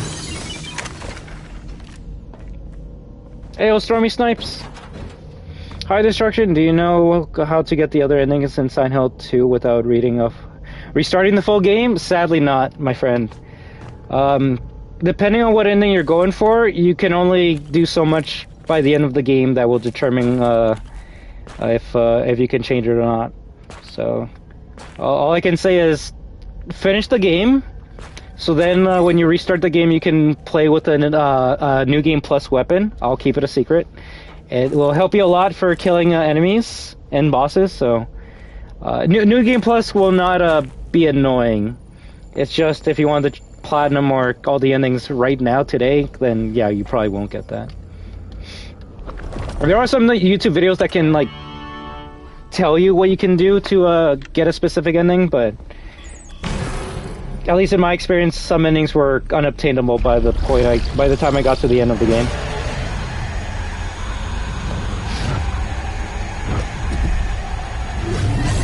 The one that was hard for me to get was the in-water ending. Gregory! Are you in there? The stupid door won't open. Well, it looks like someone poured concrete over the door. How am I supposed to get rid of concrete?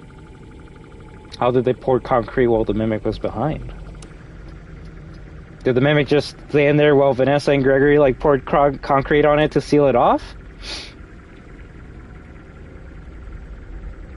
How did they even fight the Mimic in the first place? They only have Freddy's head. Gregory! Yeah, because if Freddy was full body form, you could actually maybe make a case that he would like fight off Mimic while Gregory is like filling up this hole over here and Vanessa is pouring concrete here. But the canon ending of this game is Freddy's just ahead. So Vanessa stronger than Mimic confirmed. You saved me. You saved me. Gregory? I'm Gregory. You're not Gregory. What are you? But yeah, when I come back in a bit, because I guess before it's not wrong, we'll be playing Dollhouse. I don't know if we'll play anything else after that. But tomorrow we'll get back to playing story games. And maybe playing some multiplayer games as well. If anyone needs help with Fortnite, specifically those spring quests that give you again, they give you a Dragon Force through the Fire and Flames and the Invincible skin for free. Then just let me know in the comments. If anything, I'll post a community post, and then we can just have a day where we help each other with those quests.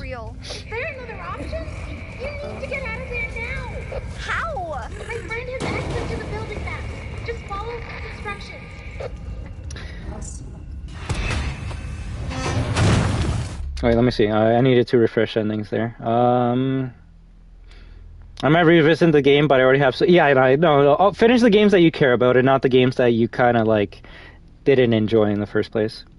For the new game plus weapon, I can say regular mode and still use that weapon. And for the new game plus weapon, can I? Yeah, you can play. You can even play on easy and use that weapon if you want to. That's how I played to get certain endings.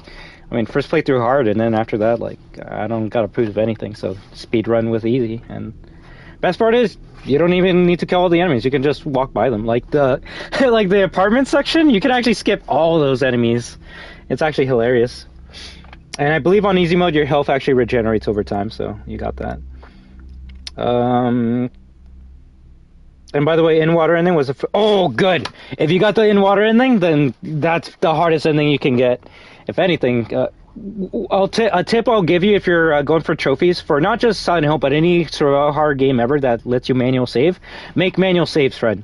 I'm not saying make 50 like I have in this game, but at least make like 3 separate ones. That way, if you miss a trophy or miss a note, you can go back in one of those saves and hopefully not have to restart the whole entire game. Because sadly, Silent Hill 2 doesn't have a chapter select, so the way I played the game is I made a save in every chapter. That way, if I missed an Easter egg or a trophy or something that required me to get to, I need to grab to get a specific ending, then I have that. So the best tip I can give you for any game, just make multiple saves. You don't need to just have one save.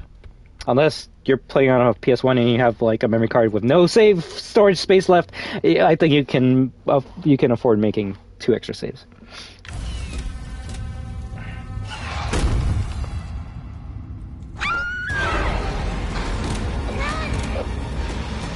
Where do we go for the Brazil ending? It's right behind you. Keep going. Here, right? Go right.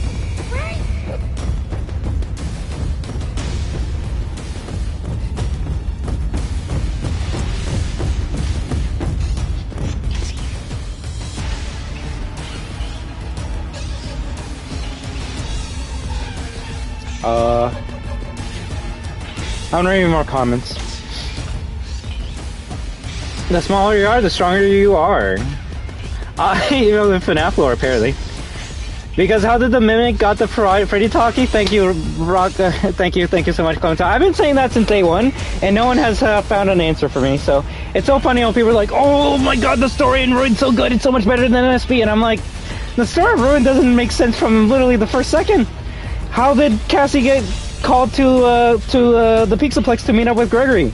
And then that's when they think they're smart, and they're like, oh, well, obviously the Mimic used the Roxy talkie to talk to to Cassie. And I'm like, oh, they're very smartass. She doesn't get that until she reaches the elevator of the Pizzaplex. So how did she get called by Gregory or Mimic again? And then that's when they go, you suck. You hate. You're an SB lover. You're not a real FNaF fan.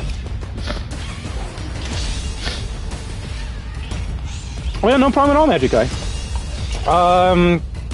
I think today might be too late just because I do want to play that scary game for a bit. But tomorrow I don't mind, after the movie game we play some for it. I mean, I'd rather play that than Call of Duty Online. So, but okay, if we have any new viewers or any destroyers, and they're like, hey, why don't you play this other multiplayer game? I would join. Just let me know, and as long as it's on PlayStation 4 or 5, I wouldn't mind playing.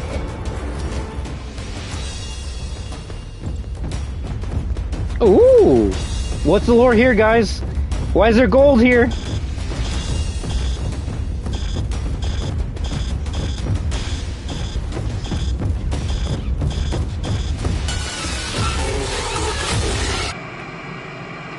I don't know where the hell the Brazil ending is, not gonna lie. I haven't done it in like 2 years. It's a bit easier with the flashlight, so I might just turn brightness all the way up.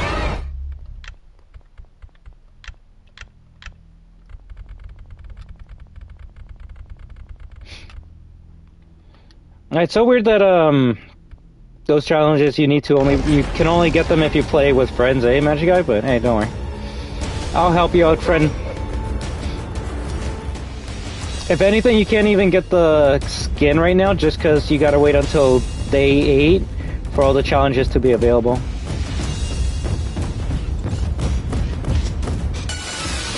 For a second, I thought he actually was gonna pass me.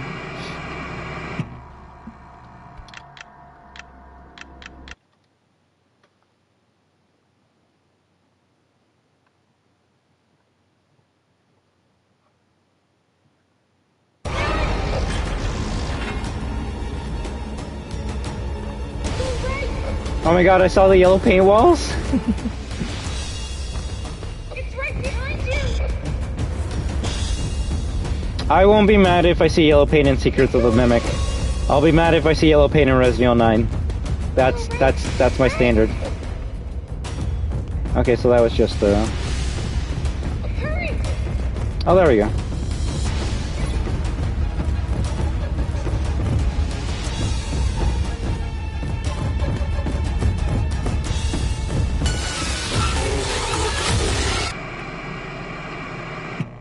I put on my shit. Screw you.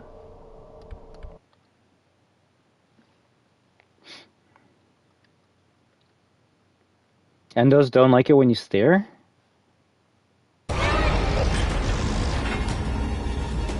Weird hint?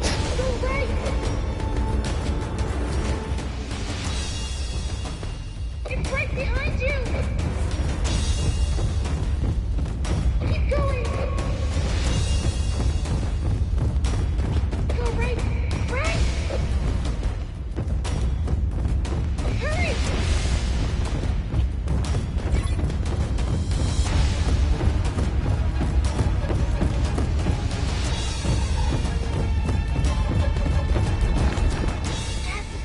I'm okay. I found a spot to hide. I wanted to see if I was missing something there.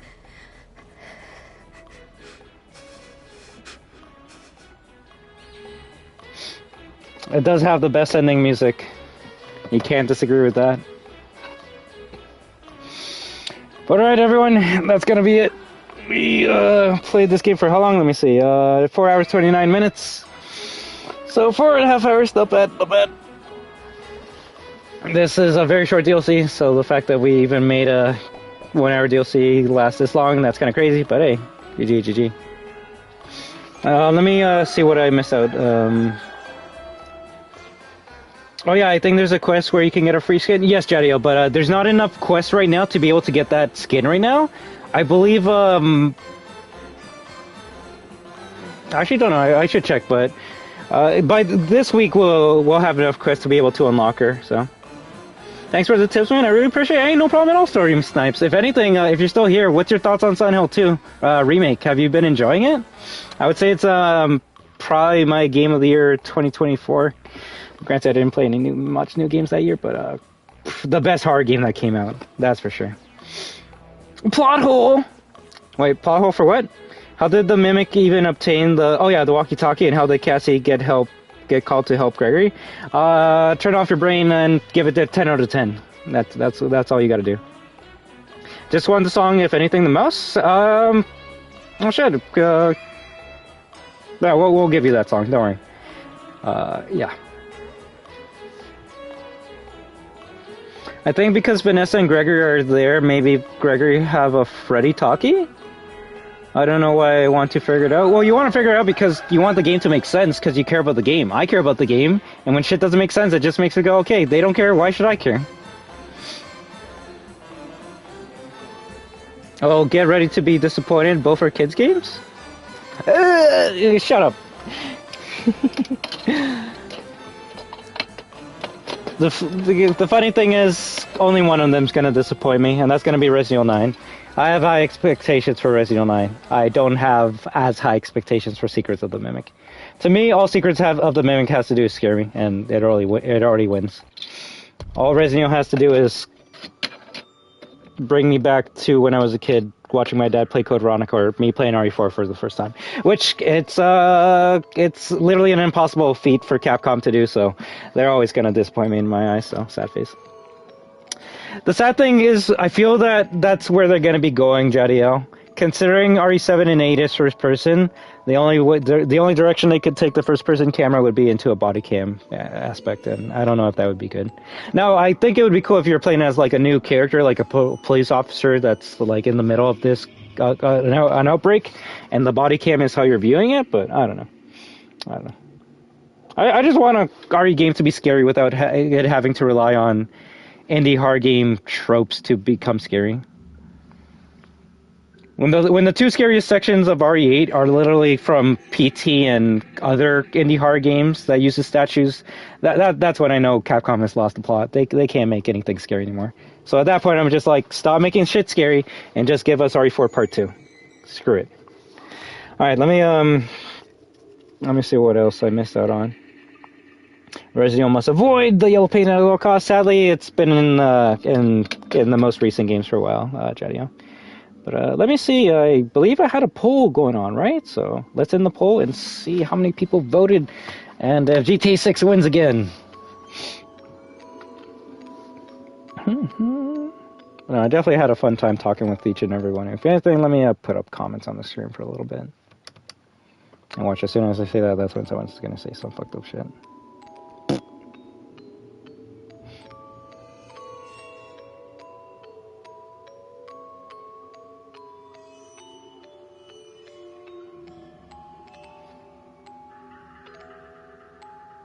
Oh, there we go. End poll.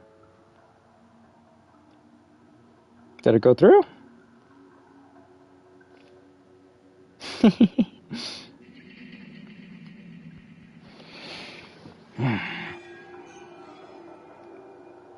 Like Outlast? Wait, let me see. Yeah, I loved it, played it twice so far, and we'll continue playing it. Nice, Stormy Snipe. See if you can get all the endings. Unless they make a pixelated fixed camera angle tank control about... Oh my god. You say that as if RE2 is my favorite game in the series. Also, you can't say shit like that without context, because then people are going to be like, hey, what the fuck? But I mean, I understand that.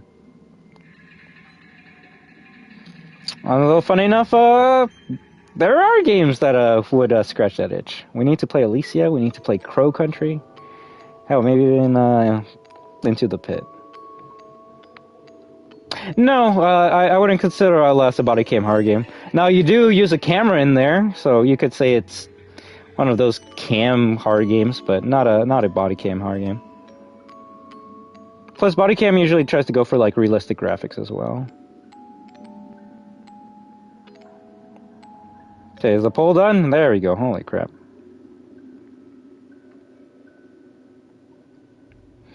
And with 22 votes, what are you most excited for? And again, and this is telling. If anything, maybe they should just cancel it outright. And no offense, Cawthon, but you probably should have gone with the Fortnite collab, with like we all expected, instead of this dumb bullshit. But with 4%, people are excited for the Dead by Daylight collab. I feel like that's only one person. GTA 6 has 9%, so that's kind of funny. Secrets of the Mimic has 40%, which is interesting, and apparently the Five Nights at Freddy's 2 movie has 45%. So, at least with the people that stopped by today, that is the consensus. So if I make another poll and Dead by Daylight gets last, it's gonna make me go, you know what? Maybe I don't maybe I don't stream Dead by Daylight Collab, because you know what? Dead by Daylight is not a good game. It's not. Especially if you have no friends. It's probably the worst game you could ever play in your fucking life. Unless you're a killer, and even then. But if you have friends playing with Survivor, it can be a little bit fun, but other than that, I would not recommend anyone playing Dead by Daylight, so yeah. We will be playing the collab because we have to, but I would say if you're excited for the Five Nights at Freddy's Dead by Daylight collab, wait until the game comes out, or the collab comes out, and then see people playing it, and if it looks like you'll have fun with it, then go full force. Otherwise, don't. And if anything, if you're excited for the collab, you probably should be like grinding characters and the perks just to get ready, because trust, when that shit comes out, it's gonna be a battlefield. It's gonna be a battlefield of meta perks, meta bullshit, and meta glitches. So Dead by Daylight collab, such hype, right? It's the hype is so real. You need to announce it a fucking year before it comes out, because people are gonna like mark it on their calendars, and they're gonna be counting the days for the Dead by Daylight collab, which I love. We don't even have a date for it. It just says summer 2025. So it can be at the end of May or at the beginning of September. Pick your poison. All right. I doubt GTA 6 is gonna release this year for real. And you know what? The best part is I don't care. I still haven't even finished GTA 5, so and this isn't me like, oh, I'm shitting on the game. I just genuinely don't care if GTA 6 comes out this year or not. I got so many other games to play that if it came out today, I'd be like, hey, I'm glad for the people that get to play it right now, but I gotta go play Beyond Two Souls, so you have fun with that. All right then. I'm going to end it, otherwise I'm going to stay here forever, because I love talking to each and every one of you, so let's just do the same old outro that we're known for, and not 20 minutes, but I guess in 45, I'll be back to play a little bit of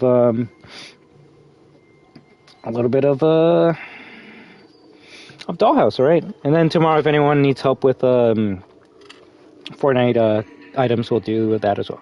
And if anyone's like, yo, I really liked your FNaF Security Breach stream and Ruin, will you play it again? I will. Just let me know in the comments, and I mean, I do actually look at the comments, so if someone's like, yo, can you please play it again this week? I don't mind. I just need to see, I need to see people wanting it, right? I know people will always be there for it, but like, if people want it, then it makes me want to give it to them even more.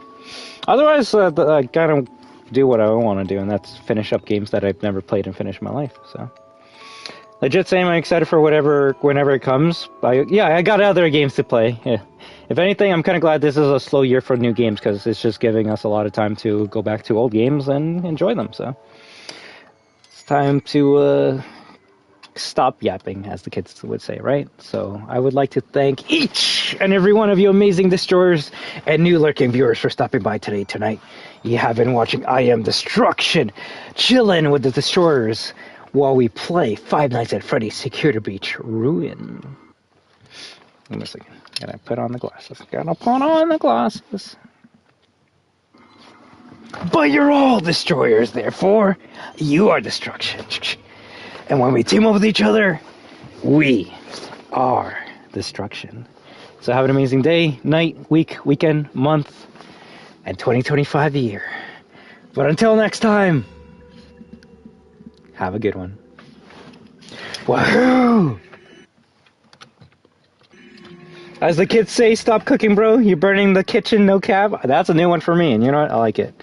But please, take care, and I greatly appreciate each and every one of you for stopping by. Jadiel, Magic Eye 96, Clementine, Unbanned, Stormy Snipes. I gotta scroll up, gotta scroll so far up. Skibbity House Sigma. Oh wow, I can't even scroll anymore up. Well, shoot. What can I say? Well, if I didn't say your name, put your name in the comments and I'll show you next time. I'm too tired right now. I gotta go get some brain food, and then I'll be back in a bit to play some more spooky games, alright? So, take care. I always enjoy whenever I play Security Breach for y'all. such a fun time. And you know what? We even saw some new glitches today with going into the back room. So, like I say, it's always a experience whenever you watch one of these streams. But, you know, I'm going to sing the song and then end the stream. So, hopefully we'll be back with this game this weekend. But I'm more than likely going to replay Poppy Playtime Chapter 3 again before this, alright? So, just hope you guys are excited for that. Where's the song?